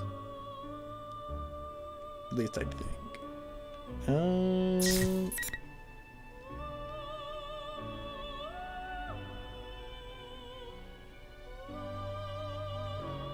One more shouldn't hurt. That should be fine with one more. Now that I've recovered from whatever that cross was doing to me, I have enough strength to walk on my own. Still, it seems that whatever wounds I suffer are greater than I thought. After we leave the music room, we climb up the flight of stairs and step into a covered passage. I don't know what the signs in this place mean, or even if they hold any meaning anymore now that the city has become distorted, but it would seem that something called the classroom building is up ahead. What? We proceed down a long hallway that appears to go endlessly. I can't tell whether the haze I see is because of the strange fog or my own fuzzy consciousness. I'll be sure to return the favor with my fists. While I'd been on the cross, I'd been thinking the entire time. We were the core of the Shadow Operatives, but we'd all fallen into the enemy's hands so easily without any hope of escape. My own powerlessness frustrates me, but even then I kept calm. We still have comrades, Ken, Coramaru, and now our new member, Lapras. They've grown so much, and they were able to save me after I made such a colossal blunder. It doesn't see a thieves. You can't talk about blunder. Is that gunfire I hear? The sound rings out continuously as if the battle's taking place nearby. We run in the direction the sounds are coming from. What is this place? It doesn't feel like anywhere else. Sonata-san, this... Talk about having bad taste. Whoever's doing this really wants this to be the entrance to hell. This is the entrance hall to that tower, Tartarus. 3 years ago, we gathered here day after day to challenge the seemingly infinite labyrinth. We lost and gained so much here. A number of emotions flicker through my mind. Mitsuno-san! Oh, hey. Labra's voice echoes across the hall. I turn to look and see Mitsuru up on a cross in the corner of the room. Her head hangs low and she seems to be unconscious. That cross must be draining her power just like what happened to me. Mitsuno-san, we'll get you down at once! This is still a bad game because they haven't let me narrate as the dog yet. Look out! When we try to rush to her side, a barrage of bullets rakes across the floor, striking sparks into the front of us. When the torrent of gunfire finally dies away, the air is filled with white smoke, quite unlike the red fog that drifts about the area. Confirming the presence of additional targets for elimination. Seriously, you keep coming one after another. Aigis. Oh, there should be no problem. You can stay here and watch while I deal with them. It should take no time at all. Additional targets for elimination. Who? There are other people who had apparently been fighting Aigis. Rather, this fake Aigis, when we showed up. Gyokun! Akihiko-san! Lapras! Master? Lapras is here too? I immediately understand the situation. The rules of the fights here state that battle must be one-on-one, and I see those red pillars surrounding us, or surrounding you and his friends and the fake Aigis. Most likely you had been fighting Aigis, while protecting Yosuke and Chie, who were already exhausted. The battle itself is one-on-one, but there's no rule saying you can't attack your opponent's companions if they happen to be in the ring at the same time.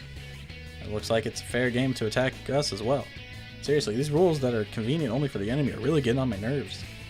The situation, though, the Persona users of Inaba, their skills and abilities are far beyond the ordinary. To think that they would be cornered this badly. What's going on? You did this, didn't you? As Labras lashes out in confusion and anger, the shadow taking Aigis' form answers with a twisted smile. Of course I did, sister. I am a weapon. It is my mission to follow orders and eliminate all targets. Now, sister, why are you getting in my way? Get in your way? As you may have guessed, I am a duplicate of Aigis. But I am such an exact copy of her specifications that I may as well be the real thing. I will carry out my master's orders. I cannot comprehend why you, a fellow machine, are trying to prevent me from carrying out my task. You're a tool, just as I am, sister. Unfortunately, you were stolen in the previous battle. When I selected this, I forgot Labras was a part of this. That means it's gonna drag out. The Shadow Operatives control you, while I take my orders from my master. Isn't that the only real difference between us? Well, your eyes are also yellow. That ain't true. You're also 2 generations I'm doing ahead. this of my own free will. Free will? Is that what you base your argument on? Our memories are nothing but data, ones and zeros in our minds. How can you prove that In what our you know is minds. true? That your mind wasn't written over? She puts a lot of emphasis on mind. Straightforward claim, the cold logic of a machine. This isn't good. I guess it's probably the closest person to Labras. Like this fake said, if we really wanted to use Labrys as a weapon, we could probably manipulate her memories to some extent. On top of that, there's no way to prove to Labrys that we've never done something like that to her. What a move. Labrys' faith in us must be... Hey, Labrys! Sonata-san, let's leave this to her. I'm sure she'll be fine. One day someone's gonna say that. They're gonna be like, hey, let's just let him handle it. And then they're not gonna be able to handle it. Ken has his eyes fixed on Labrys, even as he calls out to me. I see these guys have just met, but they've already formed a bond through whatever battles they've faced so far. They believe in one another. Sorry about that. You're right. I should trust in her. Sister, friendship and trust means nothing to the likes of us. Yet you still attempt to fight me. You're wrong. I'm an anti-shadow weapon, too. I can understand what you're saying, but there's something I'm even more sure of. Aigis told me that going through the joy and pain of different things made her into who she is now. I remember that. And now I remember that the reason why I can because it was stand just here and fight yesterday. you is thanks to all our sisters who died to make me who I am. Those are painful memories. But if I forgot them, I wouldn't exist. That's what I'll fight for. This pain ain't made up. These memories are my own that I formed with everybody else. Labrys. Labrys. Understood. Yeah, Yosuke's not saying I that. have a request to make. The fake guy gets calls out into the thin air. This creature, a lump of shadow, has a master? Who in the world could be calling out to? Testing, testing. What's this? A dumb old machine calling me up? What nerve? I'm a busy bear. Forgive me, but I have a favor I must ask of you. Huh? Please lift the barriers on this battlefield and allow these people to come inside. Huh? You want to let us in? I want to fight them. I wish to crush all their bonds before my sister's very eyes. What? Oh, for Pete's... When you make a copy of a real person, the copy gets all the quirks of their personality, too. Ah! Well, rather than getting persona fragments from those dried-up old husks, you might get fresher ones from those guys. Persona fragments? Oh, did I say too much? Anyway, let's have a ring change!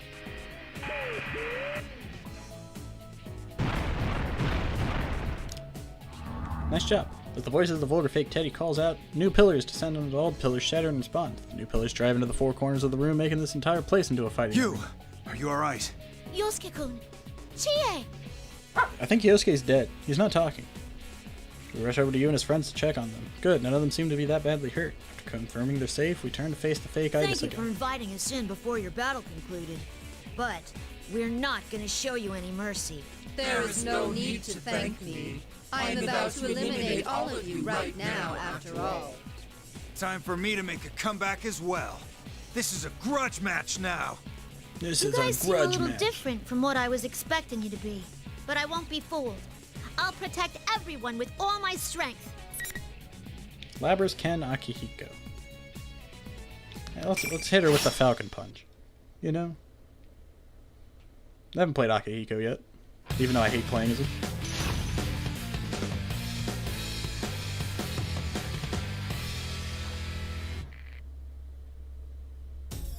Final. Fight! I can support. Now's the time.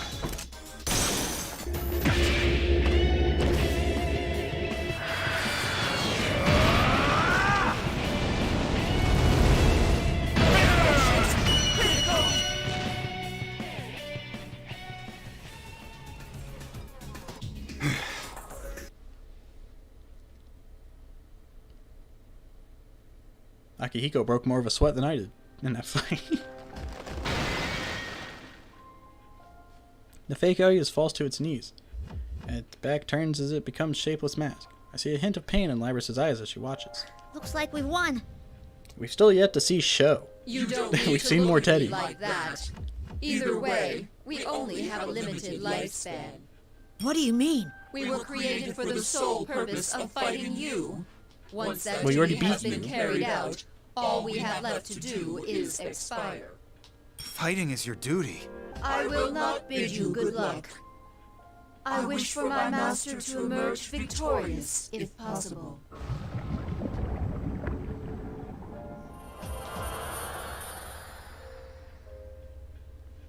With that, the fake Aegis loses all cohesion, falling into a dark puddle on the floor. Eventually that begins to flow upward like a film of syrup being poured in reverse until it completely disappears.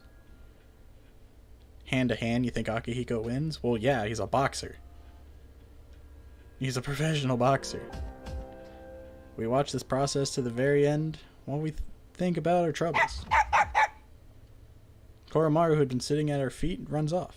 That's right, this isn't the time to be sentimental. We have to rescue Mitsuru. Ken and Labris run to the cross Mitsuru's hanging from. Go with Coramaru to speak with Yu's group. Thank you, Akihiko-san. That was too close. Huh? What's a dog doing here? I mean, he's adorable, but... Yes. It's literally what I said. Akihiko beats everybody in hand-to-hand. He's dummy strong, and he's like a professional boxer, so he knows how to fight with his hands. Trouble. It seemed like you were facing quite a difficult fight. Ooh, I'm ashamed to call myself your student. Yikes, imagine losing and being Akihiko's student. I should be thanking you. I'm sorry if you were all worried. I decided to exchange information with Yu's group about the circumstances leading up until now, and the situation in Nineveh. Well, if they have weapons, that means Joker has a gun. Gun beats everything. They're surprised to learn that Ken and Coramaru are not only Persona users, but Shadow Operatives. The conversation turns to the reason why Yu and his friends were having such a hard fight. Contrary to my suspicions, it seems the three of them made it to this room almost unscathed. Then, why did the fake Aegis give them such trouble? It's true that Shadow's taking our appearance can summon personas, and there's no mistake that they make extremely powerful opponents. But are they so strong that they could hurt these three skilled fighters that badly? Nah, that's not it. When we got to this weird room, we found Mitsuru-san up on a cross. So Chie and I rushed over to get her down, but there was somebody there. It wasn't the fake Aegis? No, I don't think so. I didn't see a face, but the voice sounded like a guy. You didn't see his face? How far away could he have been? Well, he was kind of standing in the shadows. And the moment I saw his red eyes, my whole body froze up, like I was petrified or something. That's right. When I went in to save them, I was attacked by a persona I've never seen before. Red eyes. They were caught off guard. And a persona? This doesn't make sense. Previously, the enemy said himself that he didn't have a persona. Could this mean that there's someone else helping him? Someone with a persona? And powerful enough to overwhelm even you? Mitsuru was here, perhaps she knows something. I moved to where Ken and Labris are attempting to get Mitsuru down off the cross, but they appear to be having some trouble. This thing's not coming apart. What gives?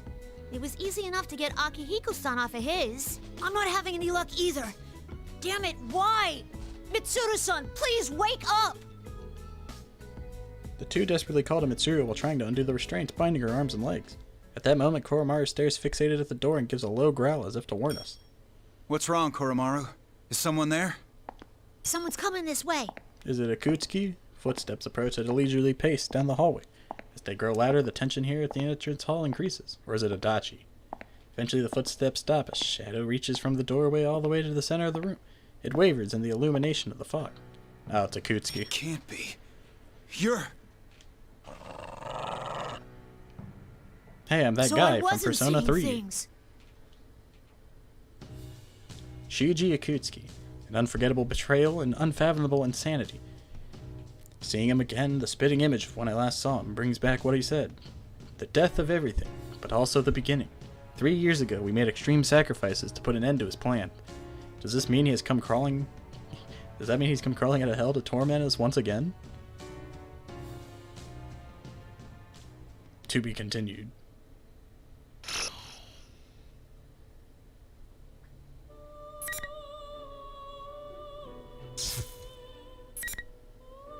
Revived insanity. I got 51% complete. I still have so much to do. I can zoom out. Oh my god, there's so many.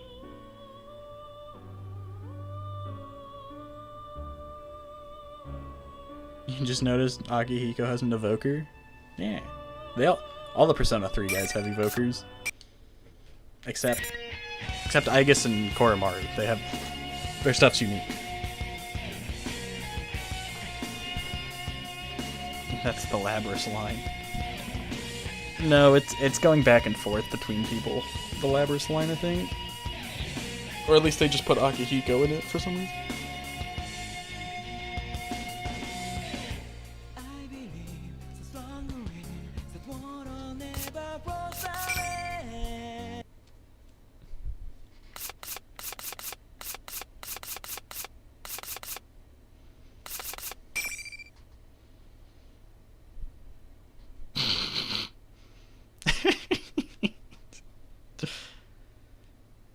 There he is. Yeah. I'm almost done with the game though, so that's cool. But I think I've done all I'm willing to do today. I'll probably finish this next time. Hopefully, unless it drags.